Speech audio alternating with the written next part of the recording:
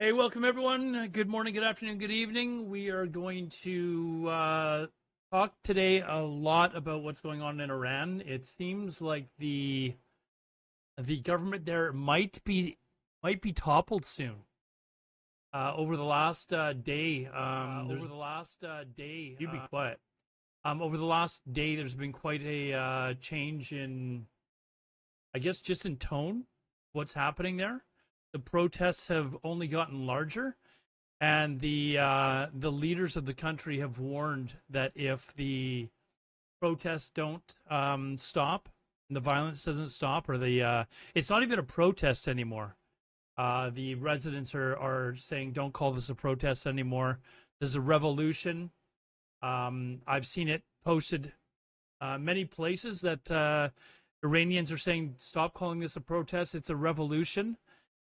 So we're going to have to see where that plays out. But yeah, lots of news going on in Iran. We've got lots of news obviously going on in other parts of the world, including, of course, the U.S.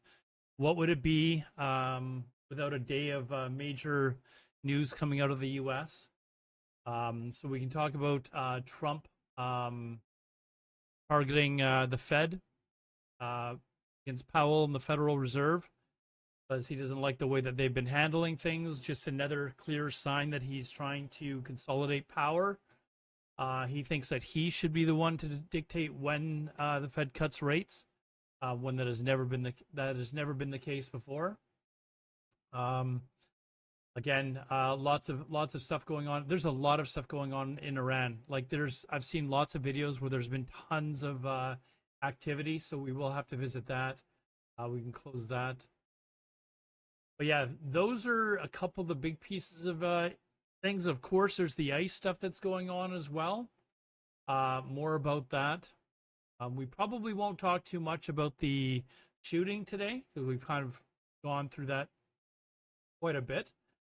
Yeah, that's where we'll get started. But we'll start with Iran, and we'll probably focus a lot on Iran tonight. So hopefully you guys are.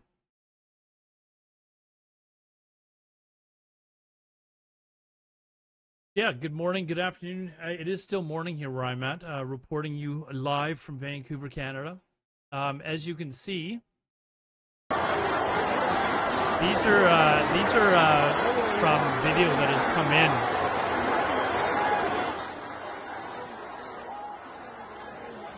over the last 24 hours. Look at all the people. This is in Tehran.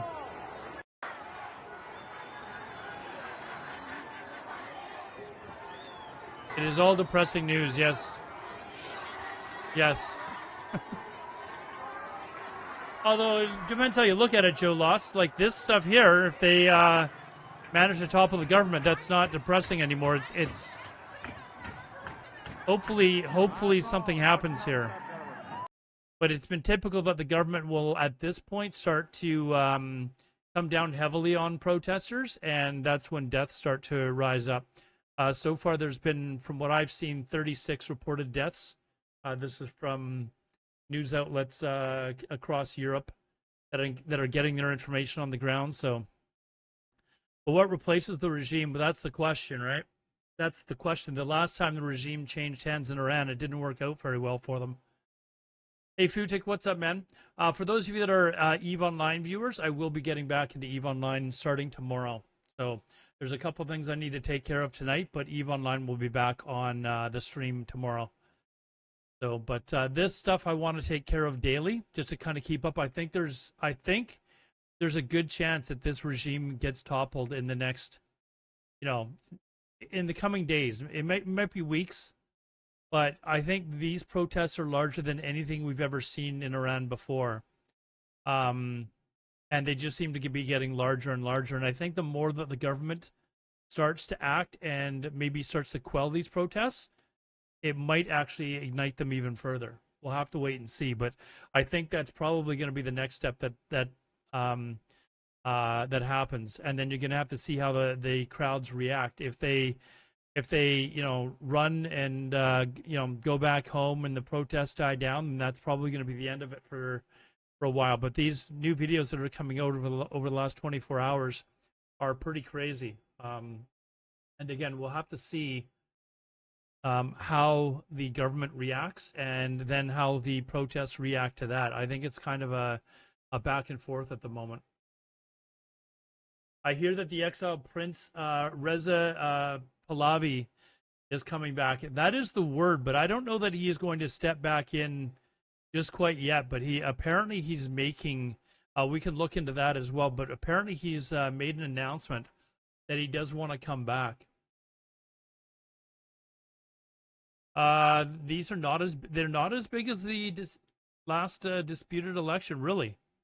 I don't remember watching video on that. This just seems to be a much bigger story, though. This seems to be a much bigger story, and of course you have huge protests of Persians all around the world as well. I know I just walked by one here in Vancouver, and it was enormous. There was thousands of people that were there. And those are taking place. I don't know how much those were happening after the last election.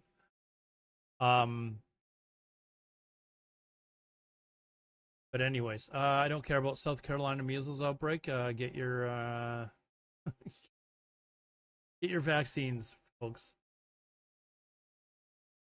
But also these protests are going on around the country as well. I believe with previous protests, a lot of them were just kind of centered in Tehran, but apparently these protests are going on around the country. So I think something like this, though, it can only last so long. Eventually, the government's going to have to react. I believe they've announced that a lot of the civil servants, truck drivers, all that sort of stuff, like they've gone on strike, like they're just refusing to work right now, and there's only so long that a country's going to stand with that sort of thing, and eventually, I think the government is going to do something. They've announced that they're going to crack down. We'll see if that happens. If the crackdowns work, people will go home. If they don't work, the protests will even get larger. I wanted to see something. I did, as I was setting up the stream, I noticed that they were talking about Starlink being available in Iran. I was asking that last stream. Elon Musk should send over Starlink. Apparently, that is a punishable offense, and you could actually face the death penalty for that sort of thing. Could you imagine living in a country where really? But that is top news. The measles outbreak. It is. Is it a is it a top news story because we should be worried about contracting measles, or is it a top news story because you're wondering why people are so stupid? Or is it for both? Hey, we've had this thing called a vaccine that's worked for decades now. The measles thing was a joke, I know. Hold on, let me turn this volume back on.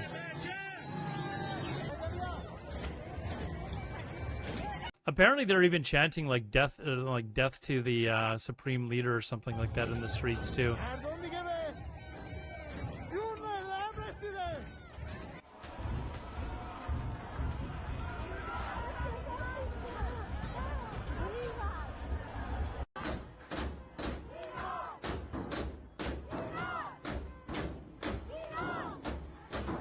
Let's I'll leave the video on because they're just repeating the same thing over and over again. I don't think many of us can understand it. So we're watching top right now. 3 weeks in Tehran, and I just left the country this afternoon for Tehran.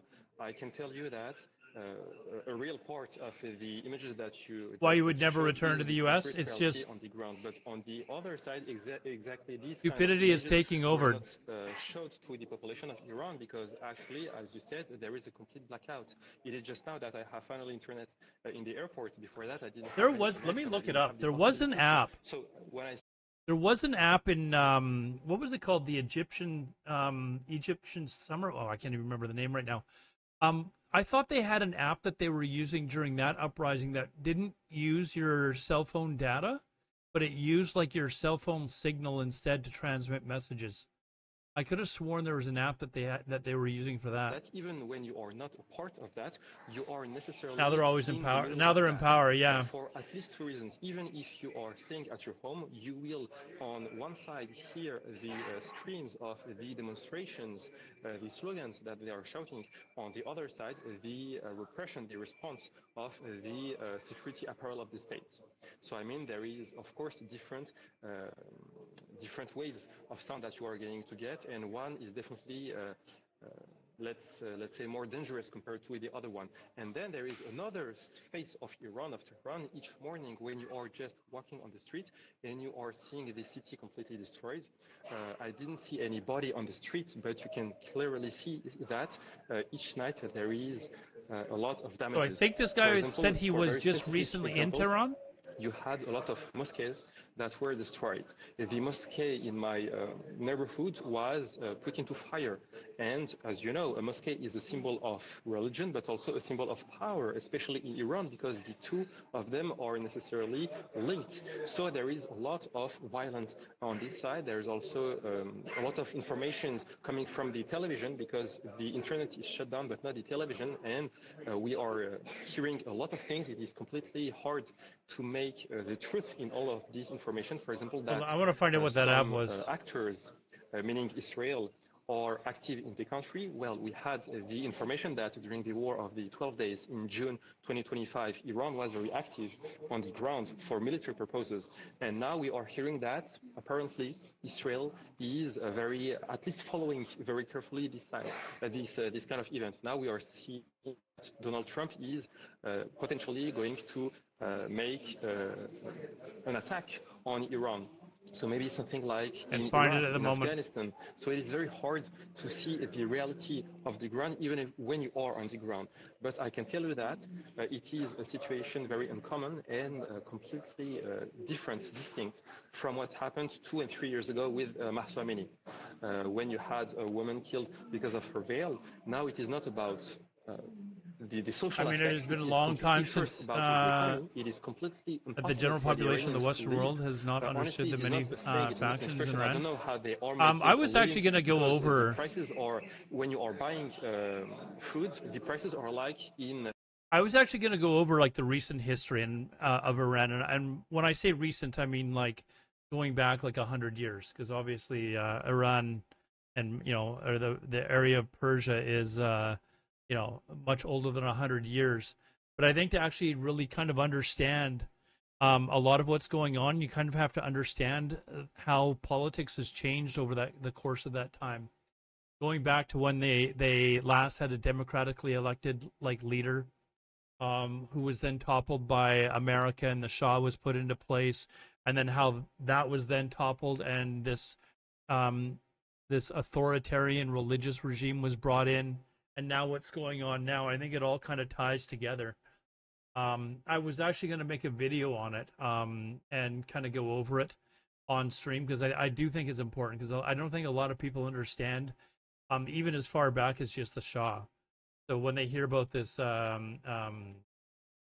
like this Reza, the Shah's son coming back, they don't even know who he is or what the significance of that is.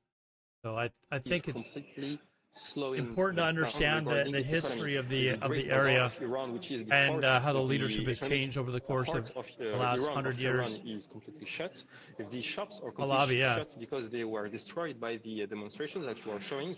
There was a lot of banks, there was a lot of private shops that were destroyed, and for the rest of them, they are just so much afraid to open, or maybe by support of the demonstrators. So the situation is very evolutive, and I think we should completely see every day and actually every minute the evolution of the situation. But again, it is completely hard to have a global analysis of the situation, because it is materially impossible.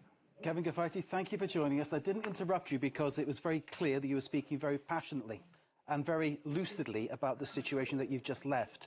And I think you've given us a really rounded view of what Iranians are dealing with right now. We thank you for that, and thank you for being with us on France 24 to share what you have seen. Kevin Gafaiti, lecturer at Sciences Po here in Paris, joining us from. I want to show you guys something. This is kind of what sparked the Iranian revolution, I guess. It was the protests. This is the Iranian rial to the U.S. dollar. So you can see it was just kind of in like a free fall, and then things started to get extremely expensive very quickly, to the point where people couldn't get basic goods, afford basic groceries and stuff like that. And it's turned from a protest into now the Iranians are telling everyone that it's now a revolution. It's no longer a protest. Shows a blurry scene with a Hey, Nixon, what's up, man? burning building visible You watch in the a Disney background, movie? with protesters chanting pro-monarchist slogans. Dude, I don't know. I think this Iranian stuff is good news. I want to see them topple the government. I want to see that happen. I've got a lot of Persian friends, and I know that they would be ecstatic if the government actually collapsed there. I would love to see that happen. This to me is good news. So. Or burning building visible, and this time the protesters are making no reference to any pro-monarchist chants, simply chanting, as we can hear, Iran, Iran, Iran. Now, this user is therefore implying that AI has been used to manipulate or misrepresent the video or misrepresent what the people are fighting for. Now, the problem with this theory is that this protest and these videos have been geolocated by open source intelligence experts. We can look here at the work of GeoConfirmed, who found that same video and fact-checked it to have been placed in the Narmak district of eastern Tehran. Now, that allegedly blurred video that we saw posted by that user, well, that blurred video was also posted by an independent journalist. This time, there's no blur visible on the video. We can see that France same, 24. our same yellow neon squares. We can see the burning building and the slogans in the background. Moreover, there is also another angle posted by a different media of that same protest, which only confirms what we see in this fact check. So this is that same protest posted by Monoto, which is a don't look likely to be peaceful. These, well, I mean, there's burning of cars and stuff. I don't think it is entirely peaceful for sure. I do think you're going to see AI or manipulation in this case. It get rough before it gets better. I think eventually you're going to see. Eventually, you're going to see the government of Iran crack down. They've already warned that they're gonna do that, and if they do that, then it's just a matter of seeing how the protesters in Iran react to that. If they go back to their homes, that's the end of the revolution. If they rise up even further because they're pissed off that protesters are dying, then the government's going to have to get really worried because they're going to back down even more. The revolution's going to continue to expand, and eventually that might topple the government. But I do see that it's going to get worse before it gets better. Look at the work of Tal Hajan, who has gone to the liberty of providing us with this geolocation. Unfortunately, he fact-checked. While she's fact-checking everything, unfortunately, I do think that is a necessary thing that is going to need to occur in Iran. I hate to say it because I would prefer that the government just step down peacefully and the Iranian people, the Persians, were able to actually have a peaceful transition of power to somebody that they believe should lead the country. Rather it's whether it's the Shah's son or somebody else that they democratically elect. But I do think that you're going to see that it is probably going to get worse before it gets better. And unfortunately, that is probably something that has been a long time coming and almost a necessity in this case. Hopefully the Iranian population is ready for that, though, and they're prepared for that. The latest information shows, and the latest reports show, that the Iranian government has been tracking down Starlink users and is now looking to block or disrupt their connections. Forbes reports that shutting the Iranian down. Okay, government I was has wanting to know about military this actually. now to shut down Starlink access. Now, there's also reports from Iran Wire who say that access has they can been track you down disrupted, if you're which leaves using citizens in Iran Starlink. extremely worried. They also say that according to internet experts, around 30% of uplink and downlink traffic what of is Starlink was Dreadmist? initially disrupted, which at one point I don't even rose know all what the way up Dreadmist to is, Jay Binsky. 80%.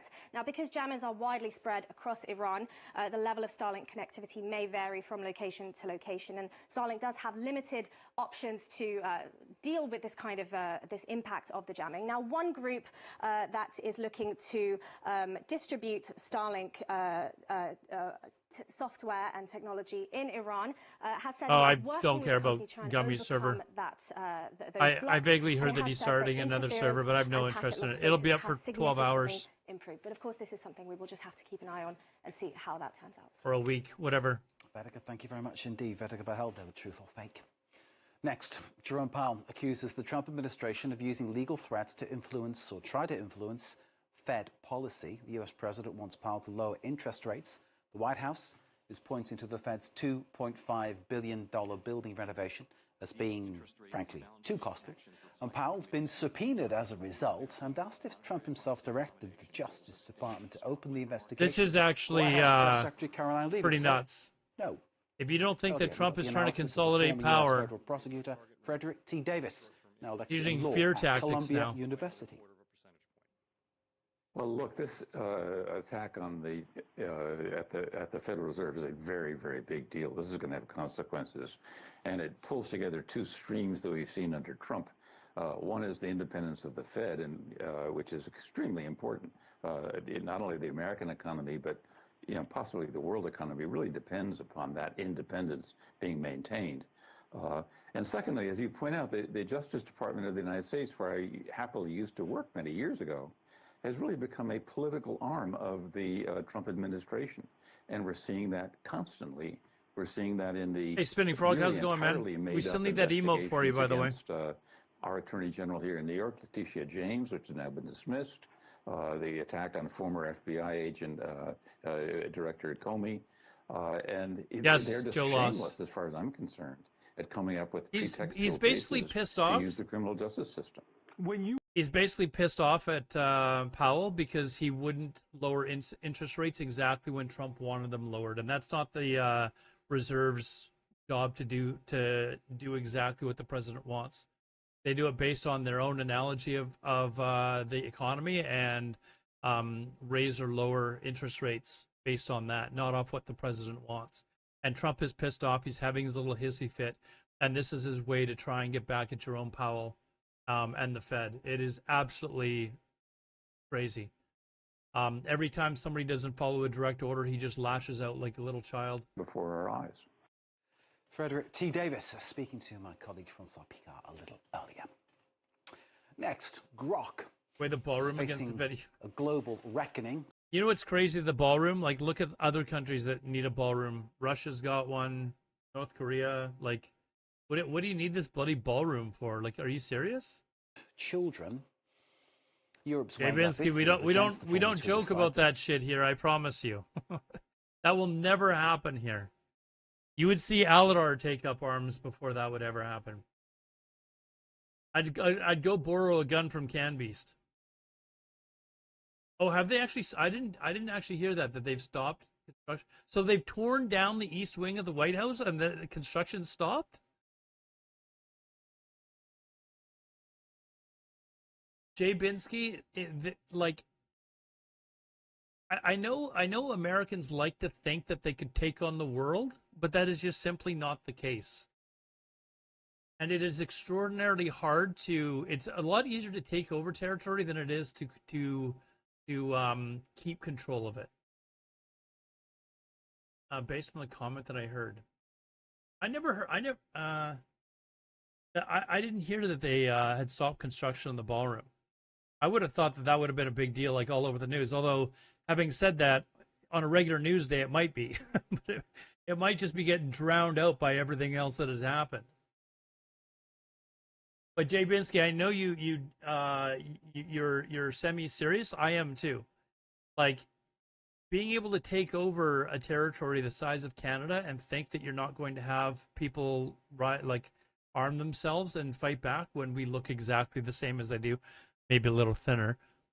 We sound virtually the same as them. It's easy for us to hide in. They couldn't hold on to Afghanistan. They couldn't hold on to Vietnam. Like there's just no way. How many do you think will arm themselves and fight for? Canada? Are you kidding? Like, Canadians are pretty proud, dude. Like, there would be a lot. And if you think that it would only be like a few thousand, it wouldn't be. Sorry, I'd fight. I'm Canadian. Sorry, I'd fight for the States against your own country? Okay, go fight for them then. I thought Canada had more guns per capita than the States. I don't think so. I know we've got like one out of. I don't think so. I think we've got like one for every 3 people that live here or something like that. Lots of your peers. I mean, I don't know anyone, Nelms, that would fight for the U.S. instead of Canada. I know a lot of Americans that would fight for Canada instead of the U.S. though. I see that posted everywhere. But unless you're, one of these crazy people in Alberta, I have not heard that from Canadians. Victoria, BC. Okay, well, I live in Vancouver. I certainly haven't heard that here. We live in basically the same area. All my relatives are on Vancouver Island, so. He's from rural Alberta? No, he's apparently from Victoria. And that is generally not the consensus of people that live in BC. That most people from BC are pretty pro-Canadian. The U.S. has significantly more guns per capita than Canada. I think the U.S. has significantly more guns per capita than basically any other Western country on the planet, dude. I don't know. A system of lasers and cameras around the basically car helps handed out. guide the vehicle in traffic. It uses its blinkers to signal when it wants to change lanes or turn. And I don't need to know about afternoon as the day unfolds. See what else is on CBC. Is this about what's going on around? If we move into a new home or a relative moves into a new home, the first thing we do is plant an olive tree. Recently with a family friend. Well, we do have a lot of hunting rifles. Hunting is definitely a big pastime for a lot of Canadians, especially in rural areas of Canada. There is a lot of hunting that goes on for sure. He's talking about if they invade, like, do we have weapons to defend ourselves, Joe? Does convey so powerfully, right? The emotional and the powerful connection of the olive tree. Well, activists from several organizations, including Rabbis for Humanity and Standing Together, have been protecting Palestinian farmers from attacks. Yeah, that's what Jay Binsky was talking about. In the activists to protect Trump was eventually going to be our president. It would never happen. Every day, like Alon Lee Green. Take a listen to him. We are here at the Palestinian village. You would immediately have Canadians like uprising over that. We could hide in broad daylight with their annual olive harvest, while settlers are coming from the next I'm pretty sure that you're armed with stones and sticks. Wouldn't be for that, Jay Binsky. In fact, I think the majority of Americans would not be for that, considering how most of MAGA claim that they're against wars, and you know that the Democratic side is definitely not pro that. And then we have trolls like Nelms that are in here that try to suggest that a lot of Canadians would fight for the U.S. Like, it'd be ridiculous to think. Income to be allowed to just harvest their olives and to be in their own land. Even in Alberta, their support for to be their own sovereign country is less than 20% now, and that's where you would expect it to be the highest.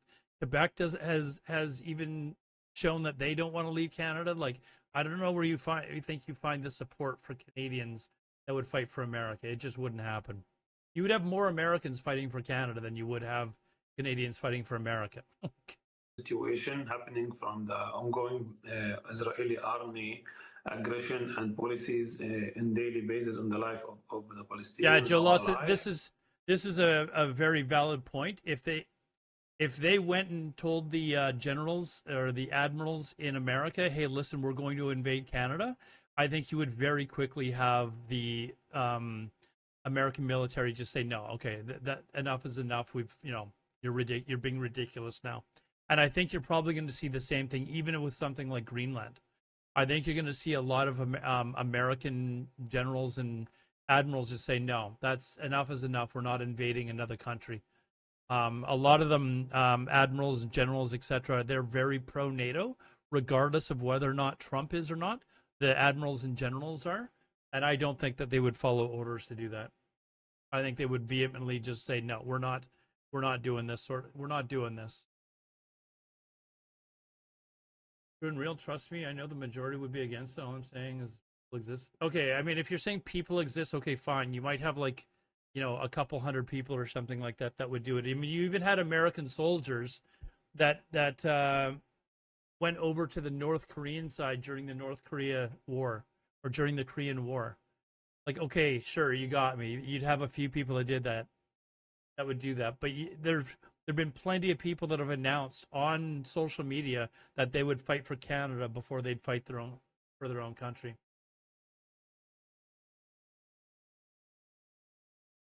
I think that Trump could face a revolution. It could very well spark a revolution, and you gotta wonder what the repercussions are. I think a lot of people are just looking straight at what would happen militarily if the U.S. decided to actually invade Greenland. It's not necessarily militarily that they'd be fought. I think it would be a lot like economically.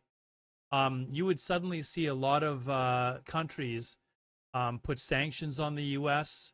Not even just like countries in NATO. Like, you think that China's not going to jump on board? You think if there's a war between the EU and the U.S. that China's not going to be like, hey, hold on a second, this is our opportunity now to really give it to the U.S. I honestly think that you would immediately see China involved, maybe not militarily, but economically. I think you'd see China jump on board and try and do whatever they can to crush America's economy. And they could do a lot to crush America's economy. They could just start selling U.S. Treasury bonds, and the American economy would be in a lot of trouble. You'd see prices immediately skyrocket. Gas, everything else would just immediately skyrocket in the U.S., and that would piss off Americans, and that could then lead to a lot of protests, revolution, and maybe even topple the government. See that one American dude that moved his family to Russia? Yeah, and then he got forced to join, and he got killed. He was forced to the front lines, and he died. Jay Binsky. He got killed in the front lines. Isn't that absolutely crazy? Here, you think Russia's better? Go there, tell them that you're now wanting to be a Russian citizen, and watch how fast Putin puts you on the front lines. Thanks for bringing your wife and kids over. Yeah, I think he died. Hold on, let me look it up. Eric.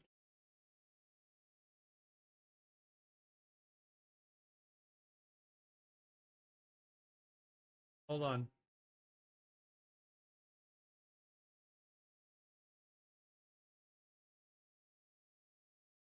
Darn it,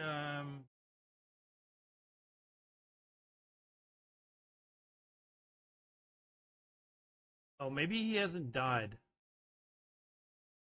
This is an article from November the 2nd. Whoops, hold on. This is an article from November the 2nd.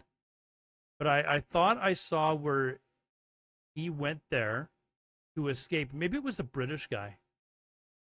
But I think Joe Loss would probably have heard about that.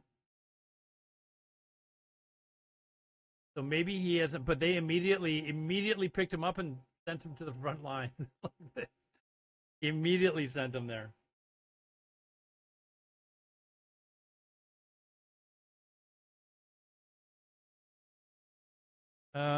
Trump suggested that Russia and China would take over Greenland. I mean, seriously, like, it is pretty absurd.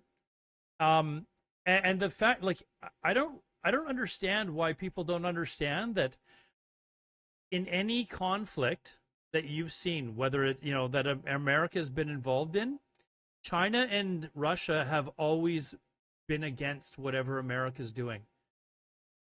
I know Putin likes to pretend that Trump is, he's buddies with him.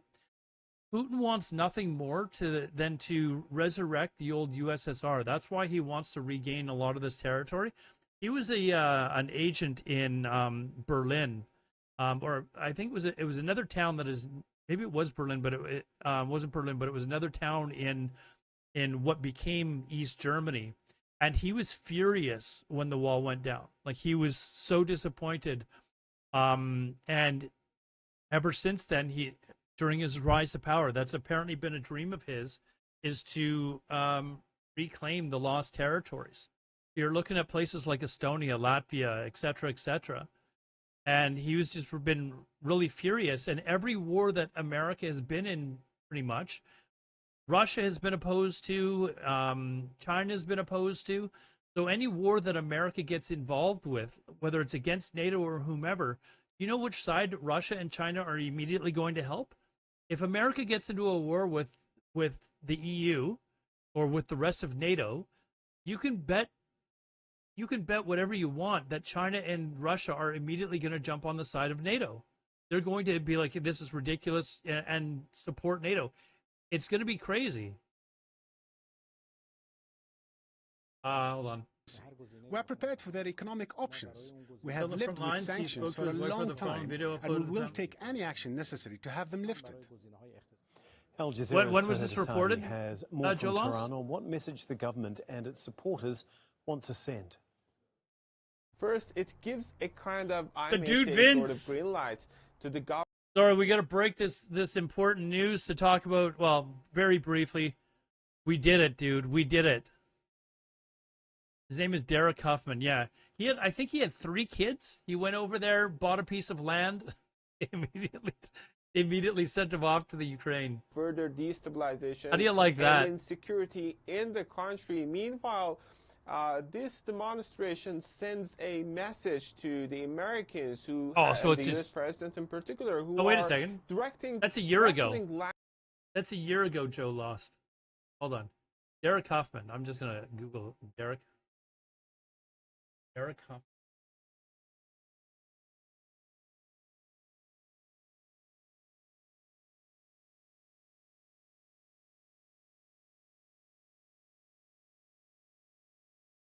Okay, so there's a video. Okay, so there's one from 2 months ago.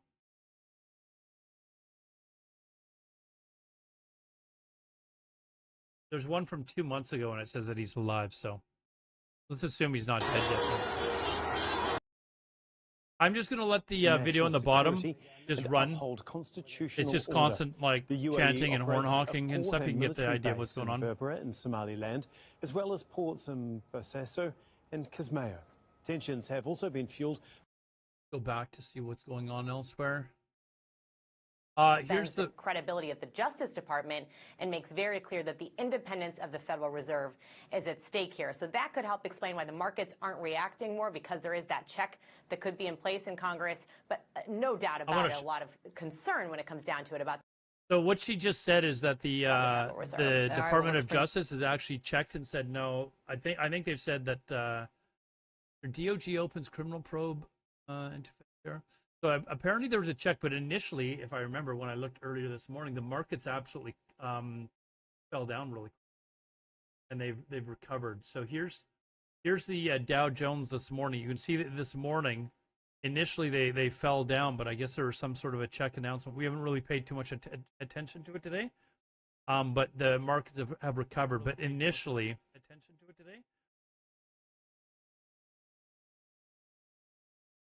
Take a look at whether President Trump lawfully fired another member of the Federal Reserve, Democratic appointee Lisa Cook. He's trying to remove her and is challenging that provision of the law. He's accused her of unproven allegations of mortgage fraud.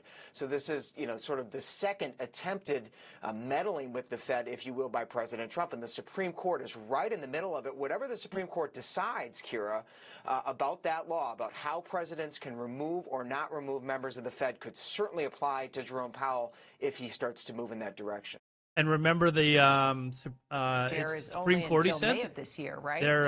The judges are and remember, Kara, mostly Republican judges who appointed by Trump. Powell to this job back in 2017. We're talking about a Fed chair that has served under 4 administrations, both Democratic and Republican. He is not someone who has typically been partisan and really hasn't talked politics much until this extraordinary statement that he put out last night. Now, his term does end in May. We're expecting an announcement any week now from President Trump on who he will name to be Powell's successor.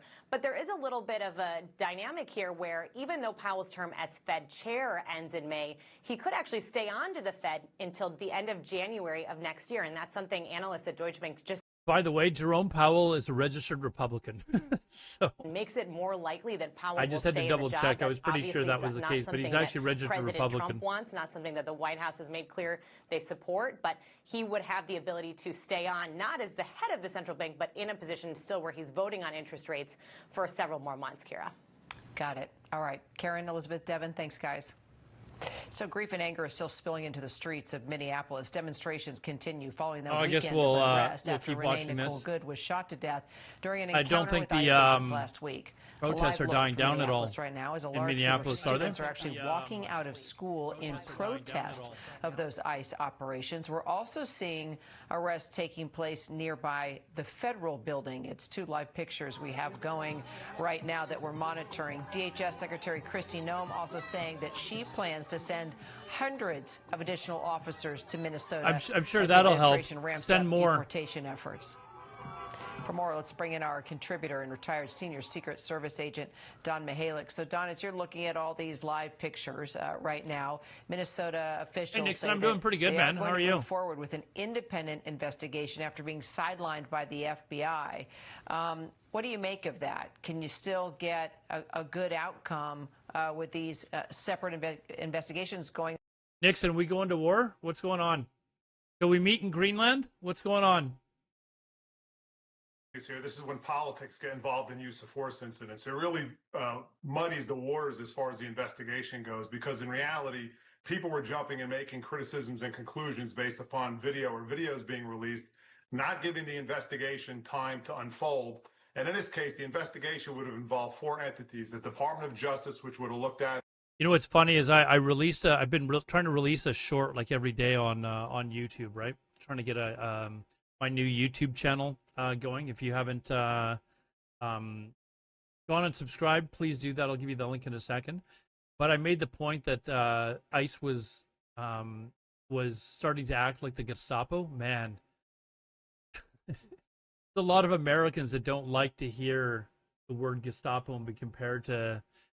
It's like look at what they're doing. Look how they're acting. They're going from neighborhood to neighborhood, scaring the shit out of people, arresting people without cause, tearing them out, out of their homes, arresting people, putting them, confining them for sometimes even upwards of months. Why is this other stream? Anyways, and it's just like, why are you allowing this to happen in your country then? There we go. Why are you allowing this to happen in your country? They're doing the exact same thing as the Gestapo used to do. Like, some of these people need to go read Anne Frank's diaries or something. I don't know. But they need to understand that this is, to people that went through that stuff in Germany, they look at this and they see the same similarities. And you can't argue that there aren't similarities. And if there's all these similarities, you should be worried about it. The Sturmabteilung, my German is so poor these days. I can only say, kann ich ein Bier trinken? Das ist genug. Wo sind die Toilette? Und ich habe genug von deiner Scheiß. There. That's all you need to learn in German. Germans have told me that I'm fluent because of those 4 sentences. Read The Rise of the National Socialists in Germany in 1933 to 1936. There's all sorts of literature that they could read that could show them, like, compare the similarities between, the 1930s Germany and what's going on in the U.S. Specifically, how Hitler used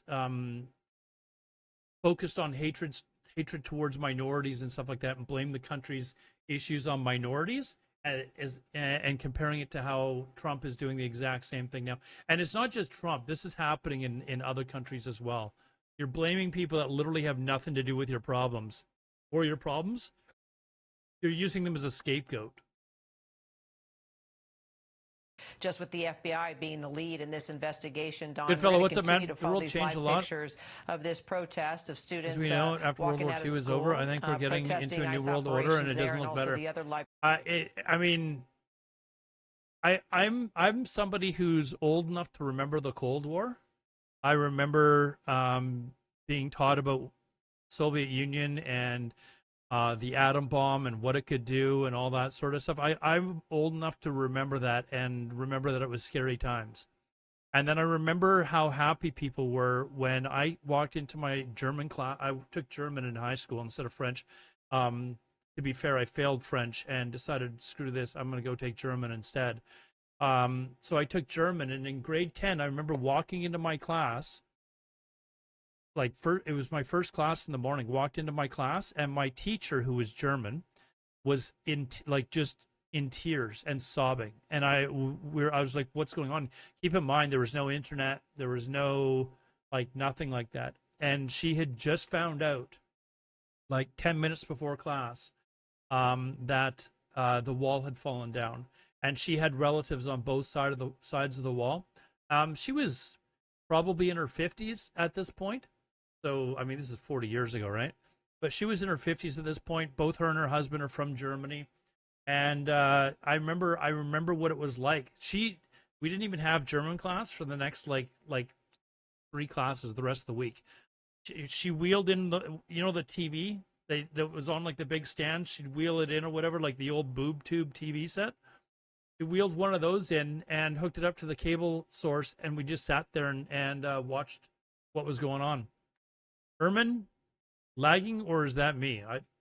I don't think I'm not lagging. I don't think it. I'm watching the kick stream, and it's not doing anything. Remember watching that when I was 7? Is it lagging? Maybe I need to.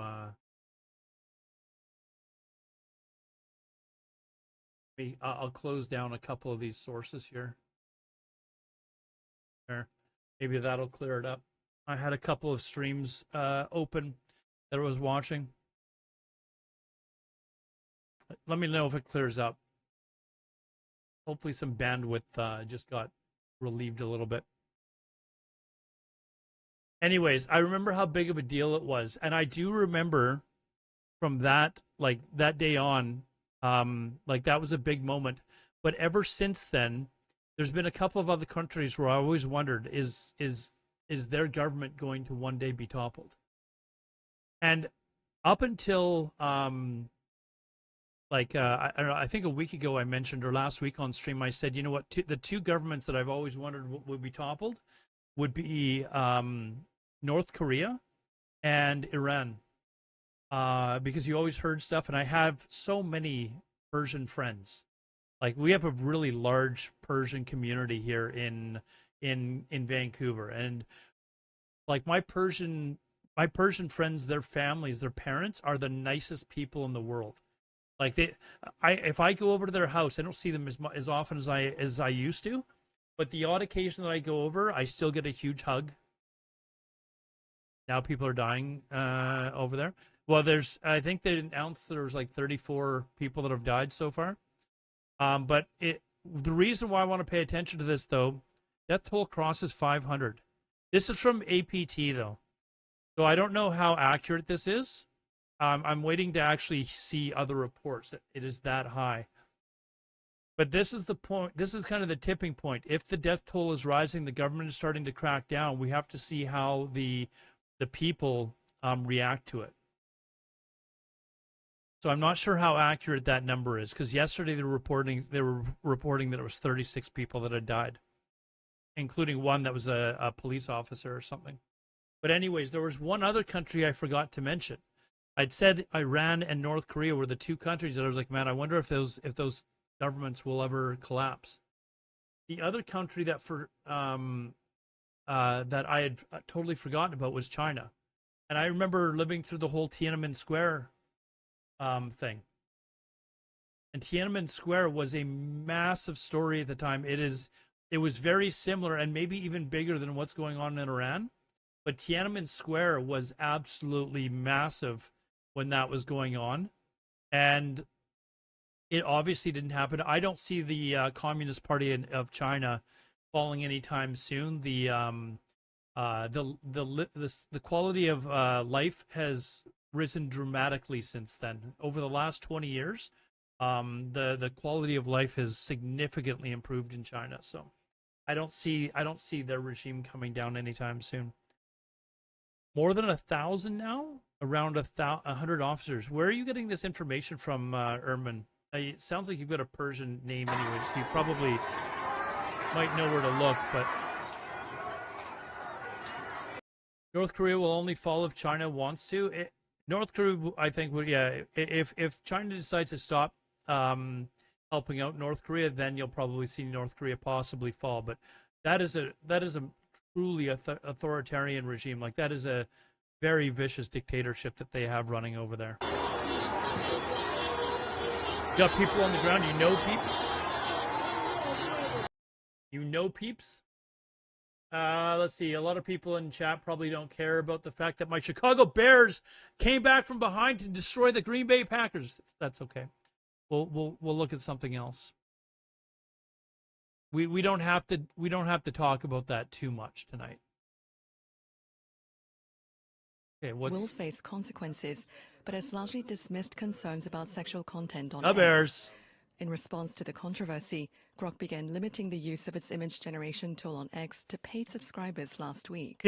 Officials and campaigners, however, say it falls far short of addressing the core problem at hand. Let's turn our eyes to entertainment. The dark comedy One Battle After Another and Hamlet. I don't care about the. Does anyone care about the Golden Globes? I'm not really. I quickly looked to see what the results were, to see who won, see if there's any movies that I should maybe go take a peek at. But the only movie that I'm really kind of interested in looking at, and I think it should be out now on Netflix or something, is Nuremberg. I'd really like to see Nuremberg. News agency said that as of Sunday the 15th, 15th day of protests, at least 544 people have been killed, including 447 members of the security forces. Really? Okay. Erman the Persian was right.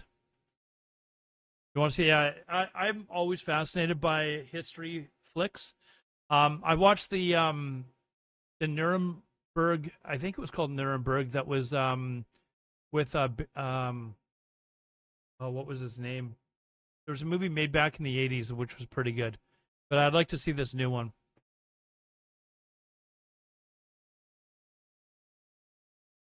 Dude, Vince, I'm just happy. Honestly, whatever happens now is gravy. I'm just happy that we're at. I don't think that we're gonna win the Super Bowl, but I'm ecstatic with where we're at for this year. Anyways, we'll move on from sports because you get me talking about hockey and stuff like that, and I think I'm the only one in chat, maybe one or two other people that want to care about hockey. The guy from Gladiator, yeah, that guy from Gladiator's a pretty good actor. But I would like to see that movie. Gladiator. Let's see what else is on here.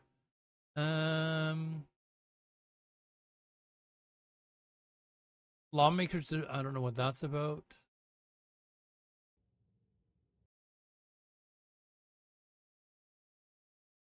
And waved off concerns that any U.S. move to take Greenland by force. So apparently Germany transatlantic security links has sent over a couple of their ships, their warships. In the meantime, you have Russian destroyers and submarines and China destroyers and submarines all over the place. We're not going to let that happen. And if it affects NATO, then it affects NATO. But, they need us much more than we need them. I will tell you that right now. Leaders of 7 European Isn't he the one that's saying that we need Greenland? Italy signed a letter last week. Greenland's not saying we need America. He's saying we need Greenland. Future. The European Union's foreign policy chief is set to push for fresh sanctions on Iran. Oh, he's saying NATO needs us more. That has reported. I mean, the U.S. does contribute. I think it's just over half to NATO, but I think those figures were before all the other countries dramatically increased the amount that they were going to spend at 5% of their GDP, right? So, I think that will change quite drastically over the next 5 years. Especially with what's going on now. I know Canada is significantly increasing what they're paying. They've announced a lot of new spending for military over the next 5 years or so, and you're going to see a lot of European countries doing that. I think it was Poland that is already well above 5%. Poland is now a military powerhouse, yes, and Germany has announced that they are going to massively increase their military. That is interesting. The fact that Germany is now aiming to be like a military power again in Europe, like 40 years ago, not happening. It's not happening. But now, here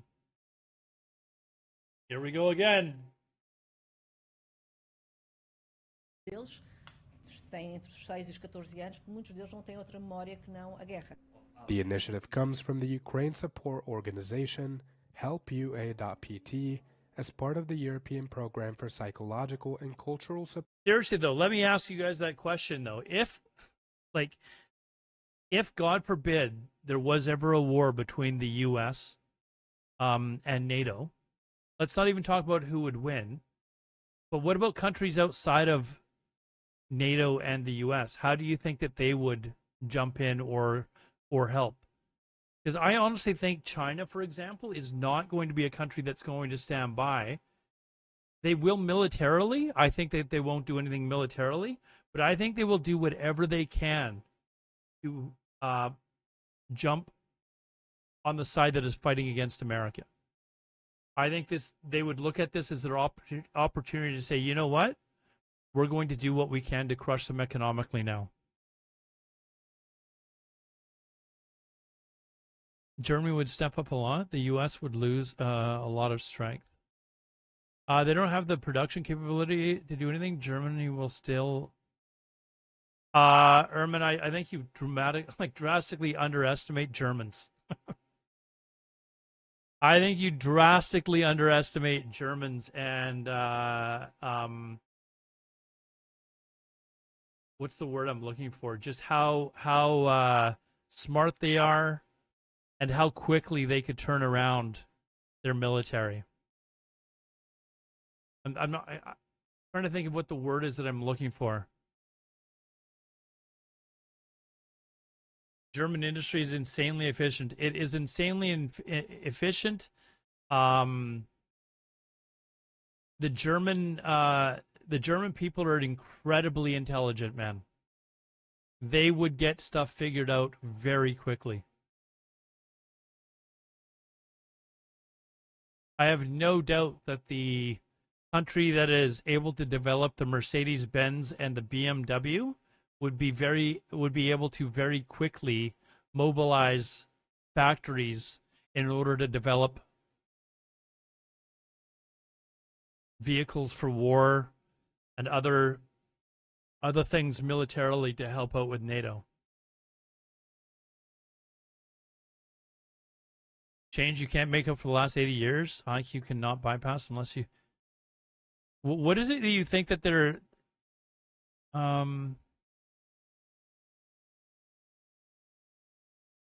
They don't have the production capability to do anything. Where are you getting this information that Germany doesn't have the production capability to do anything?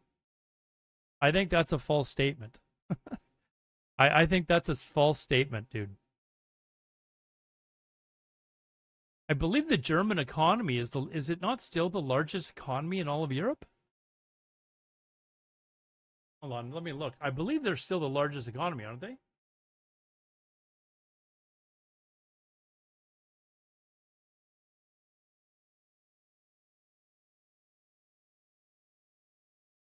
Yeah, Germany has the largest economy in the European Union by a significant margin. I think you're dramatically underestimating Germans. And I think if there's anything that history should teach us, is not to underestimate the Germans. Like their economy is huge, dude. The industrial, like, they could very quickly adjust to building a military. Like, I don't know if you are what's the words? Who's the comedian, the Canadian comedian, where he was making the point? I don't know if you're a history buff or not. Norm Macdonald, who once infamously said, the one country that he's worried about is Germany. He said this like 10 years ago. Because I don't know if you're a history buff or not, but Germany actually declared war on the world. And they almost won, dude. Like, I think you dramatically underestimate the German economic power, dude. And the EU as a whole, the EU economy is very large. And on top of that, who do you think China's going to help, Ermin? Who do you think China is helping? If the EU and America get into a war, let's just say worst case scenario, the EU and the US get into a war. Who do you think China is helping? Because I'm telling you right now, it's not going to be the US. They are going to do what they can to help bring down America's economic power. And Russia would probably do the same thing as well. Because for years, for decades, Putin has hated what happened to the USSR. And they've always hated America. So if they were to get into a war, China and Russia are probably both helping out the EU. And I'm sorry. That's just too much, man. That's too much. You don't think China would take a side? I think they would. I don't think they would militarily take a side, but economically, I think they would take a side. I don't even think they would hesitate.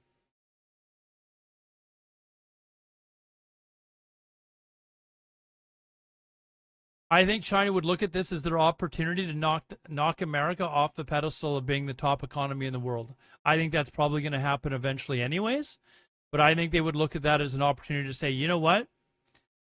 Let's bust these guys up a little bit. I don't think that'll result in maybe China sending aircraft carriers to help out or anything like that, but sending money, sending arms, doing other things to cripple the American economy, selling off U.S. Treasury bonds. You know what would happen if China started massively dumping U.S. Treasury bonds? You know how much inflation would skyrocket in the U.S.? Does anyone know what would happen if China started dumping American Treasury bonds? China owns a significant portion of American debt. And if China just suddenly started dumping all that stuff and the American dollar fell, or if the American dollar was not used any longer as the global currency, you know what would happen to the American economy at that point? They will get stronger from it. For sure they will. They'll do everything that they can to get stronger from it. They will do everything that they can to get stronger from it, including beating down the America if they can.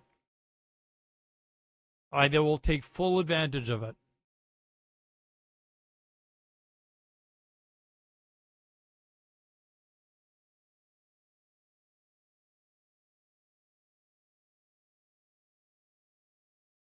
China's not doing that already. They're not dumping American bonds. They own them. They've been buying them up. That's their trump card. Excuse the pun. The first thing that they would do in a case of getting into a war with the Americans is dump U.S. Treasury bonds. It would absolutely collapse the American economy. U.S. would be fine if their economy collapsed. I'm not talking like a small collapse, dude. This would be like a massive collapse if this happened. China, Japan, other countries, even Canada. I looked this up Was it yesterday? I looked this up. I was actually shocked at how much debt Canada holds of America.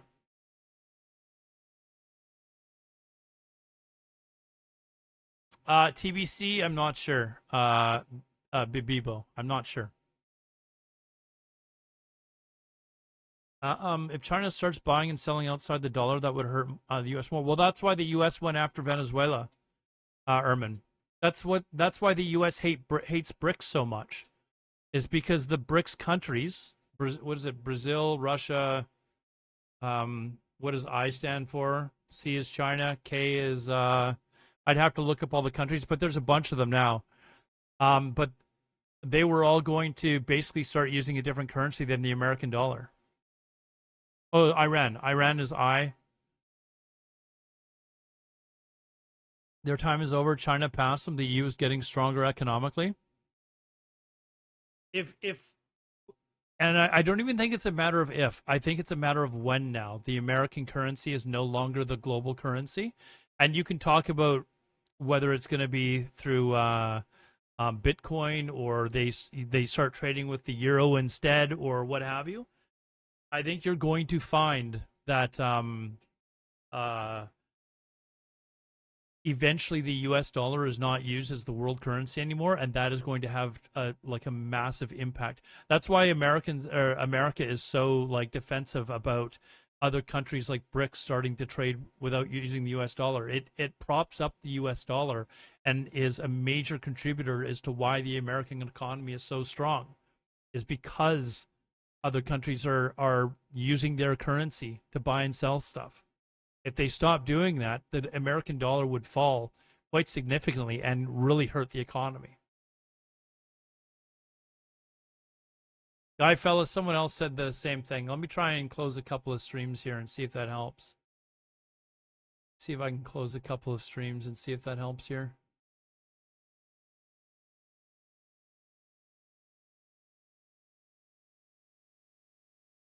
Yeah, I'm trying to, I don't know why. Usually don't have problems with it. Let me bring something else onto stream instead of this.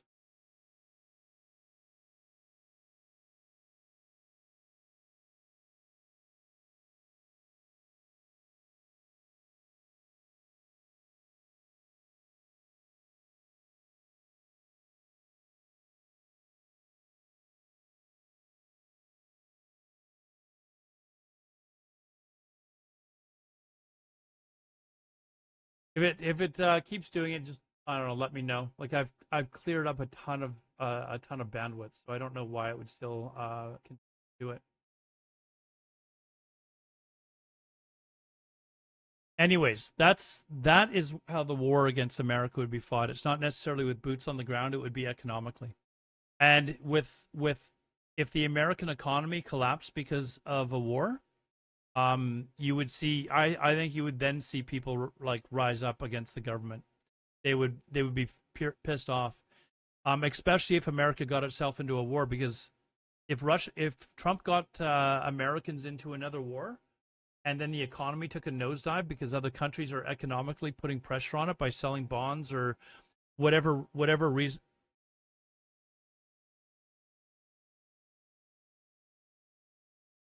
Are you guys still there?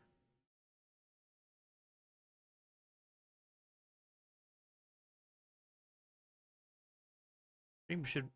Okay. I just got a weird message saying that the stream had been reset. I was in the middle of my speech and there was a little notification that came across. Okay, so we're all caught up. Brazil, Russia, India, China, South. Yeah, those are your BRICS countries, right? And I think there's actually even more now. Have there not been more that have signed up for BRICS? But anyways, the idea behind the BRICS countries was that they were going to start trading without using the U.S. dollar, and that was going to hurt the U.S. economically. And that is why the U.S. went to and got pissed off that China was going to Venezuela. The same day that Trump captured Maduro, there were people from China that were in Venezuela discussing a deal to buy Venezuelan oil without using the US dollar as the currency. And people don't understand how big of a deal that is. Like, if countries stop using the US dollar as the global currency, it will absolutely crush the American economy. And that was the intention of BRICS, was to start trading outside of the economy.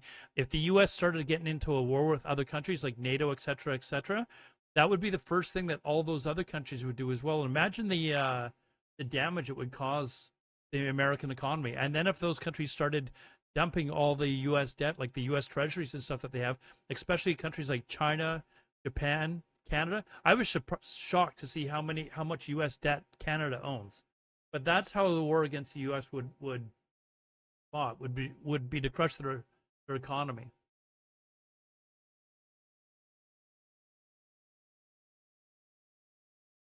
Saudi Arabia is selling some of its oil to China in yuan now. I mean, you've got Iran that is selling oil to China. You've got, I mean, I'm going to show you guys something.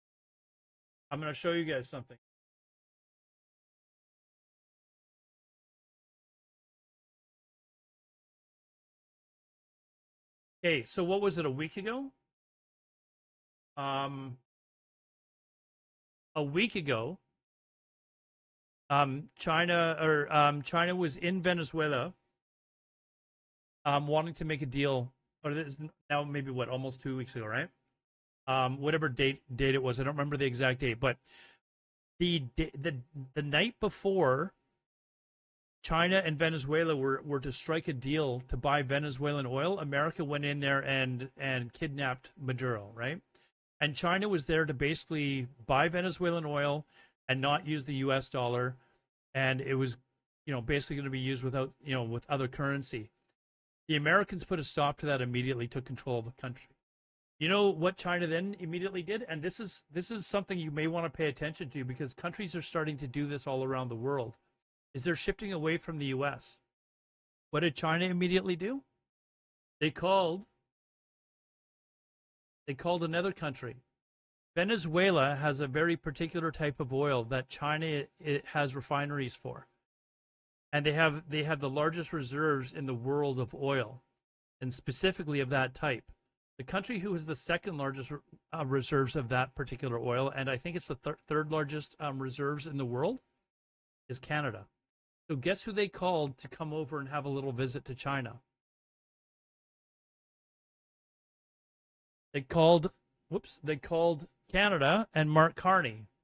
So Mark Carney is now going over to China this coming week to work up a deal. And you think that deal doesn't have something to do with oil? And just to, for those of you that aren't from Canada and don't know about what's going on, for those of you that don't know about issues that are going on in Canada, one of the big news stories in Canada is the need to have a second oil pipeline to the Pacific coast for export, because we've been shifting away ever since Trump has started attacking Canada. Just like in other countries, countries are now starting to shift away from the U.S. as a trade partner. And we have one pipeline, one massive pipeline that goes to the Pacific coast now. And a lot of Canadians, specifically Albertans, and rightfully so, want a second pipeline built to dramatically increase production. And up until this point, a lot of people are like, okay, fine, but who's going to pay for it? Well, I think you're looking at who's going to pay for it. It's the guy on the right. And I think Carney's going there this week. I think he arrives there on Wednesday. And there's two things that Carney's going to talk to him about. One is going to be oil and shipping them more oil and explaining to him, hey, we have all this oil, but we need money to build a second pipeline. And, Xi Jinping is probably going to be, okay, how much? And Canada's going to say, oh, it's going to probably cost us X number of billions of dollars. And he's probably going to say, okay, fine. And in what Carney's probably going to ask is that they drop their tariffs on our agriculture, because just like in the U.S., they dramatically increased tariffs, or they applied tariffs to a lot of our agricultural products here in Canada, which crushed some of our farmers' economy and stuff like that. So Carney's going to probably say, okay, fine, we'll get the pipeline built, reduce the tariffs on our agriculture, and we'll call it, and the reason why China put tariffs on our agriculture first was because that we put huge tariffs on the Chinese electric vehicle, much like the U.S. did, and we did it because the Americans asked us to, and that was actually Joe Biden that asked us to. So Joe Biden asked, his government asked Canada to reciprocate the tariffs that America was putting on the Chinese electric vehicle. Canada said fine, and in retaliation, China said, okay, fine, we're going to put tariffs on your agriculture.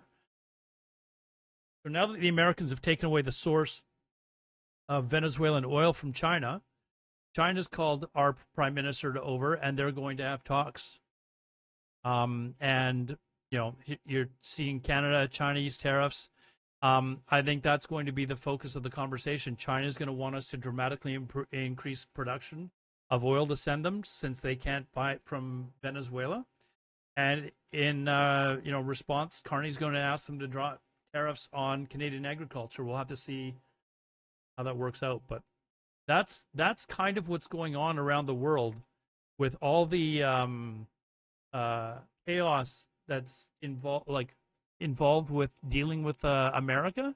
A lot of countries are just shifting their trade away, and I think I saw a stat where they were looking at countries' trade with America and how it's changed. And Canada was used an example where I think our trade with America has dropped something like 30% or something like that already in just 1 year with America. But our trade with other places around the world, particularly Asia and the Europe, has already increased by like 20% in just 1 year. And Arcos, what's going on, dude? Every time I watch your channel, you're playing something other than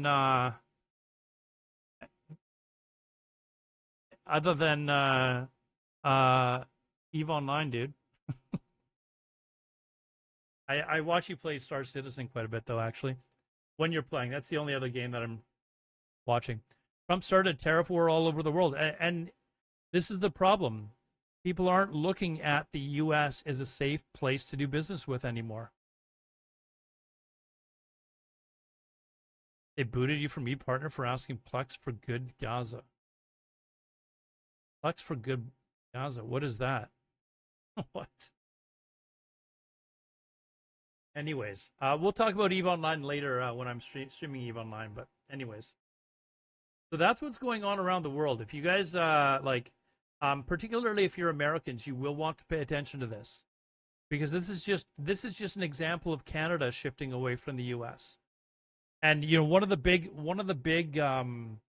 arguments that Trump had was for applying tariffs was the trade imbalance, right? They were buying more from other countries than other countries were buying from us. And it's like, well, he used Canada as an example. It's like, okay, well, we could just stop selling you oil, and then we'd buy more from you than you buy from us.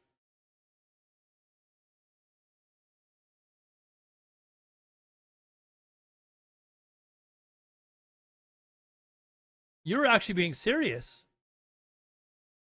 They booted me from ePartner for asking Plex for good Gaza. Really?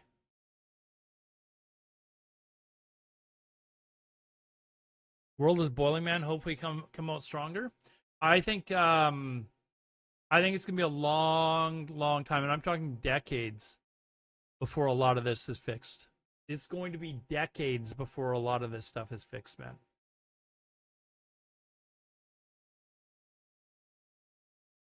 Anyways. Bouts of protest when the heir to the controversial dynasty was rarely referenced. His father, who ruled Iran from the 1940s, was widely despised in Iran for his autocratic rule. His political solidarity for Americans.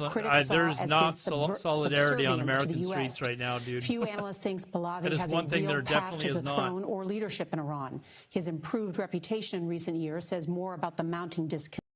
In fact, there is more divisiveness in America now than ever before, and it's getting worse and worse and worse by the day. It is not like I've made this point before when I was talking about how, I was asking people in my chat, why are you okay with with ICE going around and treating other American citizens like this. Like decades ago, people would have been furious about this, that they would have seen basically a Hitler-like Gestapo roaming around. And now it's basically like, oh, it's happening to them, I'll cheer it on. Like they'll cheer on the fact that the other side is the one being punished, and then, if it's happening to them, then they'll fight. But they don't fight for America. They're just fighting for their side. It's already divisive as it is.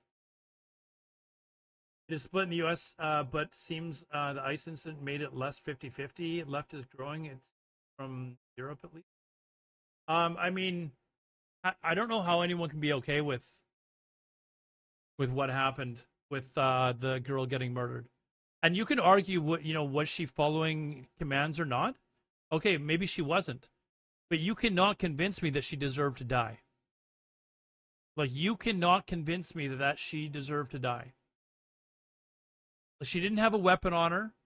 She, as we saw from the video that we rewatched, the officer fired his first shot when he was beside the car. It wasn't from in front. He was in front of the car when he first pulled his weapon, but then he moved around to the side, and the first shot through the windshield was actually from the side of the car. And then the next two shots were actually from beside the window. So you cannot tell me that she deserved to die from that. Did she follow exactly what they said? No, not at all. But she did not deserve to die. And you cannot, I will fight you on that.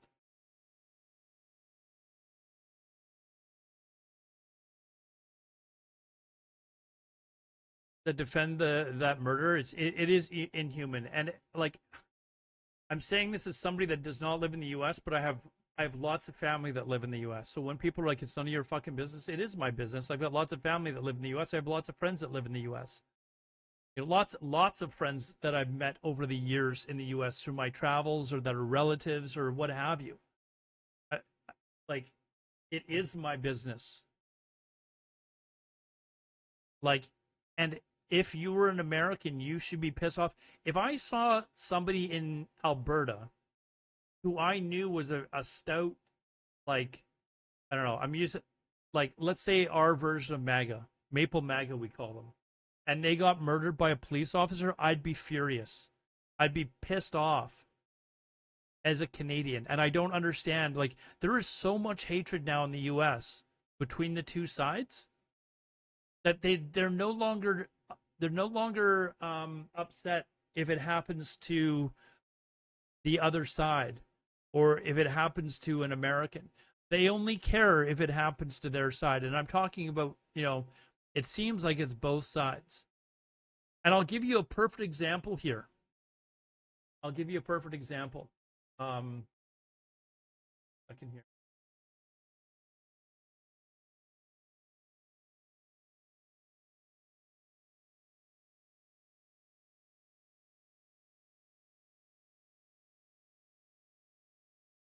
Okay, so we all know what happened with the lady in Minnesota. She got killed for not following what the police were saying. People are saying, oh, she should have just done what the police said and then she wouldn't have gotten shot. The policeman was scared for his life. Why didn't she just do what she was told and then she'd still be alive, right? And they're blaming her, basically. So I've got to ask you a question. If the same thing had happened on January the 6th, what if the police in this situation decided to turn their guns on the crowd who were threatening them? I believe a police officer actually died during this riot, uprising, whatever it is. These people definitely weren't doing what they were told. And the police definitely probably were scared for their lives. So had they opened up on the crowd, would that then have been okay? See, here's the situation: is you're going to have people that are okay with the murder of a mother in Minnesota, but then they're going to be hypocrites and say, no, if they would have opened up fire on people at the Capitol, that would not have been okay. And you can see the hypocrisy. And that's the problem. You should be pissed off that it happened to innocent people, period. End of story. Doesn't matter what side of the aisle they're on. You should have more pride in your country than that. If you can't realize the hypocrisy in that, you're probably part of the problem. It's a playbook for anarchists. I don't know where you're from. I think you're European. I'm not exactly sure where you're from, but this is like clearly like a sentiment that people all over the. You're from Brazil? Why do I not feel like you sound Brazilian? I'm gonna come down there and steal a couple of your women. By the way, I'm gonna bring them back to Canada.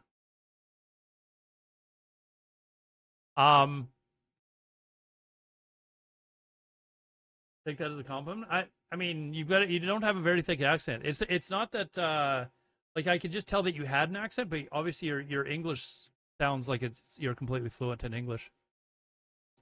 If I come to I don't know where in Brazil you live, but if you live like is it São Paulo? Is that where the statue of Jesus Christ is? I'm not religious, but I'd like to go see that just to. That was there. Rio de Janeiro. Is it in Rio de Janeiro? I want to see that too, because that's where I see all the beaches. Oh, you're in the middle of Brazil. I don't know that I'm going to the middle of Brazil, dude. I'm going to where the beaches are, because that's where all the Latinas are in bikinis, dude. I'm not going to the jungle. Who the hell goes on vacation to Brazil and isn't going to the beach? Anyways.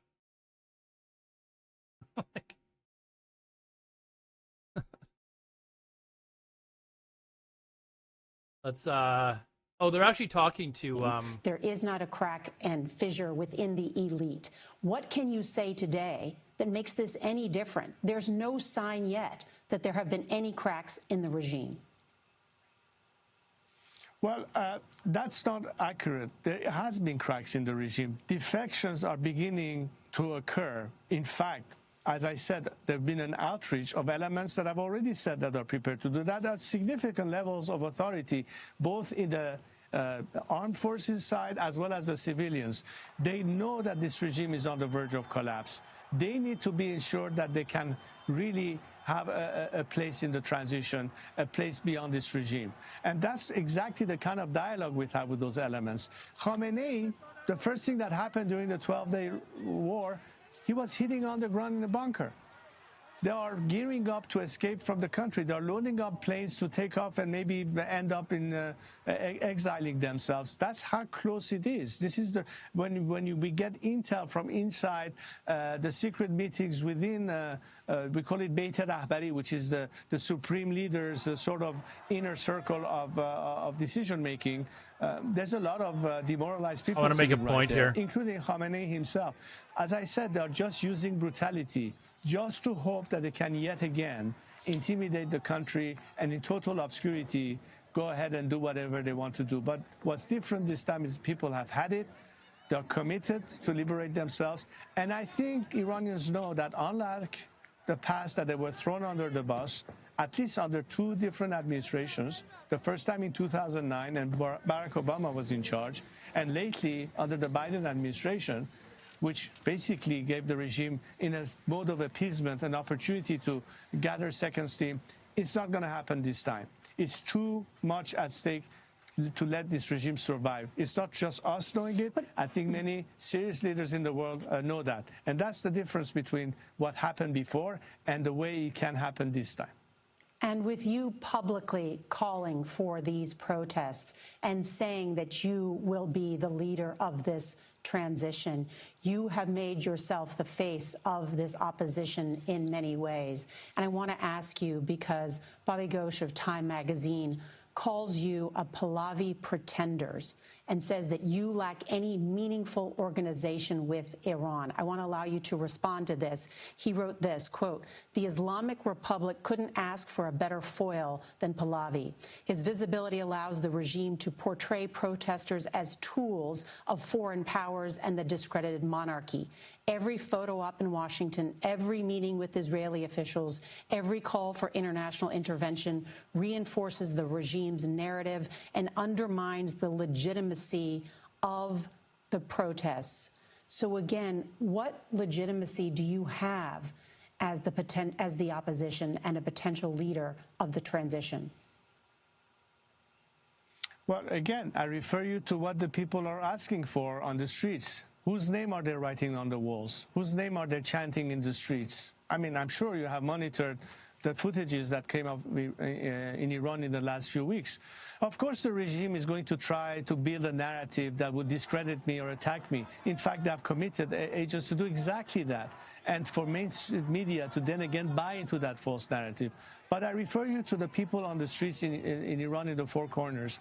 They are very clear in what they're asking and identifying with who they want them to lead in the process. And yours truly's name is the only name that appears. I'm not saying this because I'm trying to cash in anything. I'm just telling you this is why I respond to their call.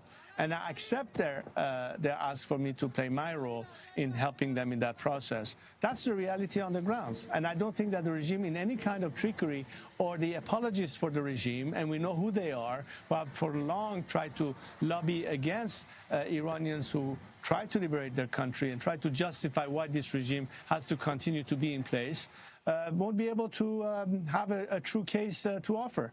My case is made by the people in Iran themselves. And I'm just there to help them. And I know we will succeed despite the regime attempts to try to discredit me or the movement in whatever ambitions that they have in creating a false narrative.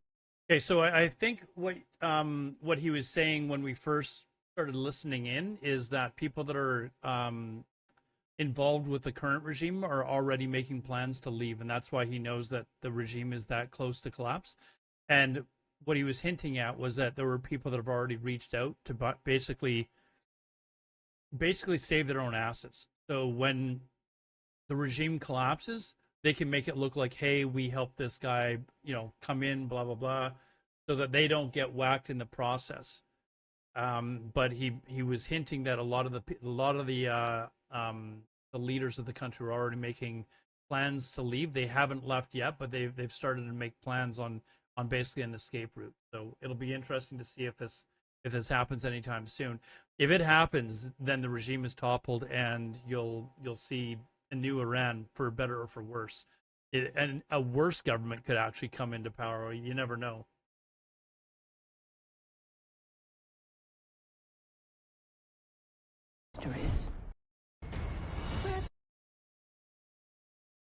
Let's see. What else did we want to talk about? We barely touched on the Howell situation.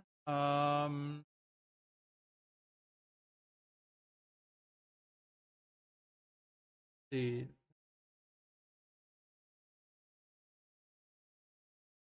Something in Nigeria is going on. Asian news.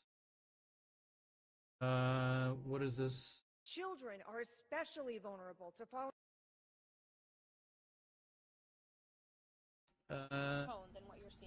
I can't stand this person, but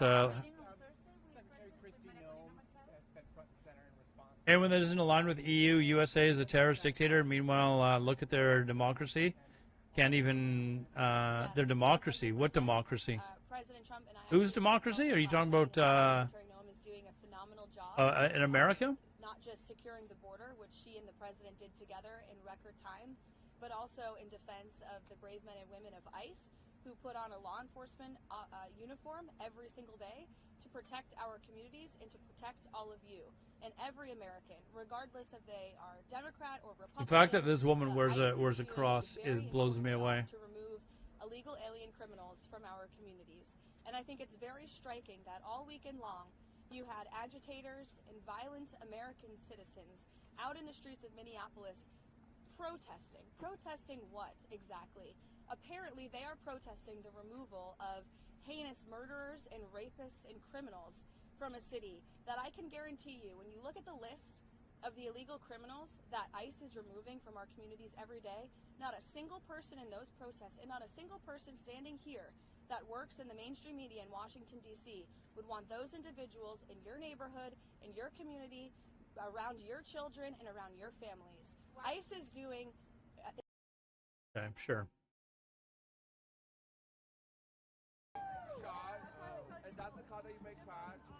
These are the protests in Minneapolis.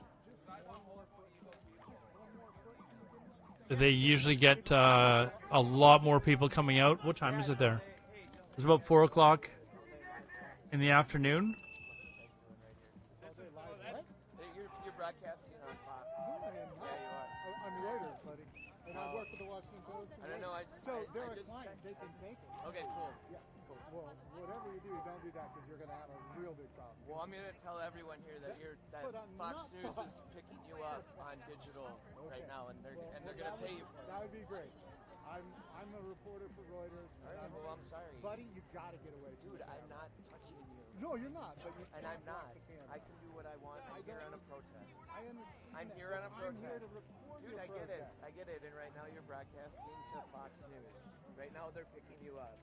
They're one of our millions of clients worldwide. Well, I have a problem with that. I have a problem. I'm sorry. I have a problem with that. One of our millions of clients. Okay. I also empathize with you. Okay, cool. But I have a job. Hold on. There's another Reuters. This is actually the Reuters live broadcast. I just switched. This is the actual Reuters broadcast. This is a different broadcast, DRM. Like this is literally, look at this. This is the Reuters site. It is actually the Reuters live broadcast that he's blocking. Thousands of other broadcasters. Do you know how Reuters works? I am not. Oh, no, I'm not. Oh, no, I'm not. Okay. Look out for the vehicle trying to exit. If you go on TV or USA Today or anybody, This is the problem is when you have people that are they're arguing. He doesn't. The guy doesn't know what he's talking about. Fox News, Reuters is getting paid from Fox News. I am not getting. He's only pissed off because Reuters is selling to all news organizations, including Fox News. That's not fine. I'm not fine with that. Okay, then you don't have to be. But I'm not fine with that.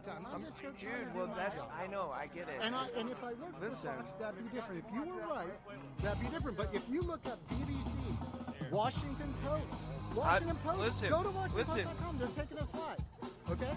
I mean, just give me a break. I'm just doing my job. I'm not them. I'm not out here anti-anybody. I've been nice to everybody all day. I'm just doing my job. And I mean, I can't do my job if you stand in front of the camera. And again, almost every broadcaster in the world is a Reuters member. The guy should be, the guy who is arguing with him, off to the side now, thankfully, should understand that you want this video out to show that these protests are still going on, whether it's Fox News or not. Like, the guy should want this footage out everywhere. Don't block him. Let him record and send it out. It is this again, like I said, this is actually it's the exact same broadcast from the same guy. One's on the Reuters site. The other one I'm watching on DRM News. I do have Fox News up here as well somewhere. So this is actually Fox News. I don't know. UN Security Council meeting on war in Ukraine. That's actually what's on the Fox News site right now. I'm not sure what's on the Fox TV channel. So yeah, if you see a guy that's with a video camera, that doesn't mean that he's just selling to one news site, but the guy should want all this footage out there. You know the Democracy Now! Channel? No, I don't. Actually, no. You know what? I do. I don't have it up there. Hold on. I have seen it, but every time I looked there was no live stream, so I just basically put up live streams. Are they live streaming right now? No, they're not live streaming. This that I have up on, sorry. This top left corner is all just live streams. So I just have sites that have live streams up on it 24/7. That's basically what that is. Not showed to the population of Iran because actually, as you said, there is a complete blackout. It is just now that I have finally internet in the airport. Before that, I didn't have any connection. I didn't have the possibility to. So when I say I didn't have, I mean the Iranians do not have the possibility to know what is happening on the streets just next to them because actually you are just navigating at sight with what you see on your eyes. And I can tell you that, I tell you explicitly that I was not a part of the demonstrations because it was completely super risky. But I can tell you that even when you are not a part of that, you are necessarily in the middle of that. By the way, For guys, at if you least are two reasons. watching and Even you want to if you are see staying at your home, my clips or commentary on any videos that I watch on channel and you're not here, or if you just want to be nice, you can go to my new YouTube channel for this. That's where I'm going to be posting all of my clips for all anything that I post clip-wise or in long video format is going to be on that YouTube channel. I just started it a few days ago, so please subscribe if you'd or like. just walking on the street and you are seeing the city completely destroyed. I didn't see anybody on the street, but you can clearly see that each night there is a lot of damages. For example, for very specific examples, you had a lot of mosques that were destroyed.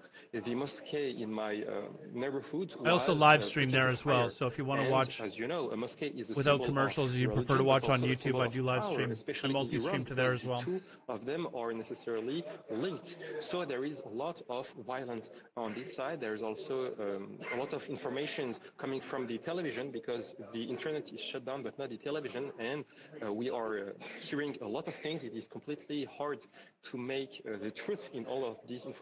For example, that some actors, meaning Israel, are active in the country. Well, we had the information that during the war of the 12 days in I June use 2025, ATUM, Iran was very AITUM active on the ground multi-stream. for military purposes. And now we are The hearing best that one that I found. I've tried a few, but that one's the best one I found. very, at least following very carefully this time, this kind of event. Now we are seeing Donald Trump is potentially going.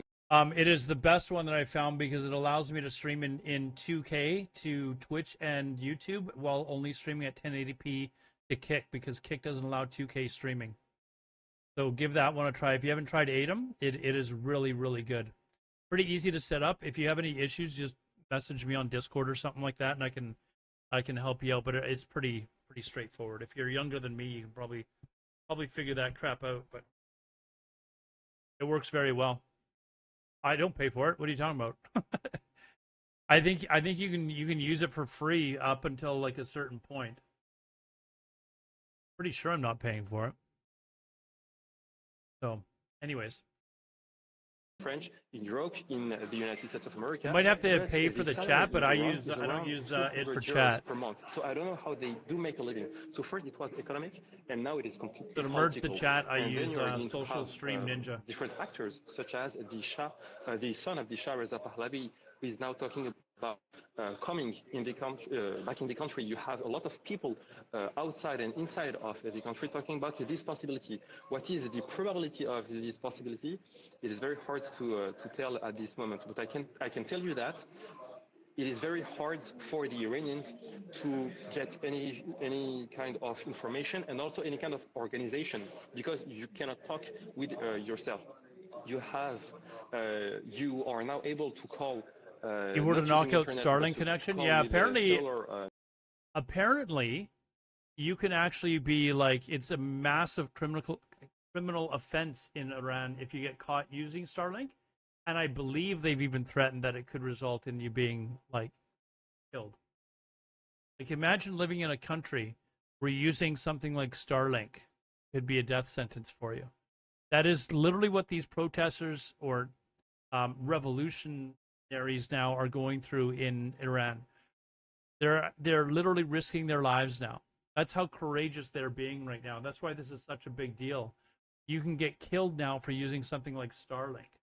And that's why it's so important that this regime topples and that they keep upping the pressure on the government for it to actually collapse. And hopefully in the coming days, we hear that the government, the head clerics or whatever, have taken off into exile into Russia or something.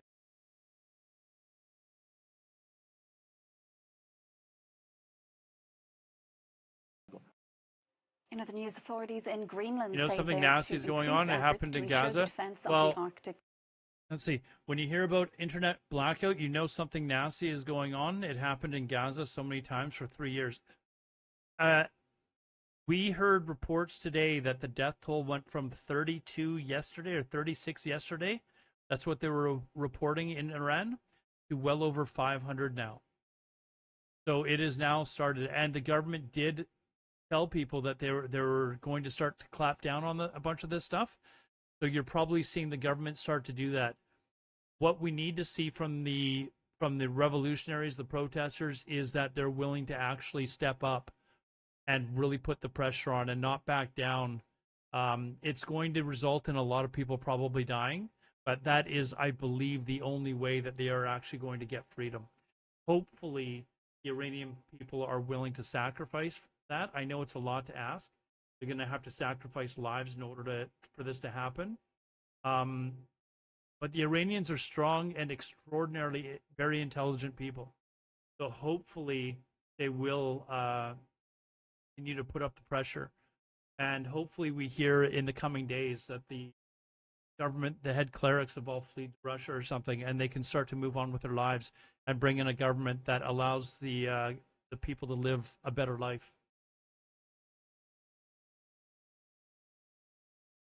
Last week, they issued That's a why I'm joint paying so statement much attention to it expressing right now, their because support it is for a huge Greenland, deal. And France announced it would soon open a consulate in Greenland, becoming the first EU nation to do so.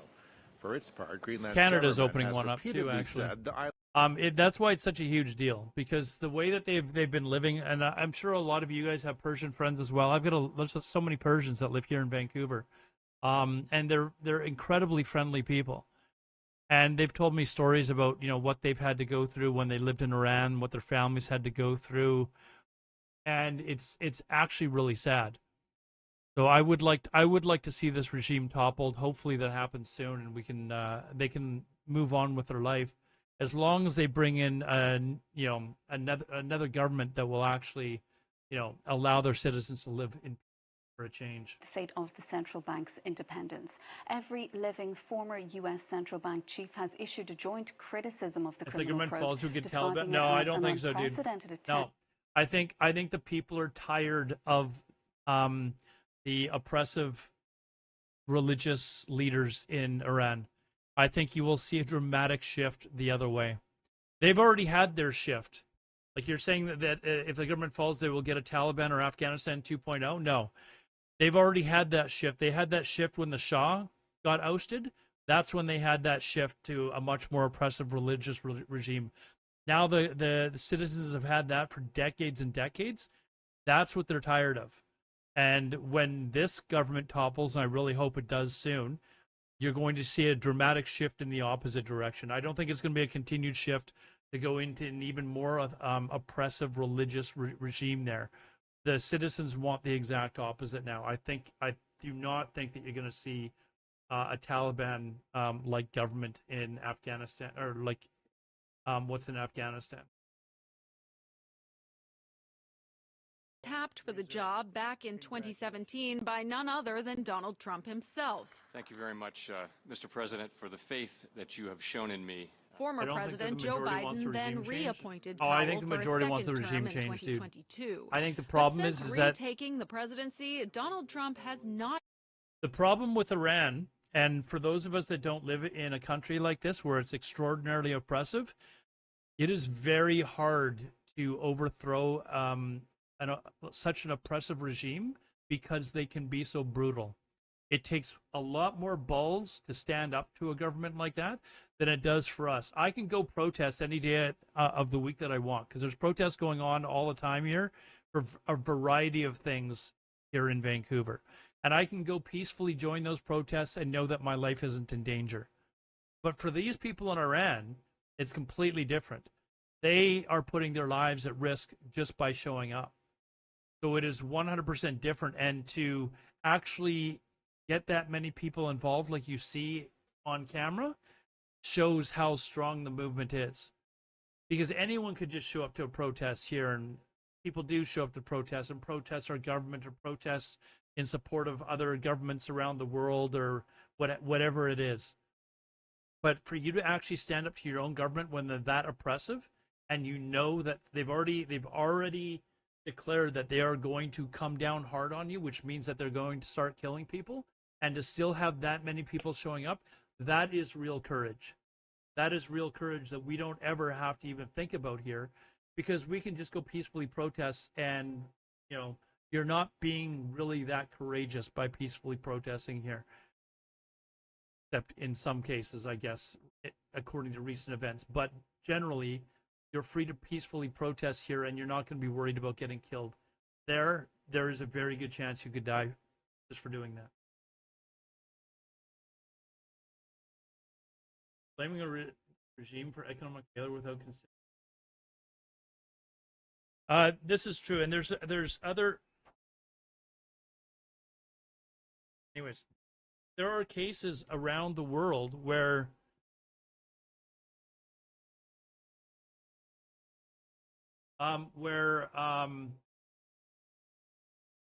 like the economic failure has a lot more to do with not so much regime, but the economic pressure put on that regime from other places around the world.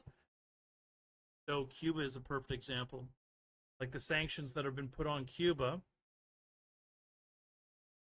have crippled the economy there, right? And it's not doing anything but hurting the people of the country. And I guess the purpose is to try and get the people to rise up and topple the government. But again, Cuba is another example of a dictatorship that basically comes down hard on the citizens. So it's a lot harder for a very poor country to rise up and try and topple their government when they don't really have anything to fight with. Do I think, Spazzy, that is a very good question. That is a very good question. Let's get into that. So the question is, do you think Trump will step down peacefully when his term is over? Here's a question. How about before that? What do you think is going to happen when the midterms happen? And generally the history of midterms for a president's last 2 years in power is they lose their house. They basically lose a lot of their power. And traditionally that happens with most presidents. And it is widely speculated, that it is definitely going to happen with Trump.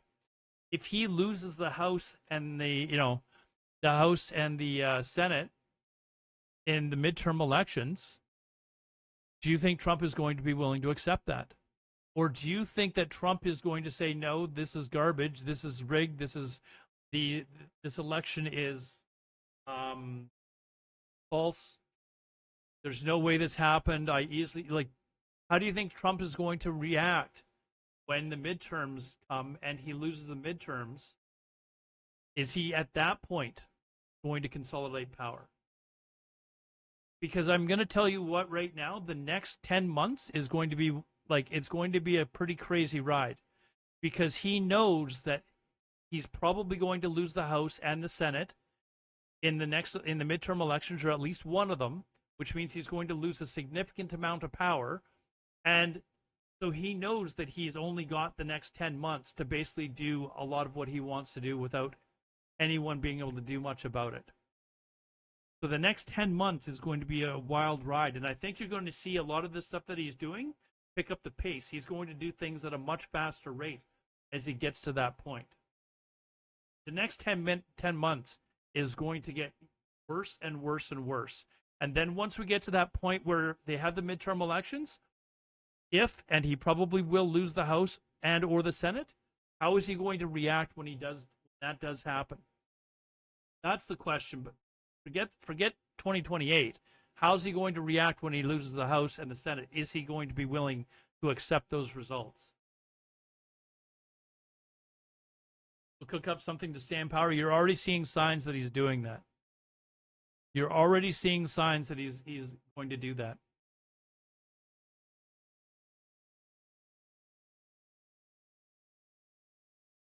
There is only right and far right. Well, there's definitely left as well, anarchos. They'll start a war. They'll do something. Maybe that's what this whole Greenland thing is about, right? All those evil Greenlanders that are gonna sell China their minerals and stuff like that. Those evil Greenlanders.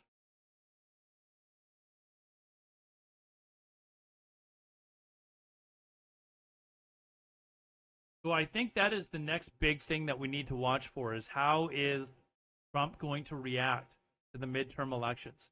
We're gonna have so much stuff that happens before then, because if he's worried that he's going to lose the midterm elections, he's going to try and get all the stuff that he wants done before then, while he also tries to consolidate power.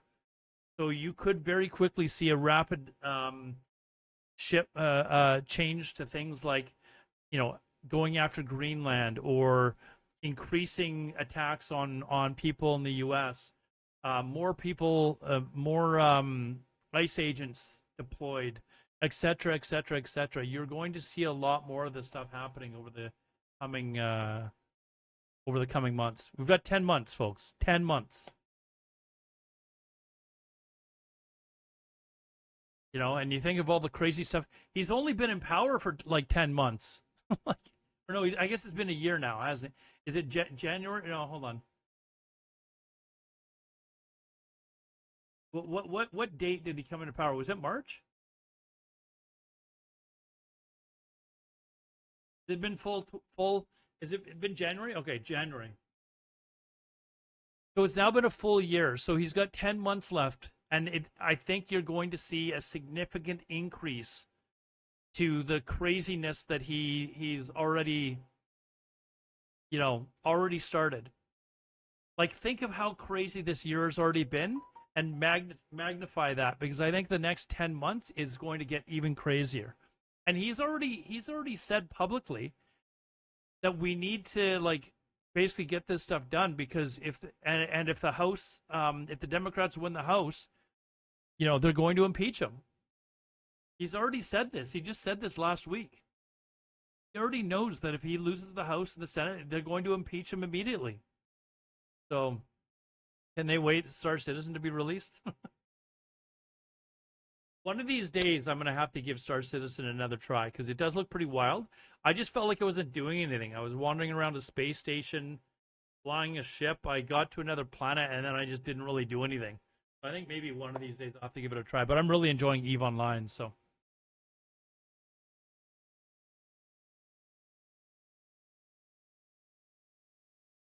Slightly further back shows that the first video has been manipulated because there's no... I hope they release the Epstein files. Dude, they're never going to release the Epstein files while Trump is in office. That is not happening, man. That is not happening. And this is another thing. Was MAGA not, like, electing Trump on, like, partially on the basis of two things? No more wars, and that the Epstein files would be released. Like, that was their two big things, right? And I guess inflation was a third as well. Like, the price of eggs were, like, a ridiculous price. Although the price of eggs just kind of skyrocketed just before he took over. But the two main things for the year or so before, while he was running for election, was the Epstein files and no more wars. And look what's happened since. Has he started a new war? I guess not. But he did get involved with Iran, and he also did go and get himself involved with Venezuela. And what happened with all the drugs that were coming through Venezuela? Remember, that was the excuse. Like, how is it that people can so easily be distracted from what he was talking about? He was talking about, okay, we're not going to start any more conflicts. We're not going to get ourselves involved in any other countries. He's done that. Like, he's actually gotten himself involved. He said that he was going to release the Epstein files. He has not done that. It's been like partial release with a lot of stuff that's been redacted, and there's a ton of files that have not been allowed to be released, even though they've been ordered to do so. And what they're doing now by withholding it is actually now illegal, and they could get serious shit for that when, eventually one of these days, if another government ever comes to power. Everything has been deleted by now. He funded Israel. It's not just America. He stole a president. Although, having said that, I do think as much as I do shit on Trump, and I'm not a fan of Trump. That's not to say I'm anti-Republican, because there have been Republican presidents in the past that I did like. I liked Reagan. I liked George Bush Sr. I thought George Bush Jr. was a bit of a dummy, but that aside, I don't think he was the dumbest president that America's ever had now. But this isn't like an anti-Republican thing. This is an anti-Trump. There's no doubt I've been anti-Trump. But as far as Maduro goes, I don't like Maduro. I think he rigged the elections, or he refused to go with what the citizens wanted. They elected somebody else, and he basically turned it over and turned Venezuela into a dictatorship. Maybe Anarchos might know more about the situation in Venezuela than I do. But I mean, he basically turned Venezuela into a dictatorship. Then with sanctions put on the country's economy just shit the bucket, basically, right? They want oil. And exactly, like what happened to all the drugs? Remember all the drugs? What happened to all the drugs? I thought Venezuela was all about the drugs, and then suddenly, as soon as they captured Maduro, it wasn't about drugs anymore. It was like, haha, we got the oil. We got the oil, man. We don't. And then Trump's like, well, what drugs? No, it's all about the oil. I talked to the oil executives. He even announced during the press conference that he spoke with the oil executives and that they were prepared to go in to take over the oil in Venezuela and get production up. You know who Trump didn't talk to? Congress. He never told a lot of the Congress members that they were going into Venezuela, but he told oil execs. And now the oil execs are pulling back and saying, hey, we don't want to go in there. What are you, nuts? We're not going to go and spend $120 billion to get production up in Venezuela with how it's being run down there. Like, this is how crazy this situation. It was all about the oil to begin with. He tricked the population of the U.S. by saying it was about drugs when it was never about that. And now that they've captured Maduro, the oil companies are saying, no, we don't want to go down there. Screw you. We're not going down. Absolutely nuts.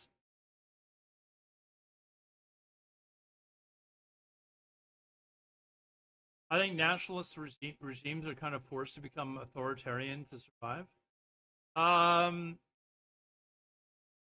Yeah, a lot of them are, yeah. Like in Afghanistan, Vietnam, more drugs. More drugs than USA is there. You think there's more drugs in Vietnam than are in the US? I don't know if you've seen the average street corner in the US, dude. Or more drugs when US is there. Okay.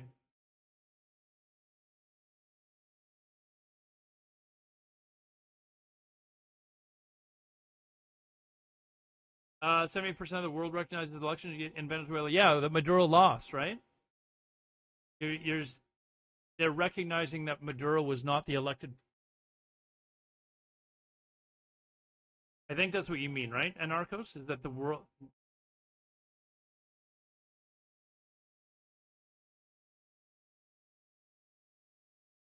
I don't think so, Anarchos. I know Canada didn't accept them.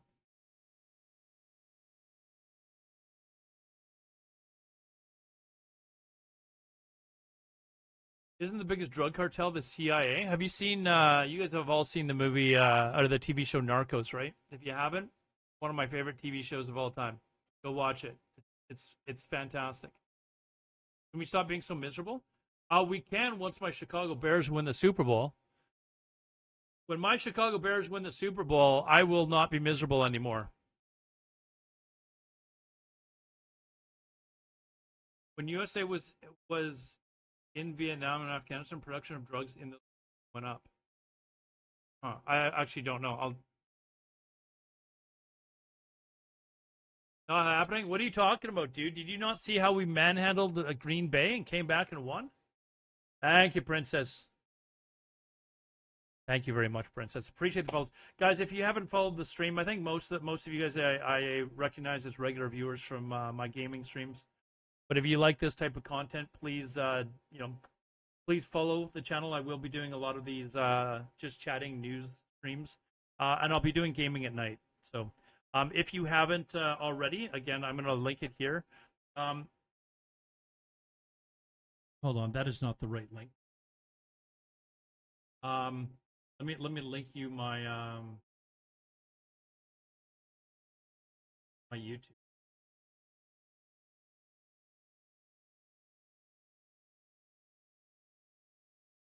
Here, this is my my YouTube link, guys.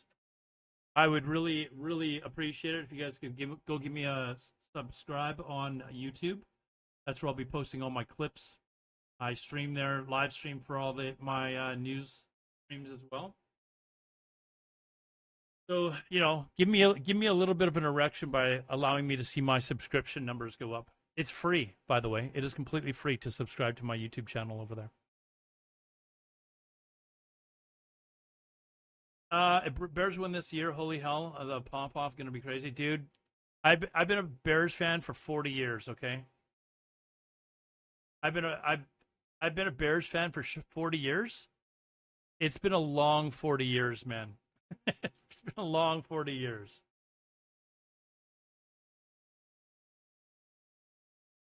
For the movie The Secret Agent, was he in that one? I saw that they won an award. I'll have to maybe watch it. It's about a Brazilian guy, right? I haven't watched it yet, but I do like him as an actor. Bro's a professional YouTuber? Not yet, but I'm trying to get my numbers up there. You know, a subscription would help. You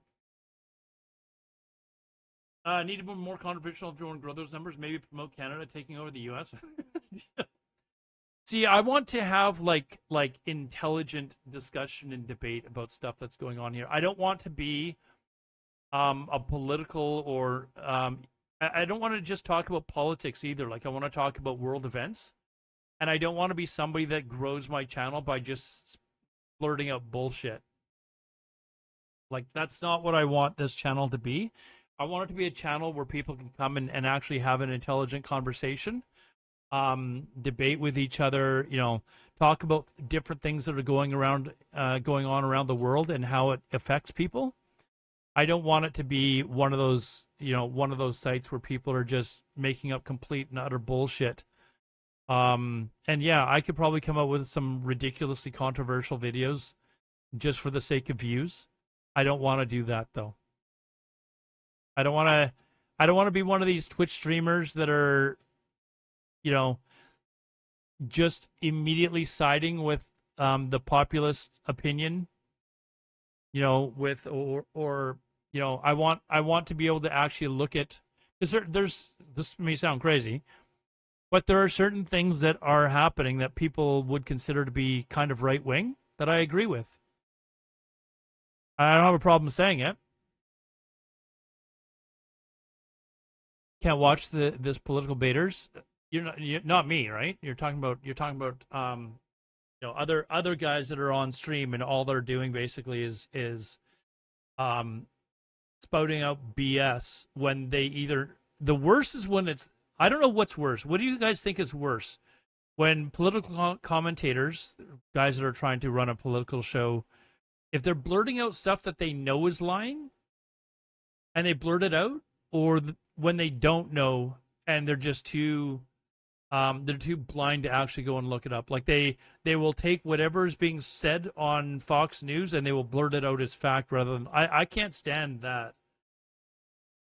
This is what Aspen does all the time now, which sucks. I miss the video game coverage. However, drama will always sell. Drama does sell. And of course, there will be some drama on this channel. Like, there will be some times where I cover drama. But I don't want to be the person that is just causing drama to stir up views. Right? I don't want to be that guy. I don't want to be that guy that is just throwing out garbage that I know is factually incorrect just to piss people off to get views. If I piss people off for my opinion, fine. I expect that I will do that. In fact, I expect my follower count to go down significantly. And it has since I've started doing this. But I don't care. Like, I want people that, if people can't handle the fact that for 4 hours a day I'm streaming this, and then later on at night I'll get back to my gaming stream, they can't handle that, or they don't like my opinion, they want to unfollow me because we have a difference of opinion, that is totally fine. but I at least want to be able to like bring my opinion to the table and kind of report on what's going on around the world. Even if it's stuff that I don't necessarily have an opinion on, it's stuff that I am just watching. Like, for example, Iran.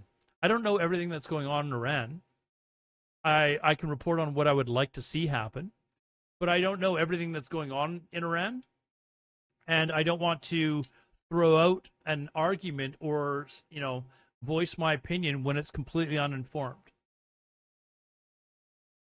You know, like we'll use an example of somebody who was blurting out bullshit about Denmark and then had to retract his statement like a couple days later because he didn't realize how much Denmark actually means to NATO or stuff that they'd done to help out America as far as NATO's concerned. I don't want to be that guy.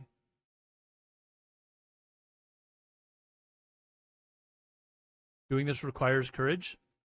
I mean, all I'm doing is chatting with people, right? And I'm trying to promote a healthy discussion. So it's the people that, you know, they just come on and they will just argue until, you know, they've got blood vessels that pop. If somebody has a difference of opinion with me, voice it. Let me know what your opinion is. Give me a reasoning as to why your opinion is what it is. And as long as it's not something garbage like saying something ridiculous like I just hate all Muslims, you know, give me a reason as to why you don't think. Like, personally, I don't give a shit what religion you're a part of. I don't care. I'm not religious myself. I couldn't even tell you what the Ten Commandments are. I don't even know if Islam has a version of their own 10 Commandments. I don't follow religion. I have lots of friends. A good chunk of them are religious. I don't care. My problem is when there's extremes. And there's extreme religions in both Christianity, in Islam. You know, there's extreme versions of it. It's those extremities that I cannot stand. I cannot stand, you know, the extreme point of view that, you know, for example, like women should have to wear burqas or some shit like that. Like, that crap is crazy. If I see people like that in Canada, I want them immediately shipped out. And you guys, some of you might be a little bit in shock of that because, you know, you're used to me arguing, you know, maybe for some topics on more of a leftist point of view, but I promise you there's going to be other points of view like this one where I am much more stern in my viewpoint. What if people want to wear that? You're pro-choice. If they're being forced to wear it, then I don't agree with it. Or if they start trying to push it onto other people, I don't agree with it. I don't like religion in general being pushed on people. What's the deal with Greenland? I think Greenland's going to join Canada. I think Greenland's going to join Canada, and there's actually, I'm not kidding you, there's actually a significant portion of Canadians that would be in favor of joining the EU. Even though we're not part of Europe, there is a precedent set for a non-European country to become part of the EU, and that is actually Greenland.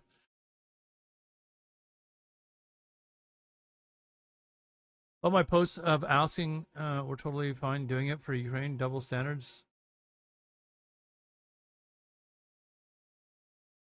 But yeah, I think Greenland should just become part of Canada, and then what happens? It should really be no different than part of the U.S., but to be honest. But it is very interesting that Germany, and I can't remember, there was a second country that is now sending 2 warships. That are by Alaska also. I honestly don't know that Alaskans would want to be part of Canada. Even though we wouldn't actually change anything about how they live. Like, they probably wouldn't really notice any difference, to be honest. The only difference that they'd notice is that they got free healthcare and they paid slightly more in taxes. Some people seem to think that we pay significantly more in taxes, but that's, I mean, if you compare us to like Florida or Texas or something like that, okay, maybe we do. But there's other country or other states where you'd basically pay the same amount in taxes. Alaskans are crap at hockey too. Well, we could teach them though. We could teach them. North Pole will be Canadian soon. I mean, nobody really owns the North Pole, but are you serious, Anarchos? They actually did that, did they? They took away your partnership because of that? I will very briefly touch on EVE Online. I have not applied for partnership because I haven't been streaming EVE Online long enough to be an EVE partner. I will probably do it in a couple of months. But I have a 8-hour stream on the front page on this coming Saturday. And my plan had been I was going to stream EVE Online. I was going to stream EVE Online and do nothing but trying to promote the game, etc., etc., etc., and just say, listen, this is a fantastic game. In fact, while we're sitting here,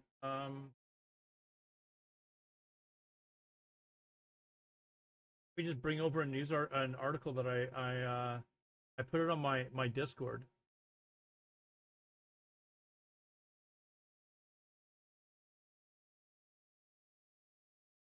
So this is an article where there's a massive surge of new players to EVE Online. And I was going to spend all 8 hours basically just doing nothing but talking about EVE Online. That is what I was going to be talking about and try to promote. So what I did is I reached out to CCP, some people that some other EVE partners told me to reach out to. I reached out to them like over a week ago, and I've not heard back from them. I was like, hey, listen, I'm not an EVE partner, but I would like to maybe see if there's something that we can do in order to help promote the game. Like, I'm basically spending my time doing this for you. Would there be any chance that you could, give me some prizes to give away to entice people to try it out? Of course, I'd be telling them that they can play the game for free, they can download it for free, etc., etc. But, would you be able to give anything like some Omega time or something like that? Something that a code that they can hand in, right?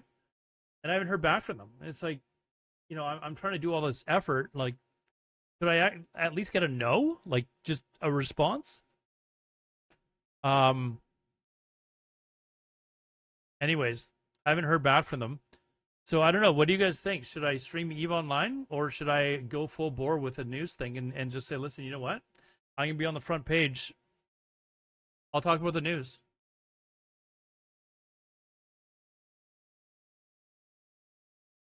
Because if I'm being honest with myself, if I'm talking about like growth, yeah, but I easily hit that, Anarchos. I easily hit 40 when I'm streaming EVE Online now. In fact, last week when I was still streaming EVE, I was hitting like 90 or even 100 a couple of days. So I think I would get EVE partnership. And I love the game. I think the game is fantastic. I just really frustrates me that I feel like EVE that CCP could be doing a lot better job of actually promoting the game.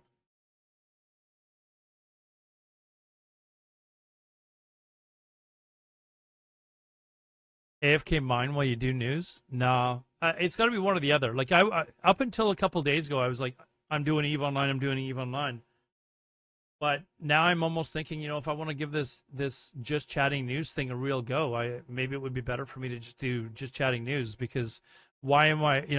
I was so pumped to actually really promote the game, but when I feel like CCP isn't even really willing to do anything to help push numbers or attract new people, why am I doing it for them?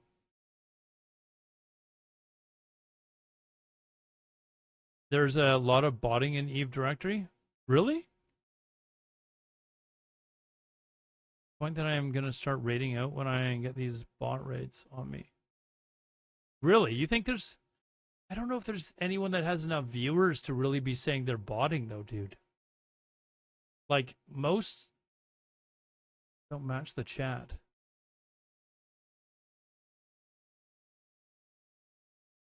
I don't know if I really pay too much attention to the chat, to be honest.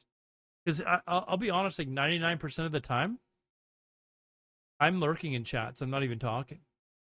Like Anarchos, I can't tell you how many times I've lurked in your channel and just sat there and not said anything.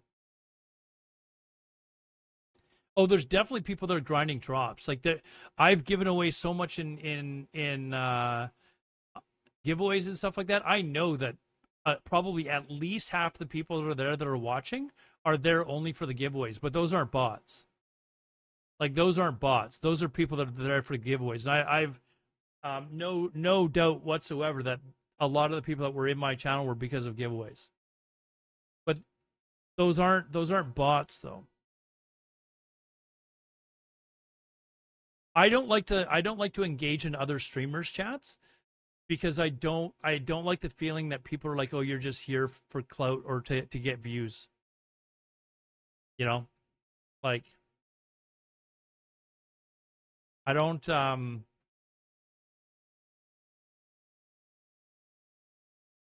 myself, but I almost never watch streams. Yeah, kind of. You know what? The thing with Eve's streams is you have to be entertaining yourself. You can't rely upon the video game itself to be entertaining because if people don't watch or don't play the game, they'll have no idea what you're doing, and it is one of the more boring games to watch. And this is coming from someone that played World of Warcraft for 20 years and streamed World of Warcraft for 10 years. Like World of Warcraft, you think, okay, that's a slow game. Why would anyone watch that? It's way worse for EVE Online. I think EVE Online is an amazing video game, but unless you're entertaining yourself as a streamer, that is a rough game to stream.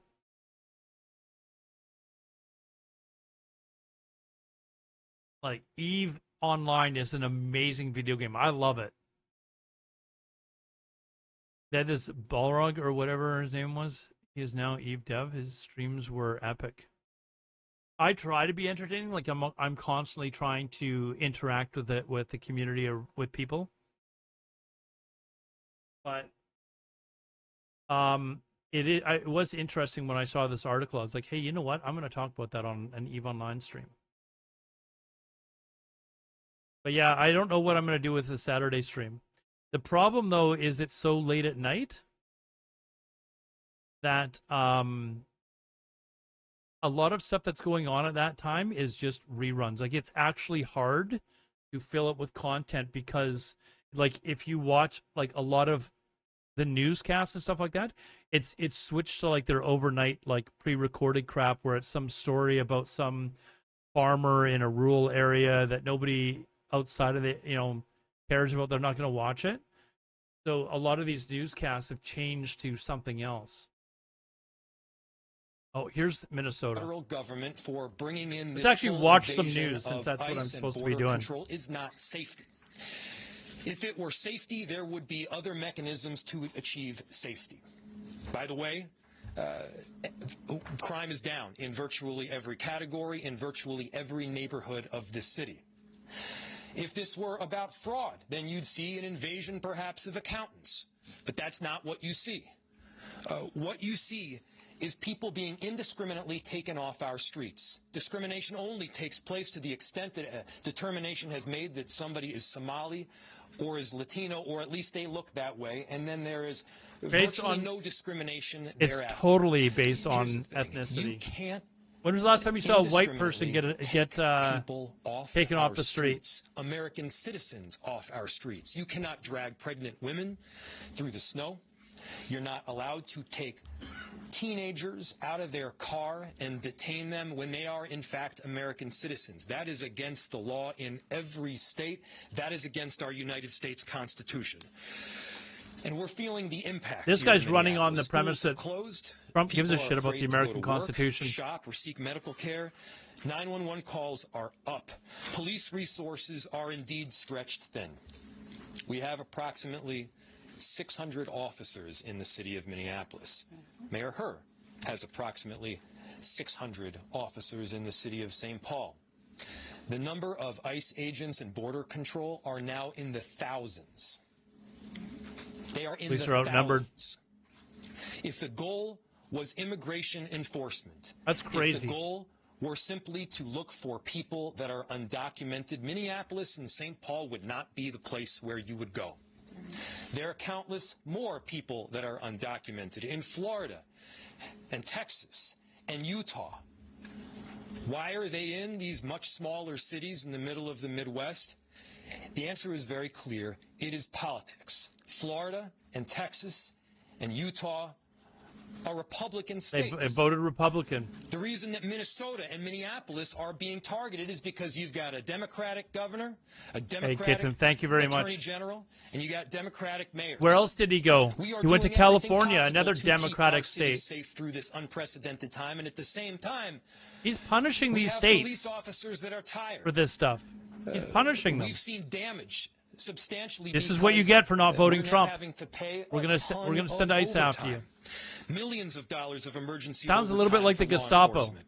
Emergency operations have been activated across our city and state agencies, pulling focus on daily core services that we, by the way, are tasked with providing. Local police officers are being diverted from the very work that we need to be doing, and small businesses are losing significant revenue, with some worried that they may not survive this at all. People are scared to take their kids into school or daycare, to go into work. They're going to have difficulty paying rent. There is no doubt in my mind the kind of action that the federal government is Good taking fellas, there's no doubt that is not just under mean-spirited. international law, It's they broke the law. unconstitutional, and every one of us need to be standing up. He doesn't care, though, dude. He just doesn't care. Let me give you another example. Just last week, a group of our city's public works employees were stopped by ICE agents. 3 of the 4 employees were not white. The ICE agents asked to see the IDs of the 3 non-white employees and didn't even bother to ask the white employee for the identification. Minneapolis is being targeted because we stand up for our neighbors and we welcome immigrants Right now, because what- we believe in the law. Right now, what Trump is doing is he's testing to see how far he can go. He's broken rules in the Constitution. He's sending ICE agents into his own states. He's specifically Democratic states and terrorizing neighborhoods, Gestapo style.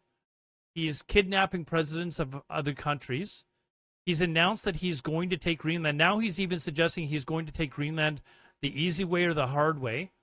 He's full on testing, seeing how far he can take this.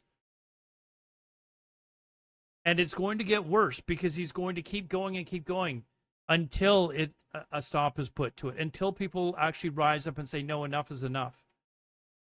In fact, you can look, and people wonder why do you compare him to Hitler? Because Hitler did the exact same thing.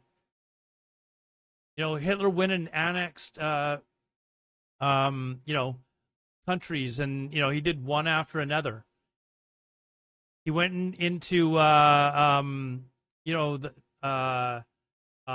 Western Germany and remilitarized it. Nobody said anything. Nobody was going to do anything.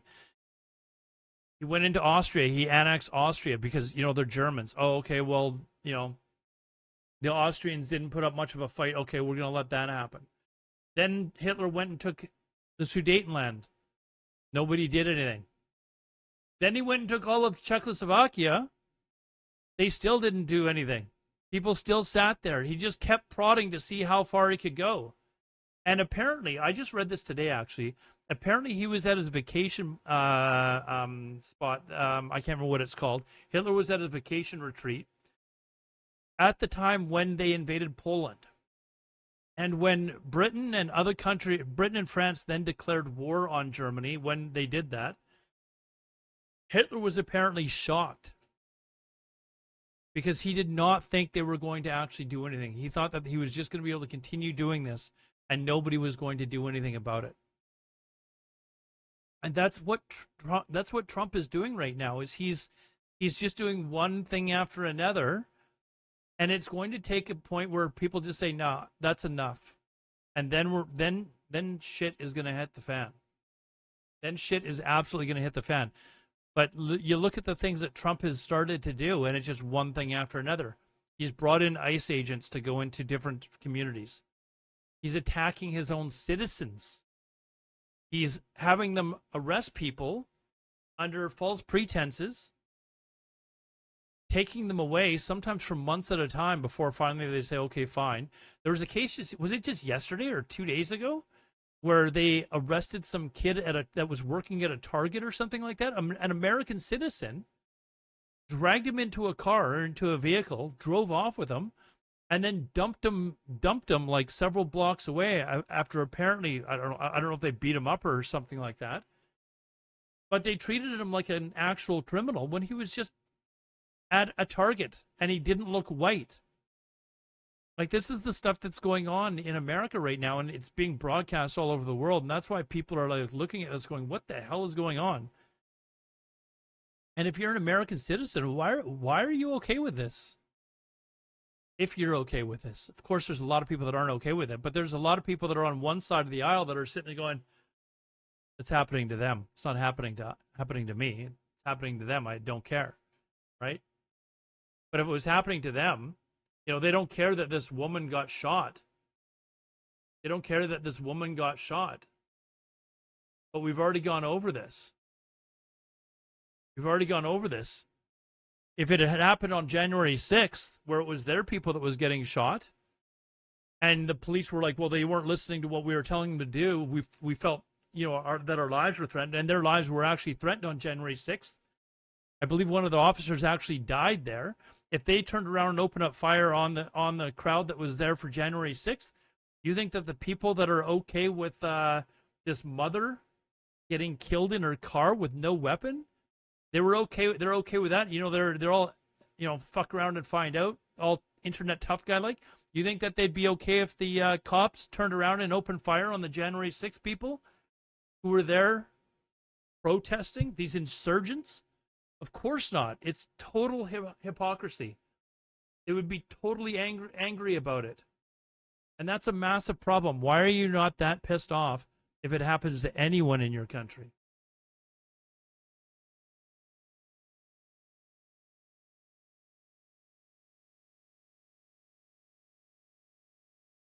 Like we said, fascism playbook. It is a flash.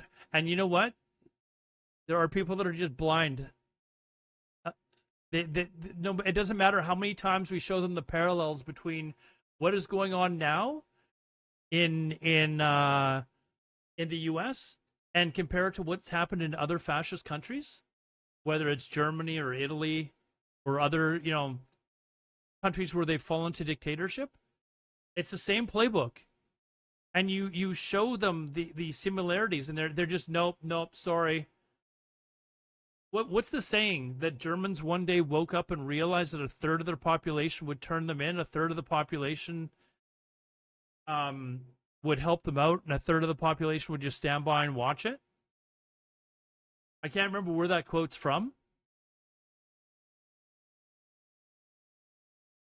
But I think that's what people have got to start to realize is you know, there are too many similarities there now. Like one or two similarities, okay. You know, it's just, you know, a coincidence. But it's not just one or two anymore. It's literally like a playbook of fascism. And if you can't recognize that it's more than just one or two things that are a little coincidental, you've got to open up and realize that this is a problem. And I'm saying this as somebody who grew up as, you know, somebody who's got lots of family in the U.S. I was pro-Republican. I really liked, you know, George Bush Sr., Ronald Reagan. This is whack what is going on right now in the U.S. There's way too many similarities. The playbook is there. Pay attention.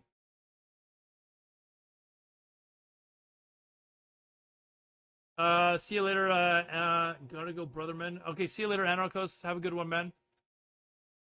I'll stop by when you're streaming Star Citizen, because I might want to give that game another go one of these days as well. But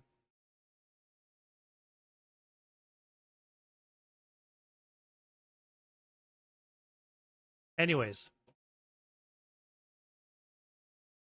let's in Minnesota, suing for, quote, unlawful tactics. And this, of course, comes days after an ICE agent shot and killed 37-year-old Renee Good in Minneapolis.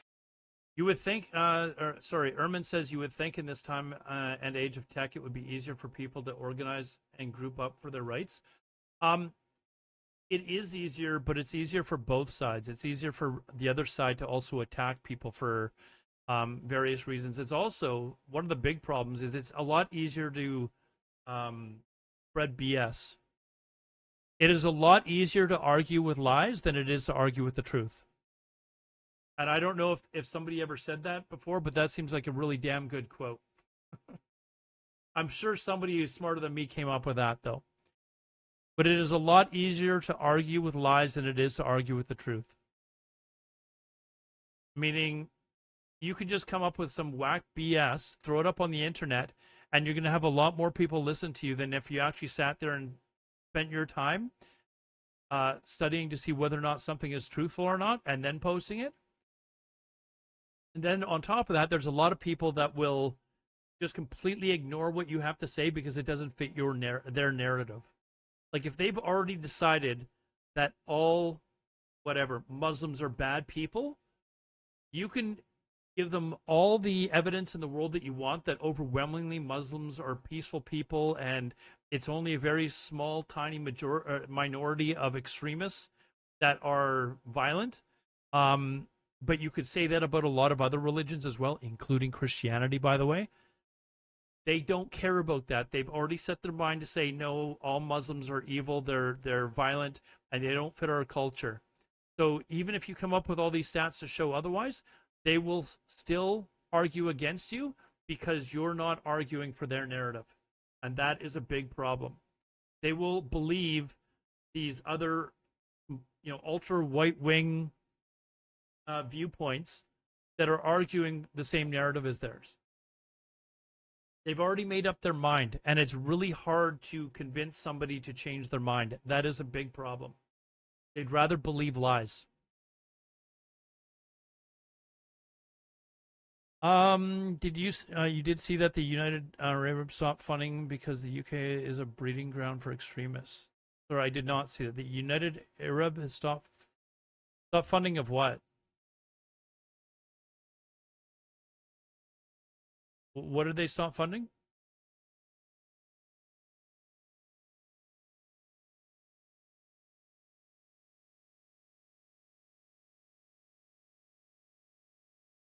Sorry, you're saying the UAE has stopped funding who? Oh, student visas to send people to the UK.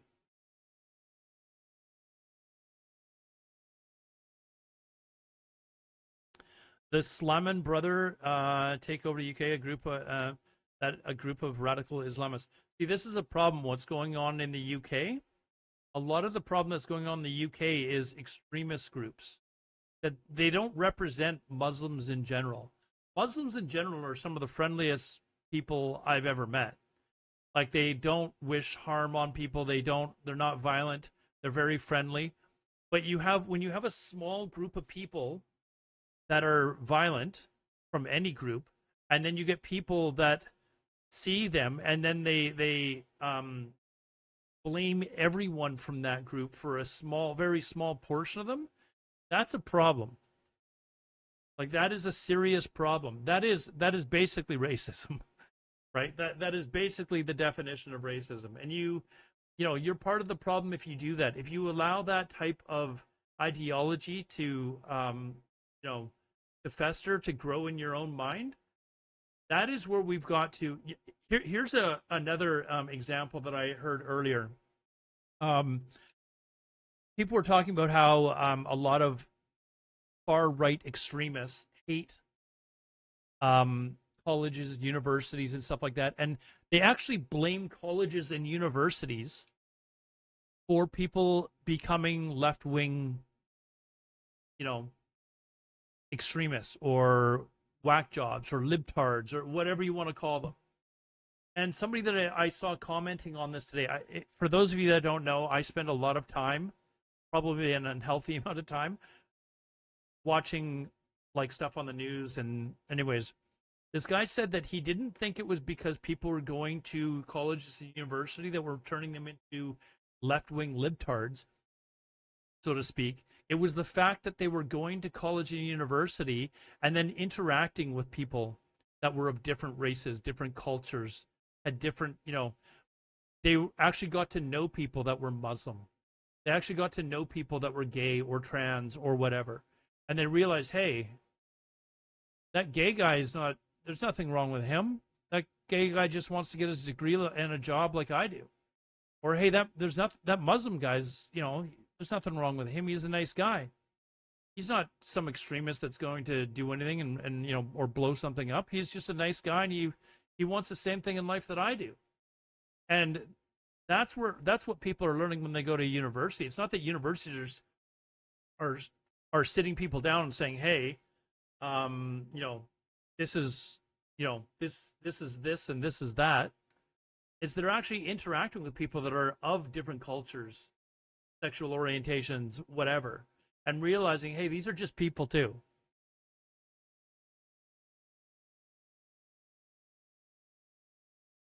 Lord of the Rings leads to violence. Well, it's the same as the people saying that video games lead to violence. I can tell you one thing right now. Canadians play an awful lot of freaking video games, okay?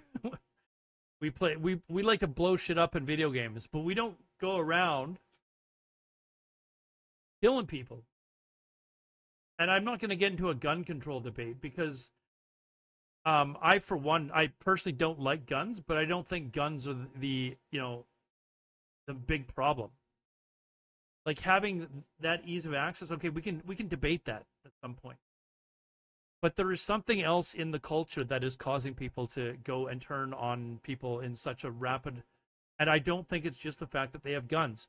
Because if that were the case, why is Switzerland not, mass? Why do they not have mass murders, 100 times a day in Switzerland, where it is mandatory for males to go through, I think it's 2 years of service, and then they come out and they're given basically like an AR-15 or whatever.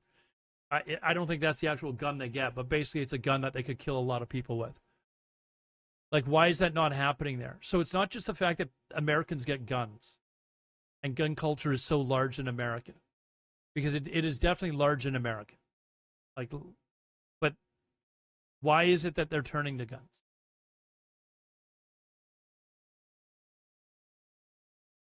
Probably a conversation for another day, but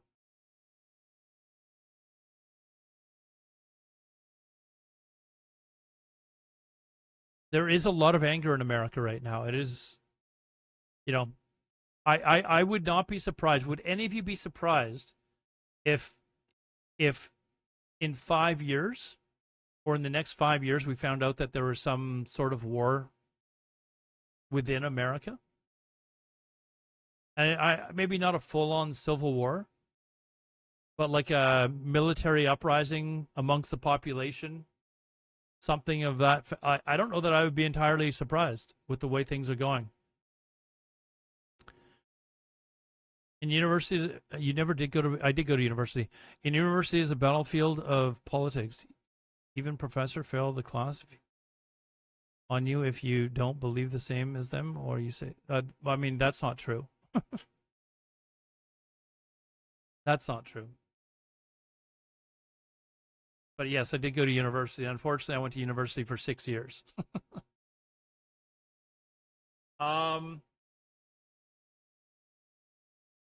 January 31st. What is on the 31st? Erman says January 31st is your bet as to when.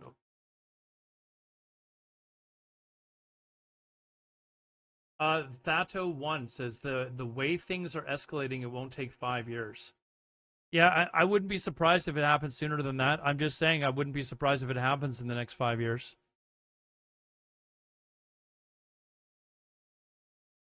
That way far, be it from me to say he can't be happy. I also served 4.5 years overseas. I've met both good and bad while in the sand. I attempt to play devil's advocate and talk with people. The most hostile place I've been to is university. The most hostile place you've been into is university? In what country? Because I can show you what university looks like in Canada. I don't think it's the same, maybe. I don't know.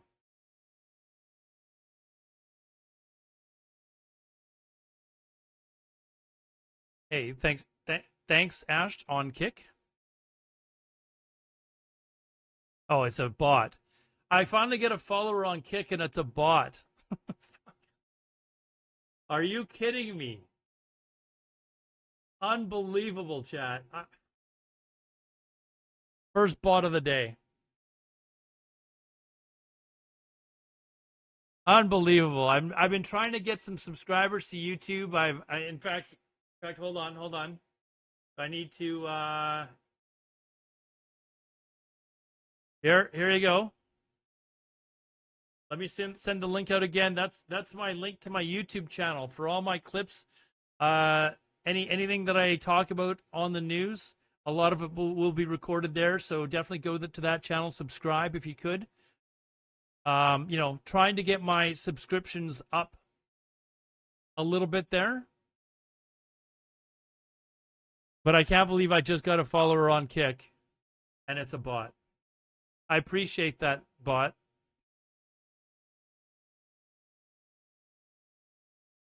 Who is bot? A bot is it's not a real person. Fake account. And it's on Kick. It's on Kick, not on Twitch. So if you guys aren't following on YouTube, I would appreciate it. Help me build up my self-esteem a little bit by throwing a couple of subs onto my YouTube channel. I'd appreciate it. You guys got the link, right? Did you guys get the link? There's the link for my YouTube. Why did that not come up? Anyways, there's my link for YouTube, guys. Help my self-esteem.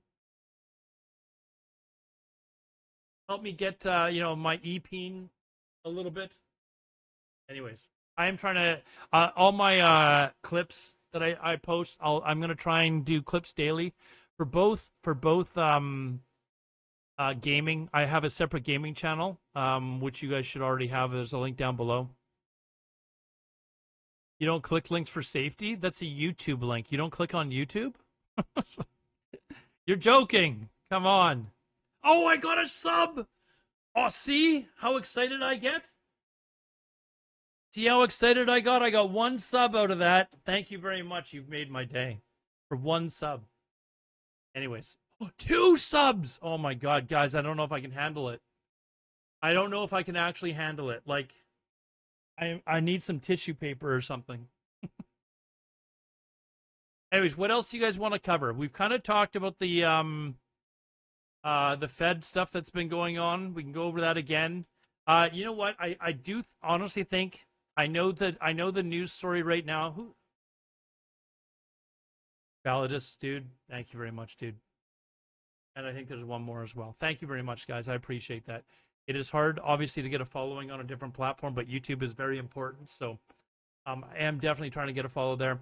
And if you see me post a video that you don't like, you don't agree with it, just remember I'm trying to engage in discussion. I'm not trying to anger people. I don't want to be that type of content creator where I'm just throwing up garbage to piss people off to get views. I want to actually have discussions. So keep in mind of that. If you watch something that you don't agree with me with, just tell me your point of view and we can have an honest discussion about it. Central shootings is like comparing apples and oranges. Magudir, I agree. But why is it apples and oranges? My point was the mindset. Magudir. My point is the mindset. Why is it different? Why is it apples and oranges?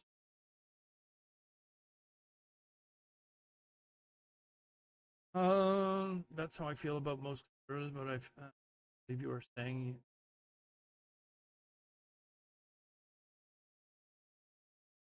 They don't want to debate from my point of view. If you come with facts rather than come with facts, back the other side of the argument, most revert to name calling, labeling. Had better debates in the workplace because they were willing to time and find facts to support. Which side are you saying doesn't bring facts? Because I find both sides do that. I do believe that one side actually does resort to name calling very quickly, though. Like I usually get called a fucking retard by one side very quickly, or just sent a meme. People would rather talk about how they feel about something rather than present facts. I agree. I was saying this earlier as well. Vlad, is it Vlad or Vilad? I can't tell if that's an IL or a double L. Anyways, I was mentioning this earlier that there are a lot of people that they've already made up their mind, and they will immediately agree with any narrative presented to them that agrees with their narrative. And it doesn't, Vlad, okay. It doesn't matter if I present you with facts. If they see something else, like I could make up something that is complete bullshit and present it to them, and they would agree with that before they would agree with something that I sent to them that is actually factual, because it doesn't fit their narrative. And you can actually test that out. You can actually sit there and say, you know what, and just start arguing for why, and I don't want to say, use the same example over and over again. But if it doesn't fit their narrative, they're not going to agree with you. And if you send them lies and bullshit that does fit the narrative, they're going to run with that. And that is where the internet is actually particularly dangerous, because people run with bullshit and spread it all over the place. And it just ingrains itself more and more. The more people see that bullshit, the more and more they're just going to believe that.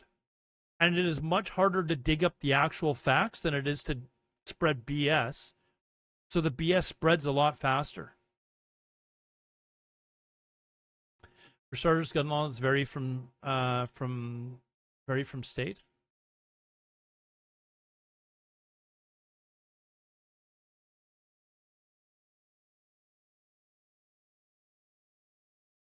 Critical thinking isn't a skill we are teaching in school these days. I watch both Fox and CNN. They agree on might be fact. The stuff that they don't agree on, I check for myself. Those are, I would be, yeah, Mogadir, I'm not disagreeing with you there. My point was that regardless of where you are in the U.S., for some reason there's something that has snapped in American culture. And I don't mean to throw everyone under the bus. I know there's a lot of people that aren't just, going to go and start killing people with guns. Switzerland does have fairly strict gun laws. Yeah, but there's a lot. My point is there's a lot of guns. There's a lot of guns in Switzerland. Like, they might actually have more guns in Switzerland per capita than the U.S., or they at least have a lot. So why is it that a country that has a lot of guns isn't doing this and another country is?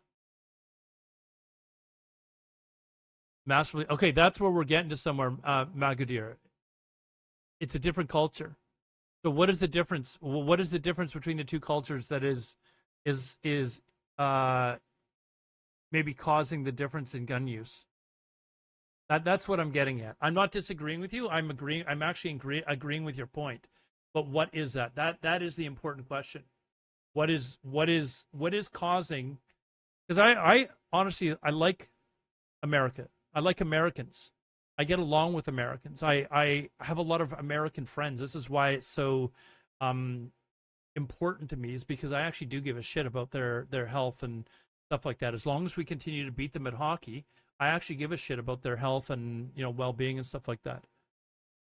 Critical thinking isn't a skill we're teaching in school these days. Vlad, I have actually stressed on my channel many times that rather than watch news that is either extremely left-leaning or extremely right-leaning, they should watch actual news sources that are literally just there talking about the news. And I'm talking about, stuff like Associated Press or Reuters or, stuff like that. And you're going to have people that are like super right-wing or super left-wing that are like, Reuters, what the hell are you talking about? They're totally, in favor. Overwhelmingly, Reuters is looked at as a very, very neutral news source. So I would strongly suggest that you break away from watching news sources they're not even news sources anymore. their news entertainment. Like, unless you just want to watch crap that is just going to fit your narrative and you don't actually care. Like, go to news sources that are actually like neutral and watch them. Find out what they are, and if they disagree with your perspective, find out why. Like, actually find out why these news sources disagree with what you're saying, and maybe try and understand whether or not what you're thinking is actually true or not. And maybe the news source, Reuters or whatever, has something wrong, but they're usually pretty good about correcting it later. Those are hard to find in the States, to be honest. Reuters.com, dude. Reuters.com. Like, it's... Here we are. Top right. Sorry, top left. Reuters.com, man. It's right there. And you can look all for stuff all over the world, markets. Like, it is right there. Associated Press is my second one.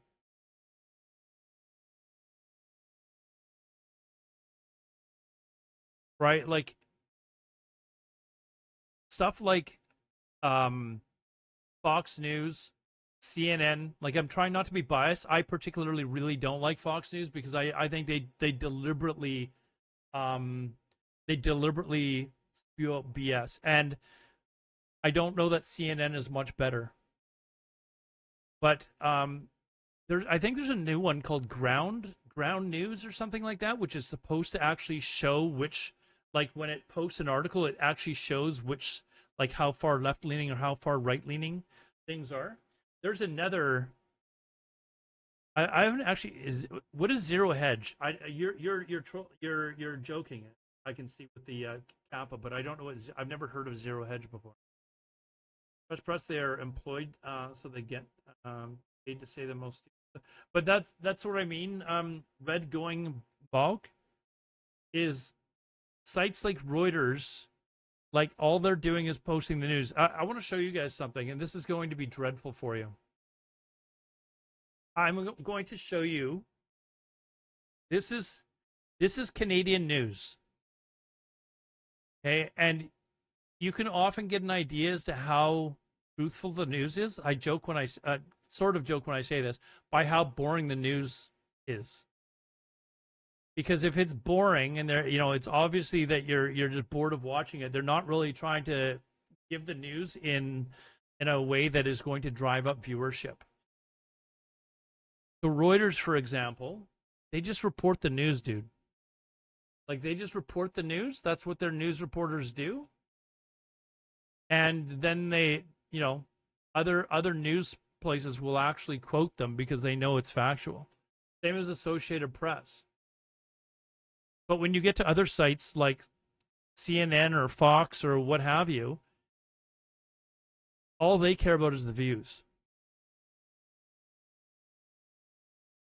Zero Hedge is far right. Oh, okay, well, yeah, I do my best to kind of eliminate stuff that is far right or super far left or anything like that. I would strongly advise, if you want to, like, news, like, go to, like, sites that are middle of the road. That's what I try to focus on. Of course, there's going to be, like, Al Jazeera. You guys see that I have this up here? I would say probably 10 years ago, Al Jazeera was extraordinarily, Ground News, NetRicard, thank you. That's what I was talking about earlier. Al Jazeera used to be, in my view, very biased, and now I don't view it as, like, as biased as it once was. But Ground News is another one that has popped up. Ground News. So here we go. We'll throw this up there as well. But you can actually subscribe to this, and they will actually. There's actually a yeah. So you can subscribe to this, but this is basically, I believe the article will actually see it. You can even see it says 60% left coverage. So it'll actually tell you if it's left leaning or right leaning, the actual article itself. So this is another news site that I've only heard of in the last couple of years. So this is another one that you might want to think about, giving a shot to. But I think it is very important, if you're actually going to be serious about having these conversations, that you actually get your information from legitimate news sources rather than news sources that are, they've got a narrative to try and sell to you. And let's face it, Fox News is feeding you narrative from a particular individual, and CNN, as a result, especially in the last 10 years, has gone the other direction. And it's basically like watching two children argue with each other and insult each other during their newscasts. Like it's the most immature news that I've ever seen. And I don't know. Does it happen? We've got people from other countries here. Does this happen in other countries? Like, we don't really have that in Canada. Like it is entertaining, but you've got to understand that it's entertaining. Don't take it as a news source, right? Like, don't take it as a serious news source. If you want to be entertained by it, fine, watch it if you want. Read the National Enquirer as a news, as entertainment, but don't look at it as actual news, because it's not. Do I find CBC biased? I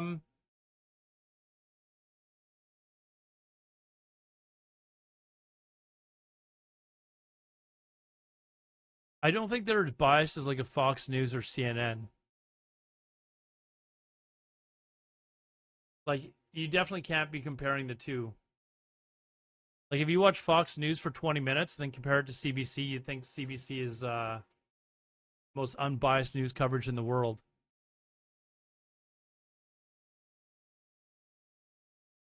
When they would just present the facts, the good, the bad, and the ugly. Vlad, that is actual proper journalism. That's why I'm saying don't watch Fox News, don't watch CNN.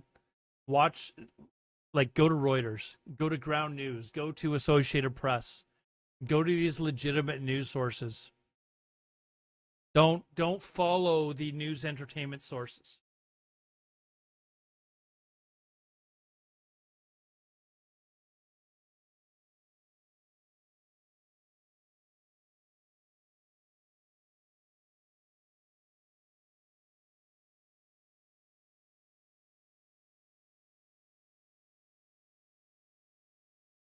That's basically my point. In my country, news are two political parties, but most of the channels are getting pay from the center left. The right just pay only a few. See, this feels like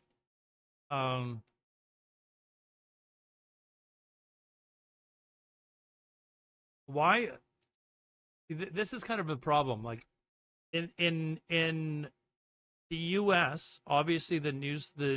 This is why it's become news entertainment, is because they're making money off of ads. So the more people that are watching, the more money that they make, right? This is kind of the problem. So it encourages them not to report the news, but instead to report like stuff that is actually more entertaining or outlandish. It's the same thing as like content creators on Twitch that just spew out bullshit and get people angry and stuff like that when watching the stream, because then more people will watch the stream and they'll make more money and rinse and repeat over and over and over again. Yeah, sensationalism sells, exactly, right? And when you have, like, if you watch, this is CBC, this is Canadian news, you are about to be put to sleep. Even if I make it until 95 by some chance, well, that immigration take your Christmas tree down, like, doesn't matter that much anymore. Zadarski was living in Latvia, going back and forth for work when the war broke out back in his. When it's sensationalized news, like you've got to decide for yourself whether it's a legitimate news source. And I guess we could argue whether the CBC is biased or not, but is it sensationalism that they're selling on there? Because if you've ever watched CBC, the one thing that they are not is sensational. Like, it's boring as hell. So you can hate that they said something about Polyev or they made fun of Trudeau or whatever, but they are certainly not sensationalizing. It is not easy to, or not hard to change the channel. Like, you will very quickly change the channel. That's why I love the movie Anchorman. We have a horrifying news story. Anyways, is there anything else that I was gonna want to watch a couple of these videos.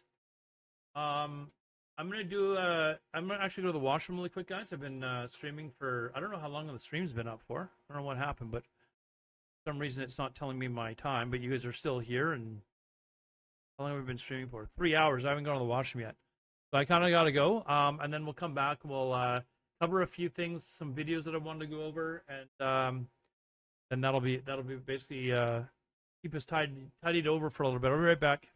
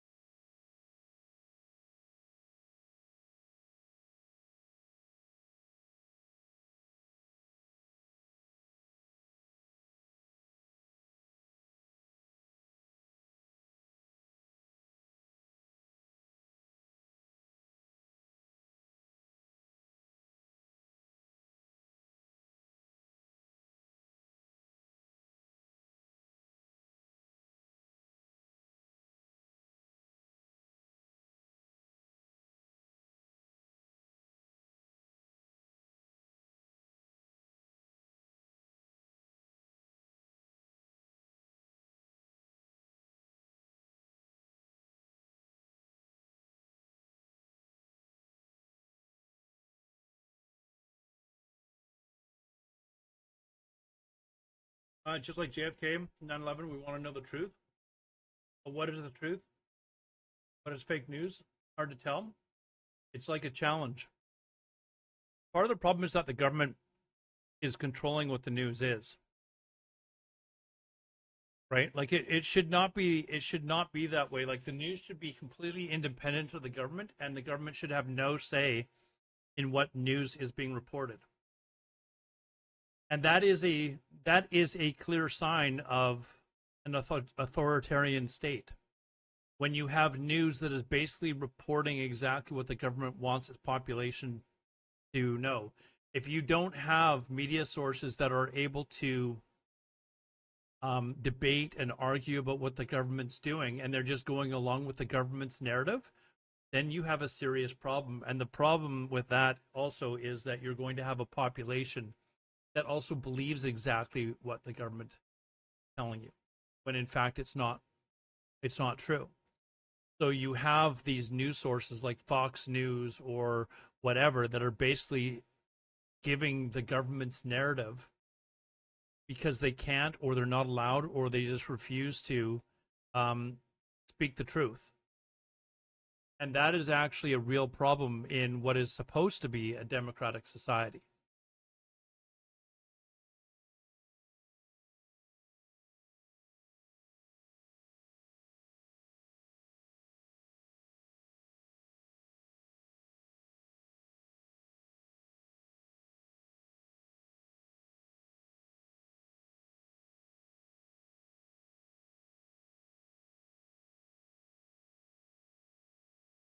CNN, you think CNN is the worst? I don't know, dude. Like, if you were to ask me which one more reflects like news that like what Reuters is reporting between CNN and Fox,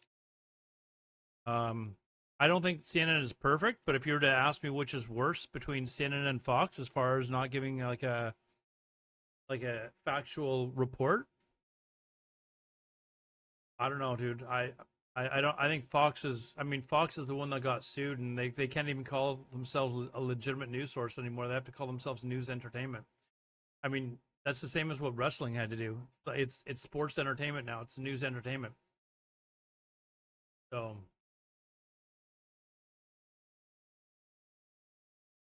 Tucker Carlson.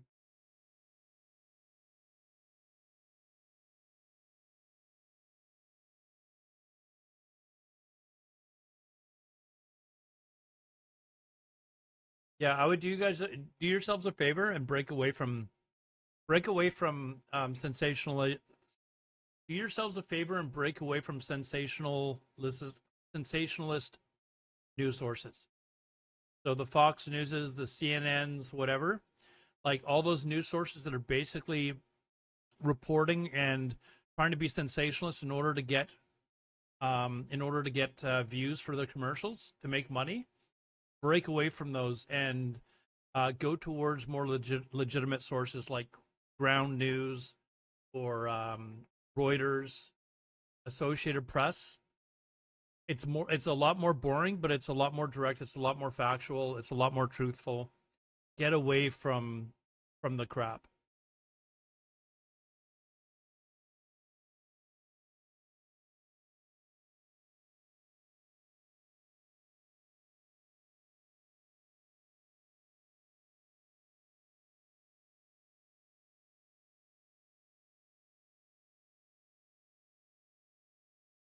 RT News is the worst. Well, I mean, it stands for Russia Today. TikTok heard they have good news. Yeah. Which is more legitimate as a news source though, TikTok or Alex Jones?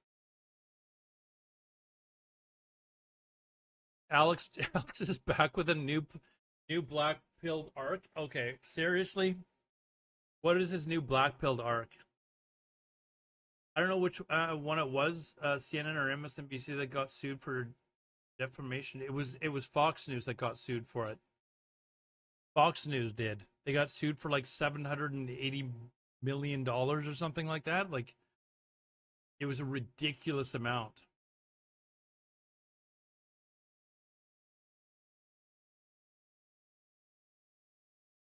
BBC in UK just got caught editing clips of Trump too, and he is suing them.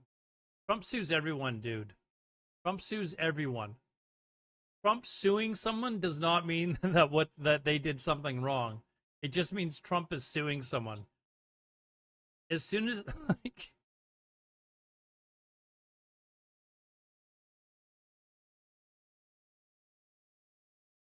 Candace Owens is, I try and stay away from like anything to do with like Candace Owens, Alex Jones.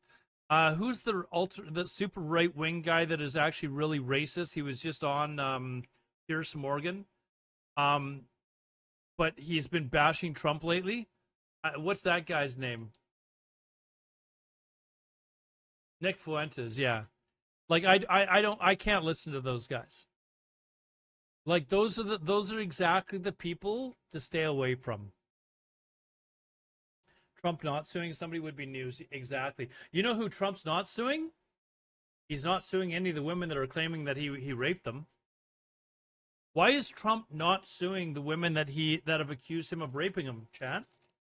Want to explain that one to me? He goes and sues everyone else that says anything bad about him. But why won't Trump go and sue anyone that is suggesting that he raped them? I wonder why. Do you want to know why?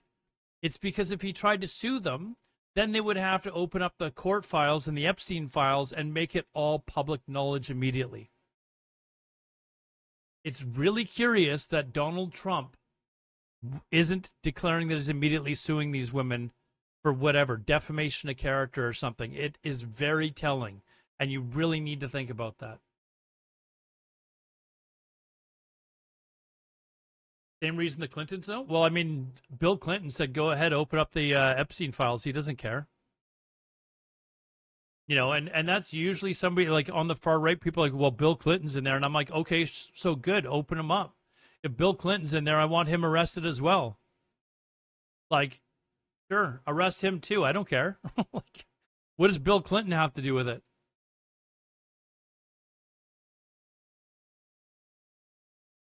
He said knowing the deep state already deleted what?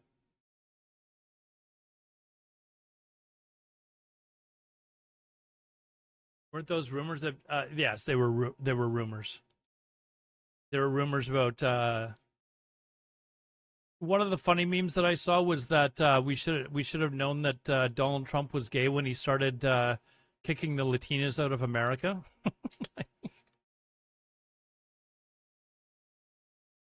Epstein files are long gone. Don't believe the hype. Why are they gone then? What are we hiding here? And if they're long gone, why doesn't he sue now then if they're long gone? I don't think they're long gone. I think somebody probably has a copy of them somewhere. There's probably somebody that made a copy when they saw. I mean, they couldn't even redact them properly. Did you see the redactions that they tried to make, where they basically used like a fake like cover of the of all the pages and stuff like that, and people just copy and pasted the text and showed everything that was supposedly redacted? Biden sat on the files for years while he was in office. So, like, so did Trump before Biden. So did Obama, apparently, I guess. I don't know.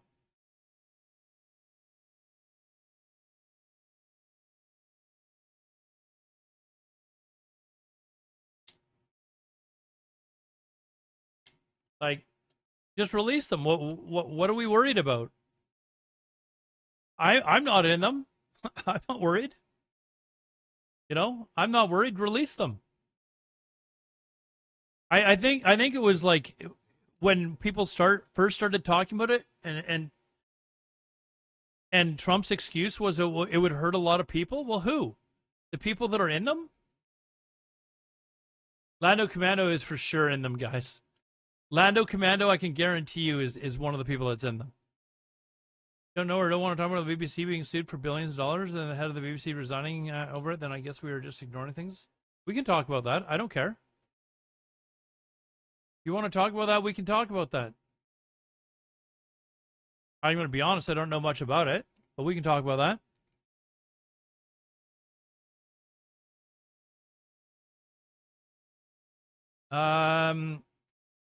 Now, who would say he's not in them? People who are in them. You're worried for your billionaire overlords? Me too. I am too. I am definitely worried for my billionaire overlords. What is going to happen with them? All right, let's watch this video that I saw earlier. Hold on. It's about the Iran thing. I think honestly, as much as there are other news stories going on right now, I still think the Iran news story is one of, if not the biggest news story that's going on around the world right now. WoW traders? You talking about World of Warcraft traders? You talking about me? One day we may play World of Warcraft again. I don't know. Anyways, so this is about the Iran regime change and how the regime ideology is not compatible with Iranians today. My horde, yes. Always horde.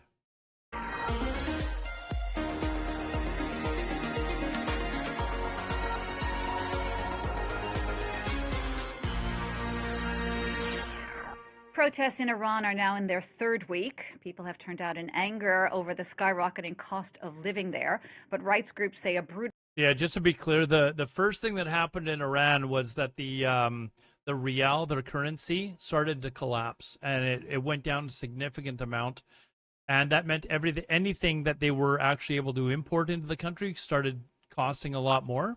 Prices skyrocketed, and the residents of the country started to get upset, started to protest, and now the protests have turned into a revolution. I've seen on a lot of other news sites and stuff like that, where Iranians, Persians around the world are telling people this is no longer a protest, this is a revolution. So we should start declaring it as such. Brutal crackdown on the protests have left close to 550 dead. These latest rare pictures verified from social media show body bags lined up outside a morgue in Iran over the weekend. Donald Trump now says Iran has proposed... Yeah, yesterday the reports was that there was about 36 dead, and now it's skyrocketed. So the regime had said that they were going to come down hard on these people that were continuing to protest, and it looks like they have started to do that. So now we're kind of waiting to see whether, what is going to happen with the actual protest and the revolution itself. Are people going to be still willing to rise up and try to overthrow the government? Or is this going to get people to, head back home, and is the revolution going to be over? That's why this is so important right now, and this is kind of what the next several days is going to decide. Negotiations with America after the U.S. president threatened a possible military strike on Iran over the violence. Washington correspondent Fraser Jackson has more. Well, of course, for a couple of weeks now, Donald Trump has been threatening action against Iran if protesters were killed, and it appears that many have been killed by the regime, with reports coming out of the country. But Donald Trump then on Sunday night, flying back from Florida back to the White House, said that Iran is very close to crossing his red line. But he also said that the leaders of Iran called him on Saturday and that they want to negotiate. Trump, however, warned, quote, "We may have to act before a meeting," but he did add that a meeting is being set up, at which point he then quickly ended the gaggle that was taking place on Air Force One. But the word officially coming from Iran doesn't seem to be matching that mood. I mean, what would they want to negotiate? Like, what are they? What is Iran's position of strength here? Like, what could they possibly negotiate? I don't think that Trump's going to want to negotiate with them at all, as far as helping them keep power. Like, what would America's interest be in helping the Islamic clerics keep power in the country? That Donald Trump alluded to. They are seemingly not in a negotiating mood. I don't know if Trump's into goats. A Twitter post by the Ayatollah Khamenei that was posted a few hours ago, showing this photo of Donald Trump as a crumbling sarcophagus with the line, "The tyrants and oppressors of the world, such as Pharaoh and Nimrod, when they were at the peak of their pride." Wait, these are the people that want to negotiate with Trump, and this is what they're saying? I don't think this is helping their case. Were overthrown. This one too will be overthrown. It also mentions the name of the last two Shahs of Iran as well. So rhetoric there remaining heated from the Iranian regime, despite Donald Trump's claims that they are looking to negotiate. Well, that comes as pro-government protests are also taking place in Iran. Thousands of people turning out there. These latest pictures coming today from Iran's state television. Hey, so I'm looking at these pictures, and there's this is from Iran state television. So you got to imagine that this is very biased, and this looks like isn't this Khomeini in the pictures? So are these actually these are protests in support of the Tehran government? So this is probably very biased reporting. We don't even know if this is actually from relatively recently, or if this is from something else that they're giving this video from and then claiming that it's actually in support of the Tehran government, because all the protests that we've seen have been very anti-government and in the same area. So I don't know the validity of these videos.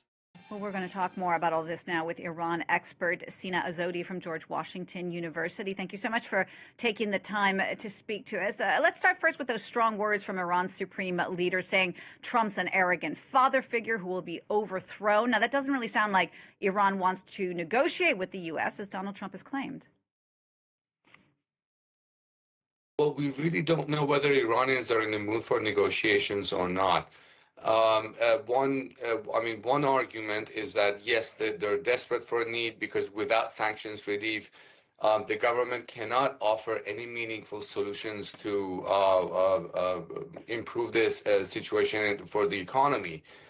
On the other side, historically, Iranians are closed down to negotiations or don't show that much interest in negotiations when they're dealing with domestic unrest. And this is actually what happened in 2008, when, 2009, when there were riots on the streets for elections fraud. So, and President Trump often makes claims that By the way, the elections in Iran are like a farce, anyways, because the supreme cleric or whatever his name, he has to give his okay for certain people to run. So obviously, the people that he's allowing to run as president of Iran are people that are basically obedient to him. So the elections are, you're given like a several choices as to who you want to be president, but they're all basically saying the same thing. It's a farce. Are not really reliable. I'm not really sure if Iranians are interested to talk to the United Yes, States Herman, at this just time. like that. But overall, Bernie got screwed. I would not be surprised that Definitely got they'd screwed. be interested in talks at some point in the future. These current anti-government protests are now in their third week. We also were showing there a moment ago those images from Iranian state television. I think Bernie would have won, actually. Of the pro-government protests. What's the situation really on the ground in Iran? Are there a lot of people who do still support the government there? The government has a base of support, but I don't think that a lot of people will support it.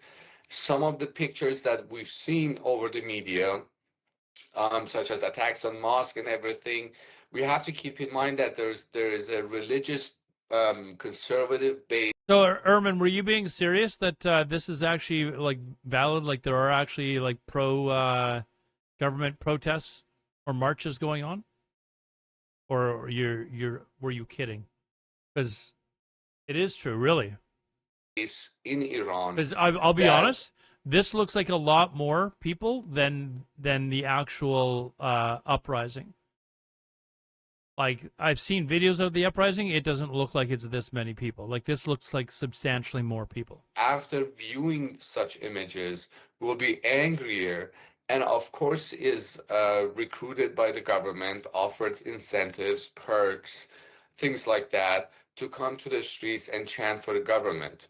But I don't think the majority of the society, especially the younger generation, supports the government because their ideals are, such as economic freedom, political freedom, and better relations with the outside world are not fundamentally compatible with the ideology of the Islamic Republic. Indeed, and also... So, Erman, who I believe is Persian, is saying that they are the people are marching in support of the government because they don't want a war like in Iraq 2.0.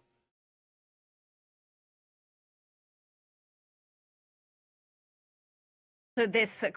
So wait, he's saying that these are paid protesters? Crackdown has been particularly brutal. You have rights groups who are saying some 550 people have been killed. We're hearing of over 10,000 people arrested. Donald Trump already threatening on his end military action. Their ideals are, such as economic freedom, political freedom, and better relations with the outside world are not fundamentally compatible with the ideology of the Islamic Republic. Indeed, and also this crackdown has been particularly brutal. You have rights groups who are saying some 550 people have been killed. We're hearing of over 10,000 people arrested. Donald Trump already threatening on his end military action if the crackdown continues. Do you really see the U.S. getting involved militarily? I don't really see the U.S. getting involved. You know what? I could see them getting it involved when they need another news story.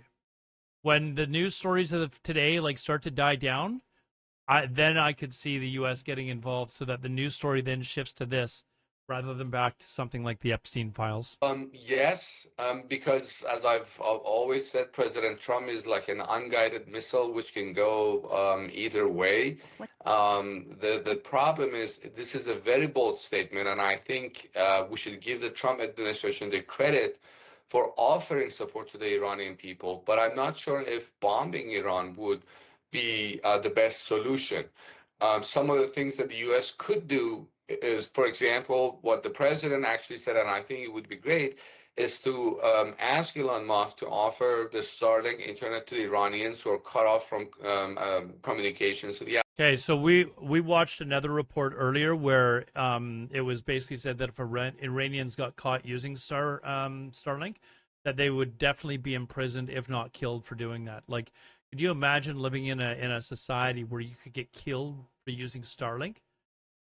So apparently, I saw somewhere that they were going to turn on Starlink, or they did, but the government has threatened people that if they start using it, that they could be in serious trouble. The outside world, or issuing a general license to the American tech companies such as Apple, Google, or Microsoft to offer technology to Iranians, again, who are trying to get, communicate with the outside world. There's also I was just going to jump in and say there's also, of course, the question of a possible regime change. Reza Pahlavi, who's a U.S.-based son of Iran's ousted Shah, is trying to position himself possibly for that role. Is he the right person for the job? This is a good question, well, actually. He does have some base of support in the country. Outside, he does have a base of support. But I think some of the positions that he has taken in the past are contradicting his own. It doesn't help. It doesn't help that he's got the support of Israel and America. Like, he's always constantly reporting from America and stuff like that. But he's the only name that people have really come up with as a possible successor to take over the country. Current positions. I'll give you one example. During the June 12-day war with Israel, he refused to condemn the death of civilians in Iran, even when he was pressed by media. So again, I do want to emphasize that he does have a base of support both outside the country and inside the country. But my personal view is that his past is haunting him.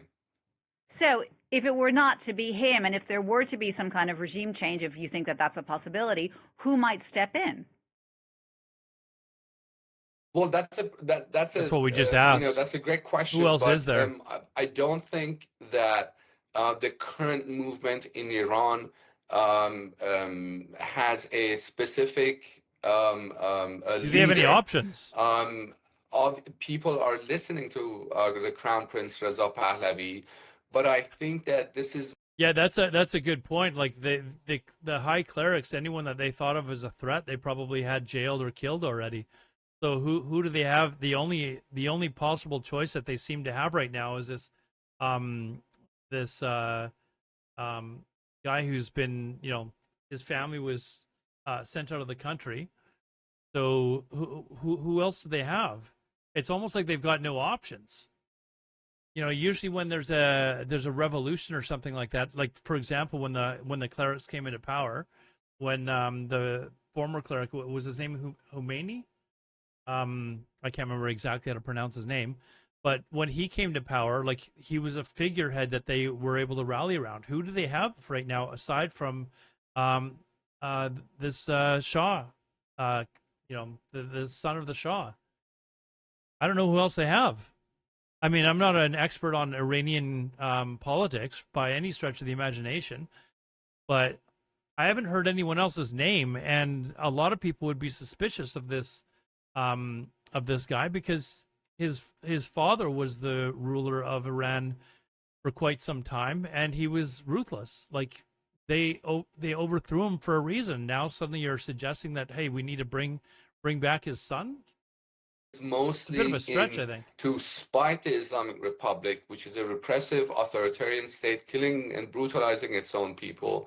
But simply because they hate the Islamic Republic does not mean that, in my view, that the Crown Prince is a great candidate to lead Iran.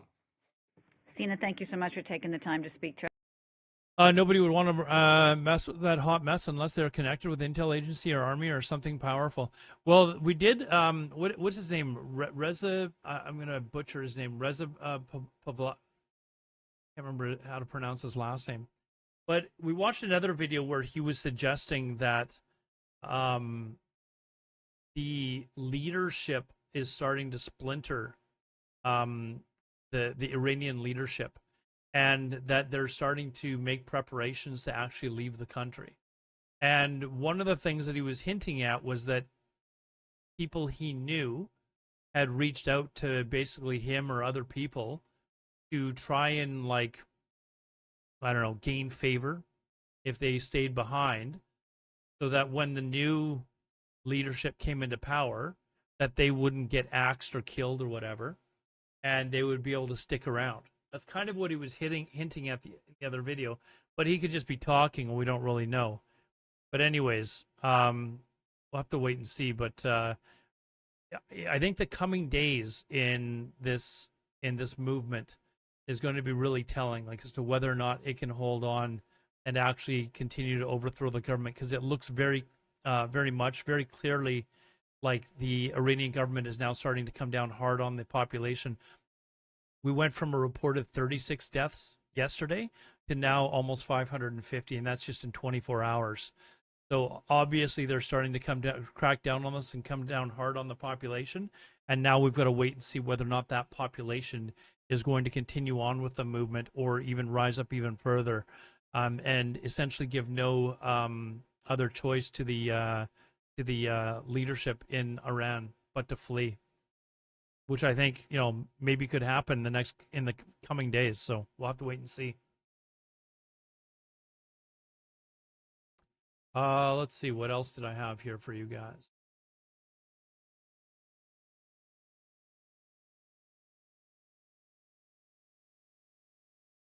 Let's go straight now. So here's another one about, I don't know what this is, Talk TV. I've never actually watched anything from them before, so. Terror in Tehran. Iran death toll rises as UK urges regime restraint. Is Talk TV, is that a British? Let's listen to it. Now to my next guest to talk about where we are with Iran. Hold on.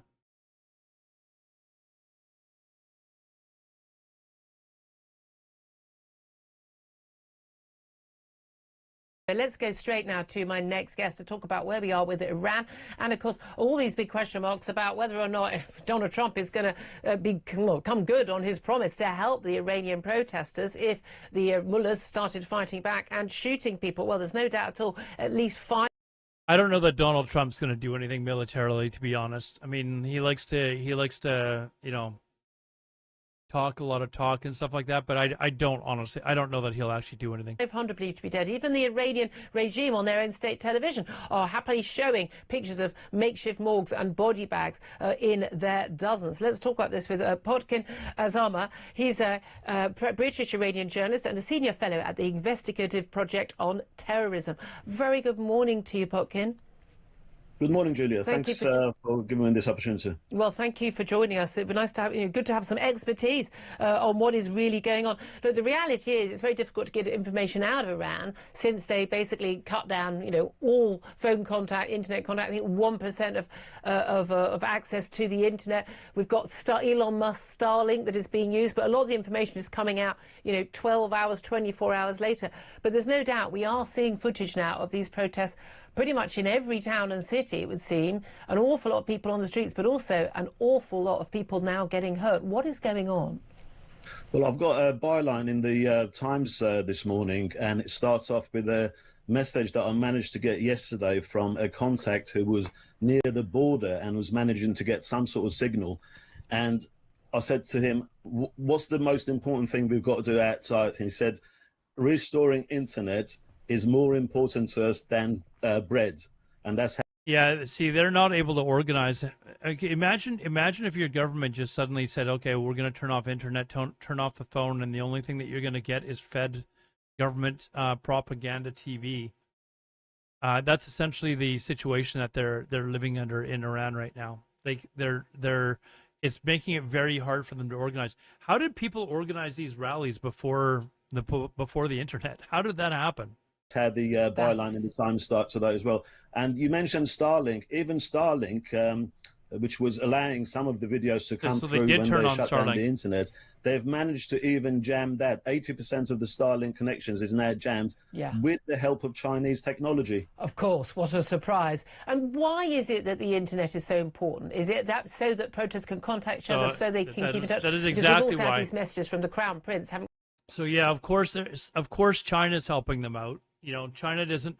Why do you think China is so worried that there's going to be the government there could be overthrown? Remember, I said earlier, when I was a kid going to high school, and I witnessed the Cold War. I witnessed the fall of or the wall in Berlin coming down. I witnessed all that as a kid growing up.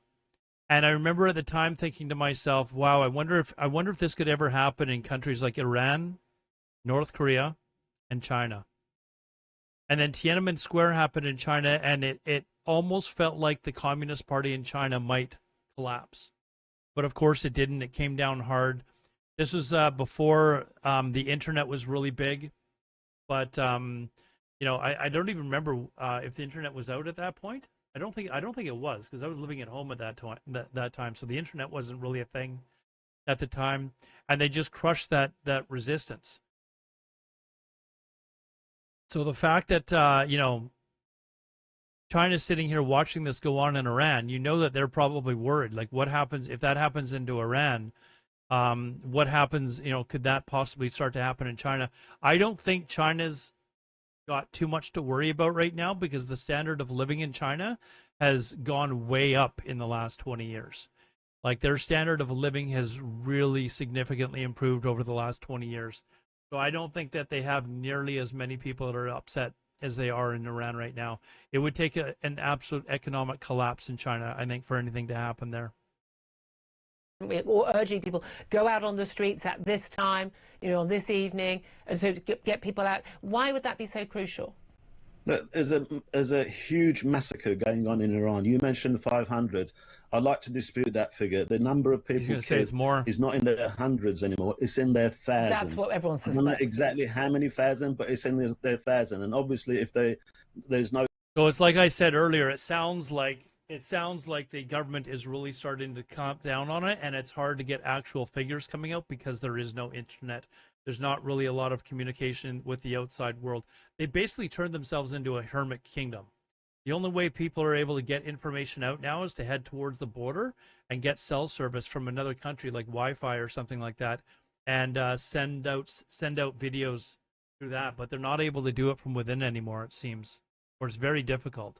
And like they said earlier, if you're caught using Starlink, you can get in serious trouble for that, like get serious jail time or possibly even executed for it. Internet, they can just carry on with this massacre while the world moves away. I don't know where the activist elite class are. What is it that it's not important for them when Iranians get massacred? Yeah, it's amazing, isn't it? Lots of people, the celebrities, the lefty activists, the people out on the marching on the pro-Palestinian marches, Gaza, really, really care about human rights of people, particularly Muslims, and yet not really that bothered about. We're saying they're the one China's the one that created the technology in order to block the signal, autonomous donk. Of course, they're not the ones that are doing it.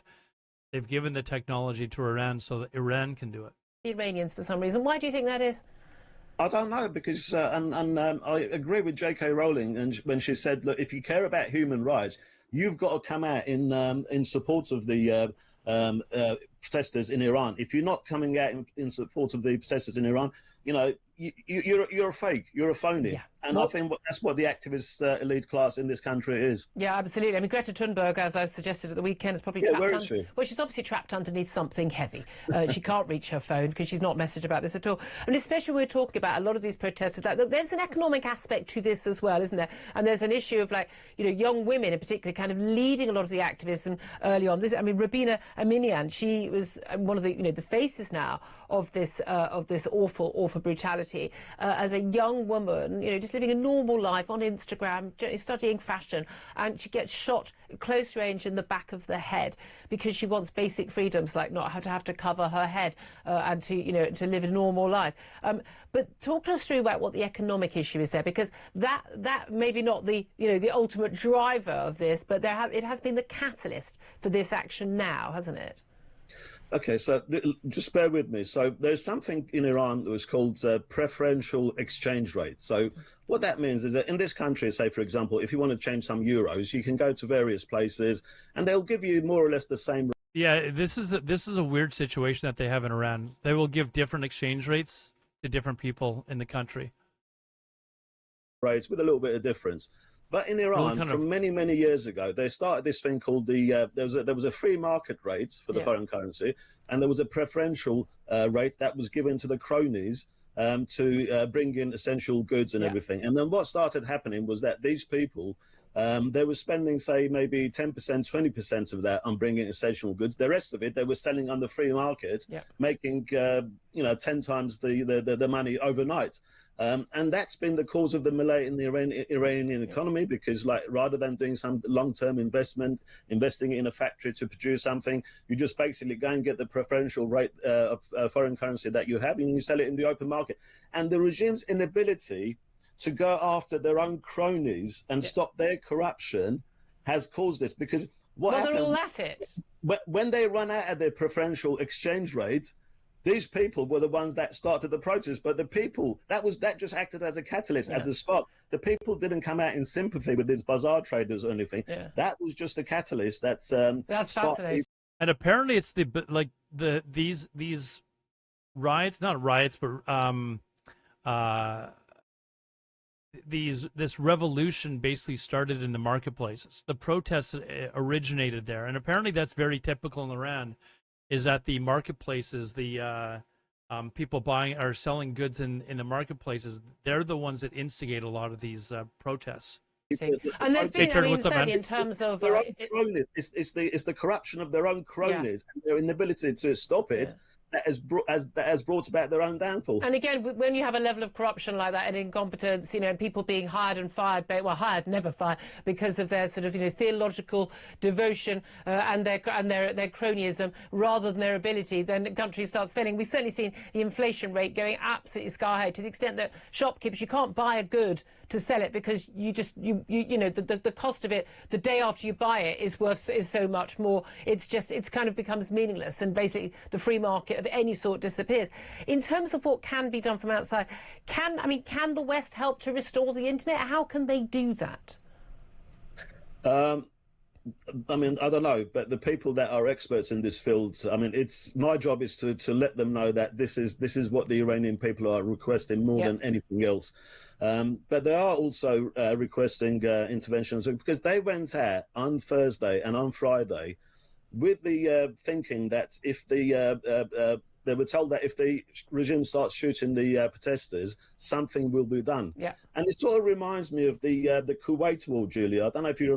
Honestly, I wish Trump wouldn't have said that if he didn't absolutely 100% mean it, because you're going to have a lot of people in Iran that are actually going to think, okay, he's going to come save us.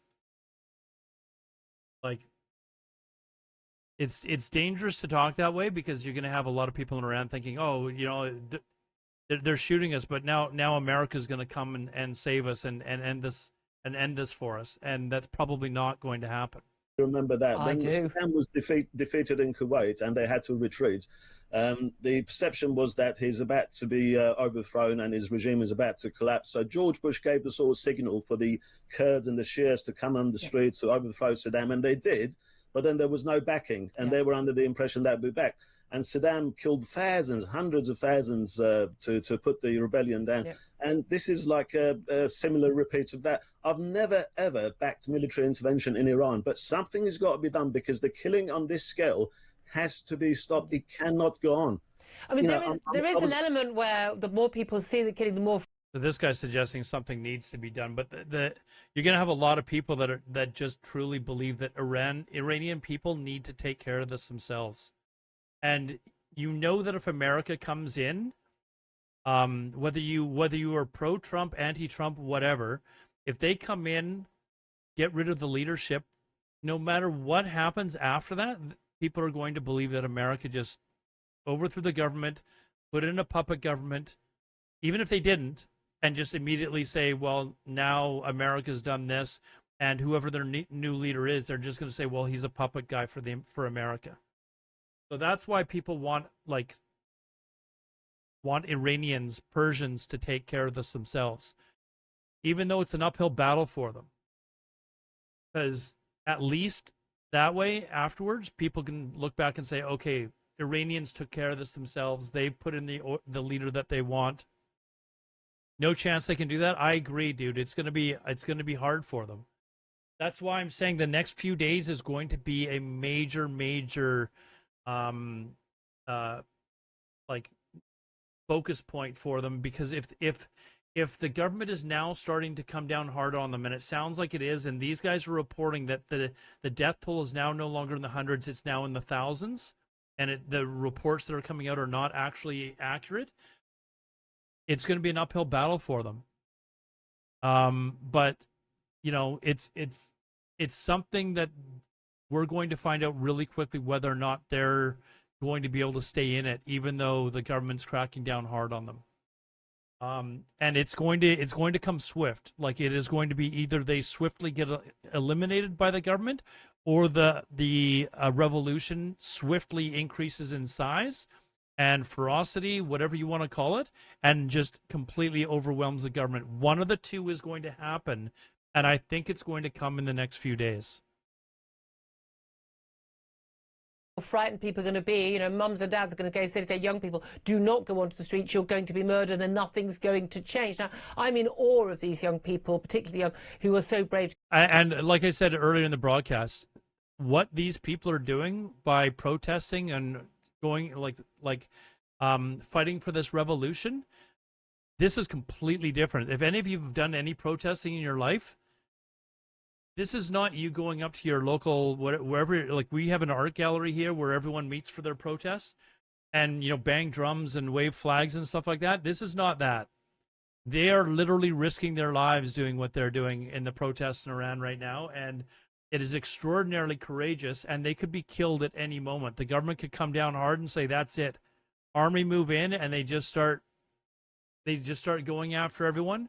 I don't want to say exactly what they'd be doing because I'd be, muted on YouTube or wherever this clip is going to be, but they're literally, it is extremely courageous what they're trying to do right now. Us going and doing these little protests around town or whatever is nothing compared to what they're doing, and I hope people understand what it is that they're trying to fight for and how risky it is for them. You have more chance of Trump being overthrown, to be honest. Probably. I'm not gonna disagree with you there. There are around 12 different major ethnic trouble groups in Iran. You think the West would have learned that democracy doesn't have a chance? Did they forget Gaddafi so soon? I mean, they had a democracy, autonomous donk, back in, was it the 40s? When they democratically elected somebody, and he nationalized the oil, and the British and was it the British and the Russians didn't like that because they had invested so much more money into their oil. They overthrew him, and then with the Americans overthrew him and brought in the Shah. That's how the Shah came to power. But the guy before him, I believe, was democratically nominated or elected. I could be wrong. I'd have to revisit my Iranian history, but then the Shah came to power. He treated, and he was put into power by the Americans and British, and treated the population like shit. So they went to overthrow him, and the only person that they had to come into power was the Ayatollah Khomeini, or whatever his name was. And he came into power, and look where it's led now. So it's gone to an extreme right with this, fanatical religious group of people that are leading the country, and they're ruthless. And now you'll see that they'll probably overthrow them, or hopefully they overthrow them, and it's going to shift back. That's the idea. A joint U.S.-UK backed operation that overthrew the democratically elected Prime Minister Mohammad Mossadegh. Yeah, strengthened the Shah's autocratic rule. There you go. But he was democratically elected. And you know what? It didn't matter to Western people, Western countries. They didn't give a shit that Iran had democratically elected somebody. All that they cared about was the fact that they didn't get their oil anymore. So they went in, removed him from power. I think they threw him in jail. I can't remember exactly, but I think they threw him in jail. And then they put in the Shah. How many times have we seen that over the course of history? Oh, what? You're taking our oil away? Okay, well, we're going to, you're going to sell your oil to someone else now? Oh, okay. So we're going to, kidnap you in the middle of the night and take your oil. Oh, wait, no, sorry, that was recent events. But that's basically what they did with Iran as well. Like, it's history repeating itself. Oh, you got house arrest? Okay. Well, I mean, that's basically jail. Sounds very... Well, yeah, was I talking about Venezuela or Iran? You know? Go out on the streets and taking their life in their hands. But many of them perhaps might not realise they're taking their life in their hands. Is it likely? I mean, if you put That's money what we on just it, talked about. Do you think things... What she just said is exactly what I just said. Them protesting is not like us protesting. Them protesting in Iran is life and death. They could be killed for doing what they're doing. And people are literally being arrested. They're being killed. They're being thrown in jail. And what do they get? When they get thrown in jail for protesting there, they could either be thrown in jail and later they literally disappear, or they're in jail for an absurdly long period of time. So them protesting in Iran is extremely courageous. And hopefully they're able to overthrow the government. Hopefully. Things will change because these mullahs are ideologically, completely driven, and they haven't got many options other than, moving into a small. To be honest, the best theory I hear so far is that the Iranian regime is in power because of foreign intelligence agencies. Some say Russia. Well, Russia does back Iran. So does China. Like, every time that there's anything that happens that is against Iran, both those countries immediately call out and support Iran. You know? So, I mean, it's a BRICS nation, so it makes sense that China and Russia would support them, but I mean, this is what kind of brings you back to, obviously, like, there are some very screwed up thinking countries like China that they will back a regime like what's in Iran rather than see that their population is got some freedom and some rights. They would much rather see the Iran regime stay in power than ever see that their citizens have rights and freedoms and stuff like that. Why is that? Are they worried that if this happens in Iran, it could happen in China at some point down the road? Probably. They already tried it once in China, and that was before the internet was around and people could organize themselves.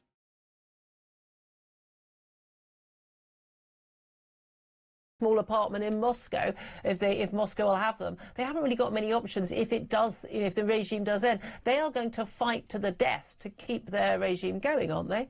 Yes, I think they will. But let me tell you that this regime has fallen before it's officially overthrown.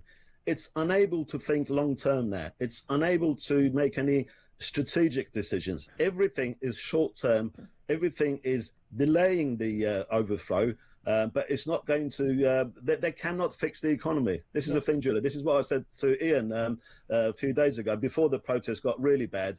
That's, they may be able to delay. They may be able to come up with some short-term economy packages and all that. But the economy is beyond repair.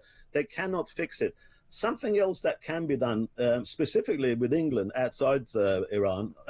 You mentioned earlier when I was watching you about the regime outlets in this country.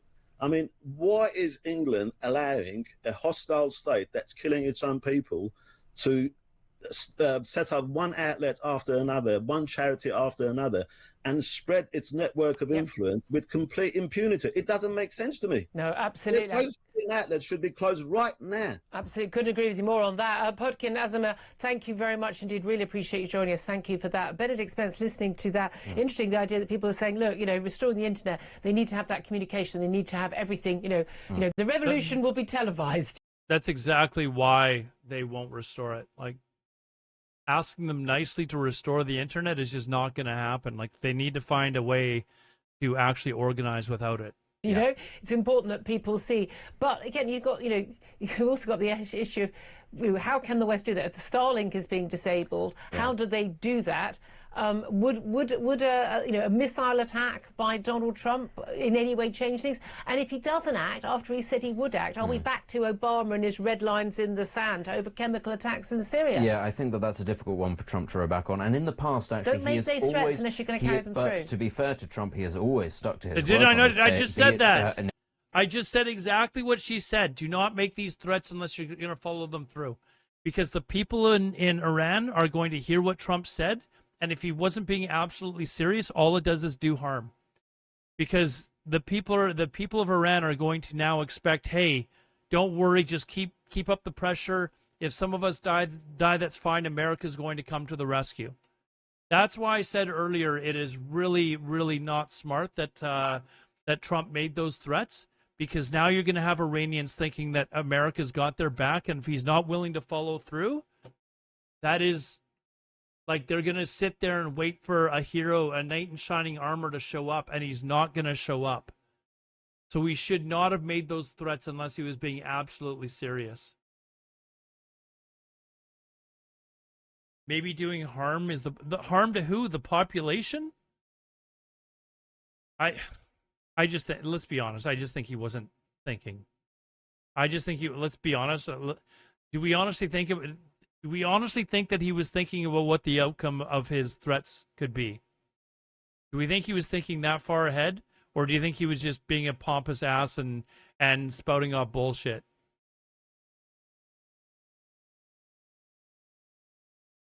And did you say we to us?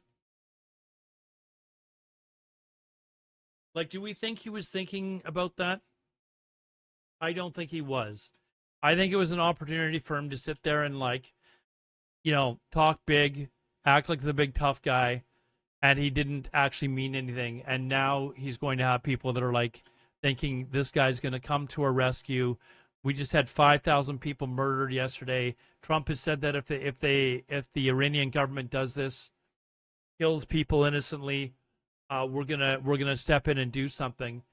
And now that all these people are being murdered or whatever in Iran, you're going to have Iranians thinking, okay, he's going to come and help us now. And that is dangerous, because if he's not going to do it, and they're expecting that he's doing something because he's talk big and talk tough, that's dangerous. That's not fair for the population of Iran to do that to them. Doesn't make his own decisions. He is a stalking horse for the Davos crowd.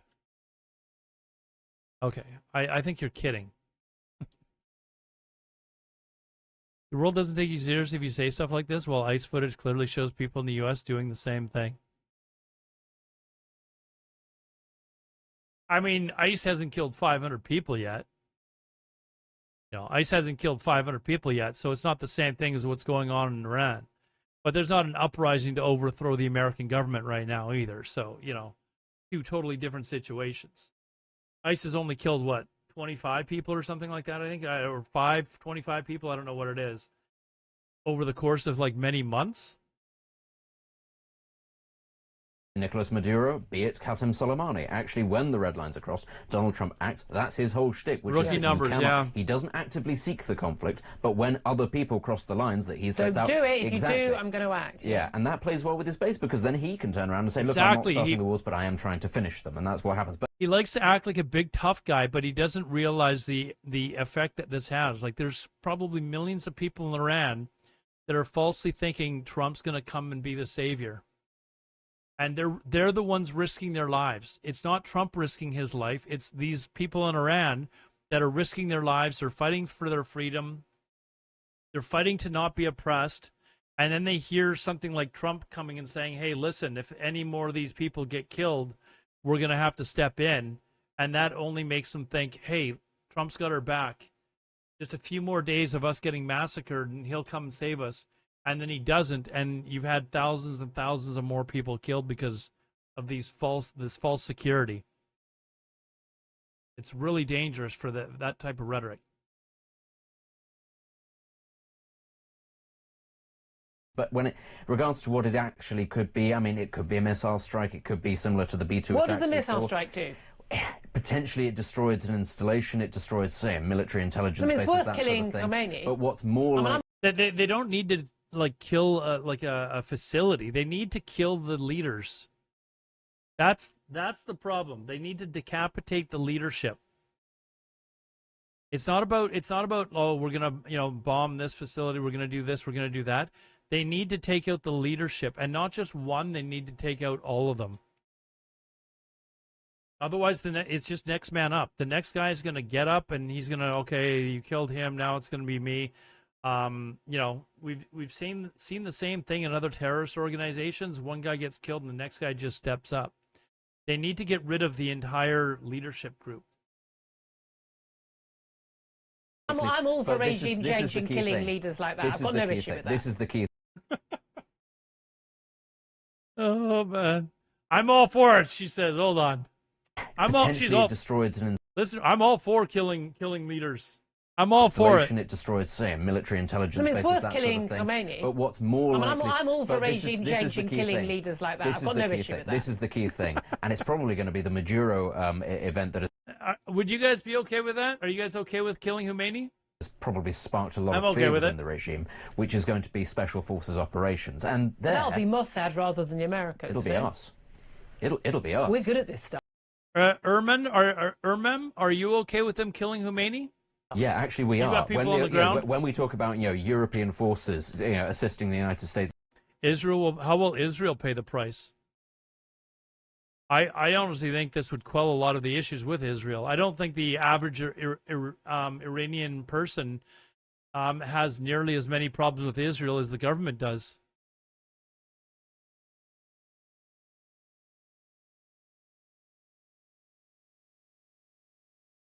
Ermem, would you have a problem with you're Persian, are you not? Do you think it's the people of Iran that have a problem with Israel, or do you think it's Khomeini? Like, do you think this would ease tensions between the countries, or it would make it worse? anywhere. It's not France, it's not Germany, Yeah. it's the Brits. It's just a very polite way of saying it's British Special Forces. It will be the US, it will be Mossad, it will be us as well. This is the sort of thing that, despite the hollowing out of our armed forces, we remain incredibly good at. And it's incredibly important to remember, this isn't something, again, people talk about this, it's not something happening in a far-off land. This is where, this is the organisation, this is the government, this is the country that is funding terrorism, not just throughout the Middle East, throughout the world, including in Britain. Yeah. They want us, if they could get hold of a nuclear bomb, and thank you, Israel, for making sure that they don't, they would bomb us. They're insane, lunatic, religious nutters, and they want us dead. They want the West conquered, they want America dead. This is what I mean. I don't think it's not Persian people that are like this. It's their leadership.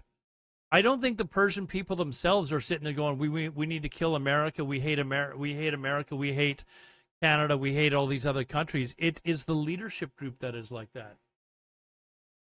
Dead, us dead. People need to get the program, and they are busily trying to undermine us from within. And by the way, our governments of many hues have happily allowed them to do that for the last few years. Pound for pound, this is a more nefarious regime than North Korea, Russia, or China in terms of its exporting of Very chaos interesting. overseas. Thank you very much, Steve.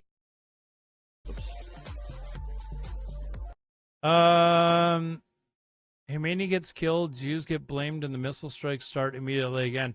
I don't think so. I think right now the people of Iran would be ecstatic if Khomeini got killed. That's just, I don't know, maybe I'm wrong. RC, Iran has the largest Jewish population outside of Israel. That's not true. The U.S. does.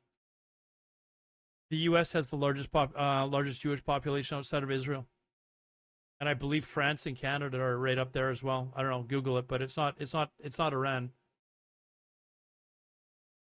It would make worse. Khomeini is a soft one. The ones below him are much more aggressive. That's why I said that they need to take out like the entire group. They can't just kill one. They need to take out all of them. Tell us how you feel, lady. Just kill him. Kill him. I don't have a problem. Kill him, she said. So they need to tell us that they need to Oh, you meant in the Middle East. Okay, I was like, that doesn't make any sense. Look at that, another bot on Kick, guys. Thank God we got. We've had 2 views on Kick so far, and both of them have been bots. One of the bots even followed my channel. Speaking of which, guys, I'm gonna keep pimping this out.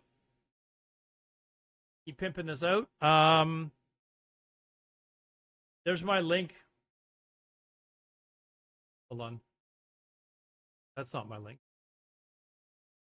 If you haven't followed, I'm trying to obviously get a little bit of traction on YouTube. That's going to be my new. Whoops, that's my shorts. My shorts one.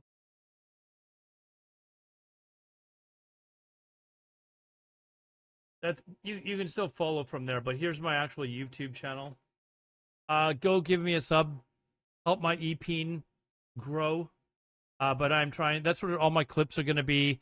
If I watch any videos, do any review videos or anything like that, that's where I'll post them. I live stream there as well. So if you don't like the Twitch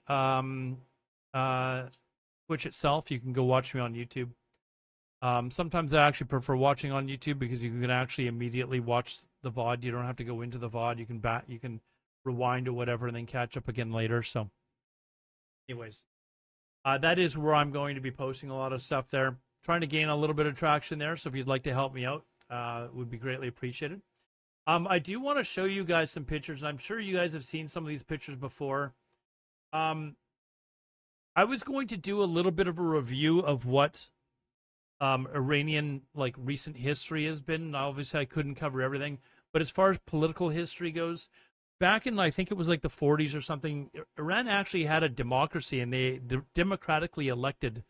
I can't remember his name, but they had a democratically elected leader, and that leader came in and nationalized oil in the country. And the British, the Russians, they particularly didn't like it, and I believe the Americans didn't have actually much at stake there at the time. But they basically came in and overthrew the government that was democratically elected. And then they brought in the Shah. Hold on. They brought in the Shah, and the Shah was obviously not democratically elected. And he basically turned the country into a dictatorship. And so we had the democratically elected, again, a little bit of review, democratically elected government in Iran. I think it was back in the 40s. Maybe it was a little bit later. Then he came in, nationalized the oil programs, kicked out England and stuff like that had spent a bunch of money. England got pissed off, and with the Americans came in and basically overthrew. I think it was the CIA actually that overthrew the Shah. I could be wrong, but basically overthrew the democratically elected government, brought in the Shah, who then turned it into a dictatorship, was ruthless against its population, and the people got pissed off, rose up, and that's when the Ayatollah came back to Iran. But before that happened, this is how Iranians lived. It was a very progressive, free country, where people were able to, look at this. That's a Ford Mustang. This is a Ford Mustang. It looks almost identical to my Ford Mustang that I used to have, except mine was red. Okay? This is what Iran used to be like. Look at this. 1971, 2022. It was a very progressive, very well educated. They are still very well educated, but very free country. This is 1970s, before the Islam Revolution. And then, of course, the Islamic Revolution came in, Khomeini came in, and the entire population has basically been suffering ever since then. So I am hoping that they're able to overthrow the government anyways. Got a bailmate, have a good one, and never forget, on the long enough time scale, we're all doomed. One of these days, Autonomous Donk, one of these days. I will be back to streaming EVE Online tomorrow evening as well. I'm going to try and do a dual stream thing. New stuff in the morning, EVE streams at night, so. But if you are interested in this sort of thing, guys, definitely follow me on the YouTube links that I gave there. Here's the, definitely follow me on the YouTube. If you're watching on Twitch, give me a follow here as well. Would appreciate it. There's the link again for YouTube. Let's see here. What else do we want to cover here, guys? War to begin with who, Erman? Like, where is the war beginning? Which country are we? Is it war? Is it Iran? Is it the U.S.? Who's at war? I forget about what we were talking about, but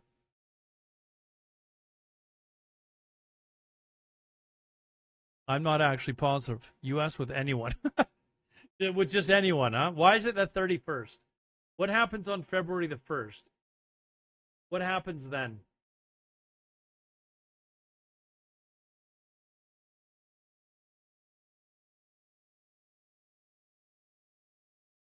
Greenland, just write a check. I'm sure Denmark would be willing to sell for the right price. I mean, Greenland's been offered money for for Greenland, and aside from that, it's not up to Greenland. It's up to the Greenlanders. So,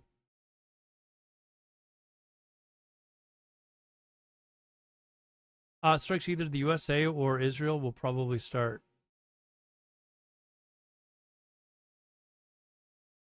So strikes on where? With anyone? Well, what's happening February 1st? Why are you saying it's February 30 or January 31st, which is when the war's happening? What's on February 1st that makes them want to start a war and you know, stop whatever media is going to talk about?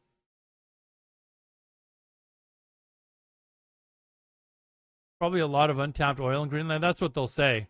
Or the Greenlanders are, you know, their excuse for attacking Greenland is for sure going to be the fact that all fentanyl's coming from Greenland. You know, obviously, you know, that's what we're going to hear first. Fentanyl, cocaine, meth, crack. You know that this news story is going to be that it is coming from Greenland, and that is why they're attacking. And then as soon as they attack and go to try and take over Greenland, they're going to be like, "Oh, sorry, we're just here for the minerals." You know that's what's going to happen.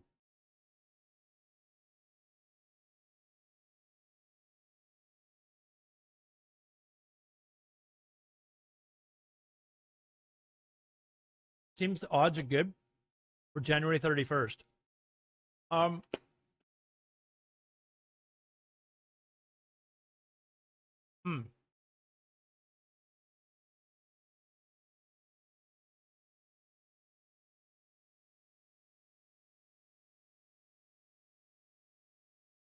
Maybe that would be a good time for them to hit the head clerics in Iran. I'm gonna be honest. If it led to the overthrow of their government, I would probably cheer them on. I'm not gonna lie. I'd probably cheer that on. It'd be the same thing as if they suddenly decide to do the same thing in North Korea to kind of free the people there. I don't like the idea of like going into other countries and like getting involved, like especially when you're doing it for your own self-interest and it's not for the interest of those people. So what I mean by that is like I don't have a problem with them like if the Americans came by and did something to help the Iranian population overthrow their own government because they're being so oppressed, I don't necessarily have a problem with that. What I do have a problem is when they go into countries to overthrow a government because they're not pro-American and because, you know, America's not getting their oil or whatever they want. So an example of that would be Chile, where they overthrew that government. And then Pinochet came in and basically was a ruthless dictator and massacred like tens of thousands of people in Chile. That's why I don't like them getting involved. But if it's to like help people like the Iranian people overthrow their government or North Korea, I generally probably would be like, okay, fine. I'm good with that one.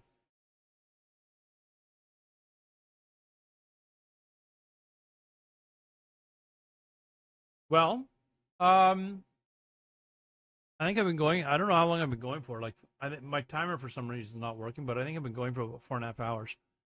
I think we maybe cover. Stop there, guys. Otherwise, I'm just going to kind of be repeating myself. I would like to do this like several days a week, and then take a bit of a break, go to the gym, that sort of thing, and then come back and maybe do a gaming stream at night, just to kind of separate the two. Tonight there's probably not going to be a gaming stream. I'm going to be honest with you. I got to fix up my resume and stuff for a couple of jobs I want to apply for. And you know, I adjust them for each job that I'm doing.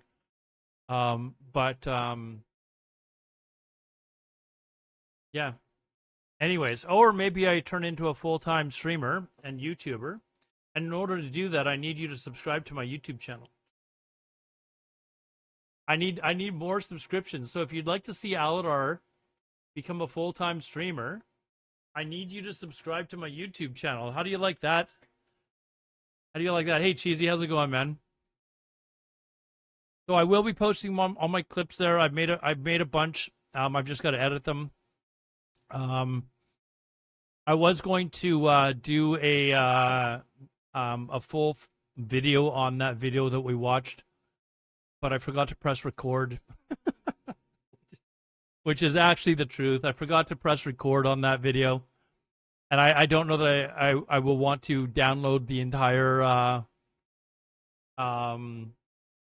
VOD in order to edit it out. I don't know that it was a very good video anyways, so I did get a bunch of clips from it, though, of stuff that I said. But anyways, yeah, if you guys want to give me a follow, I would. Getting old is real, bitch.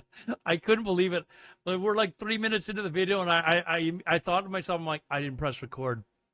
And I was looking at it, and I kind of quickly brushed over the time, and I was like, what, how far into it? Like, if I was just 30 seconds, I would have just started over again. And I would have said something like, hold on, I need to see that. I need to see that again. And that's basically me saying, fuck, I forgot to press record. But I was already like 3.5 minutes in. I was like, forget it. Doesn't Twitch record everything for NSA? Yes. But I like I said, I could download the entire VOD and then just edit it out. But I don't know that that video was particularly that great that I want to leave like a commentary or reactionary video to it anyways. So we'll maybe have to try again next stream. But anyways, I enjoyed today's stream. Lots to go over. And if something should happen like the, the fall of the Iranian government is underway or whatever, it'll be one of those situations where I immediately break to that. So if we're doing something like EVE Online, then I'll immediately break to it, because that to me is like it's kind of a once in a lifetime, like it's very important to watch. Because normally if something like that were to happen, I'd probably just turn the stream off anyways. I'd be like, guys, I gotta go, and I'd just go watch the coverage of that sort of thing. Instead, what I'd probably do is break to this. But if there's days where it's just gonna be extraordinarily slow news day. There we go, we got it out. Then I'd probably play a lot more video games than I would actually, like if the big news story of the day is that Trump went golfing, I'm probably not covering that. You need an editor to make some cool shorts for you. Actually, I've started to learn. I bought DaVinci Resolve. I actually bought it. It's not the free version, because you get free updates for life. And I'm worried that one day they might turn it into a monthly sub like Premiere Pro. Premiere Pro, I'd gotten used to being able to edit it, but I'd heard a lot of good things about DaVinci Resolve, so I switched to that. And the video clips that you see on my Instagram, which one that's actually something I need to do, is I need to make a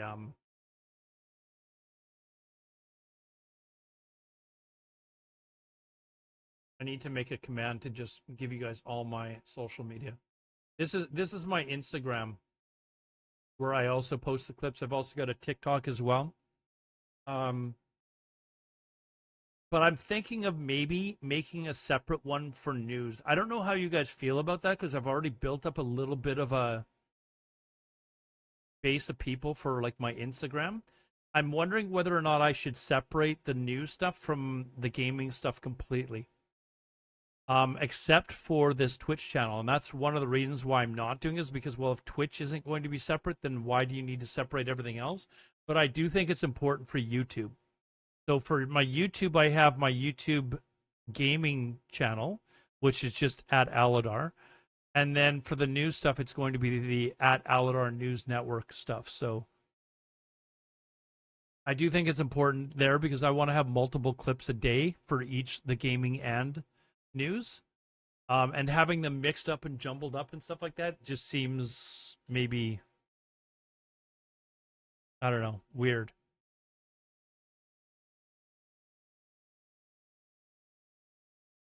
And if I was to make a completely separate channel for Twitch, there'd be a lot of my regular viewers who would watch the news stuff that would suddenly lose me. But I do also notice that, and I'm going to be honest, I don't care. If I was looking for views and followers, I would probably just stay in World of Warcraft. But I've never been like that. But there are people that don't like the fact that I stream news stuff, and they just immediately unfollow, even though I will be playing video games later today or tomorrow. So, anything else you guys want to talk about before we sign out here?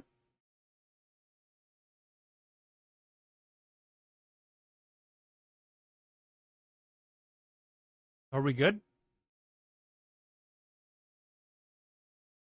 07's in the chat. Thank you very much. If you haven't followed, liked, followed, or anything like that, I would appreciate the follow if you enjoyed this type of content. And again, if you haven't already, a subscribe on YouTube would be immensely helpful for me. I would like to really try and grow my my base over there as well. It is really tough to do, as you can imagine. But I would like to see a lot of you guys over there. And feel free to comment on any of my videos. I don't care if you have a different difference of opinion. Give me your opinion. Let me know what it is, and we can have a healthy discussion about it. I don't think I'll be back today. I do need to update my resume. Like, I need to do that before I'm streaming. Like, that is... I've got a possible potential job opportunity. Actually, one of the viewers who would not be home yet, but he works for a company that I would be ecstatic to work for, or I would love to work for, and he's been suggesting for like a year or so that I should apply. So I'm going to. There's a couple of other places as well, but I need to get that done before I worry about streaming video games. But I will be back tomorrow, and the intention is, until I get a job or become a full-time streamer, you know, or have enough views to be a full-time streamer, I need to take care of that sort of stuff first. I need to be responsible. I've not had a job now for like 3 or 4 months, and it's like, okay, get off your ass, dude. Like, get off your ass. So, anyways, have a good one, guys. Go follow my YouTube. I will see you guys tomorrow. If you see me around later today, give me shit, or at least ask me if I've finished my resume. If I finish my resume, then maybe we'll see. But have a good one, guys. Take care. Love you lots. Adios.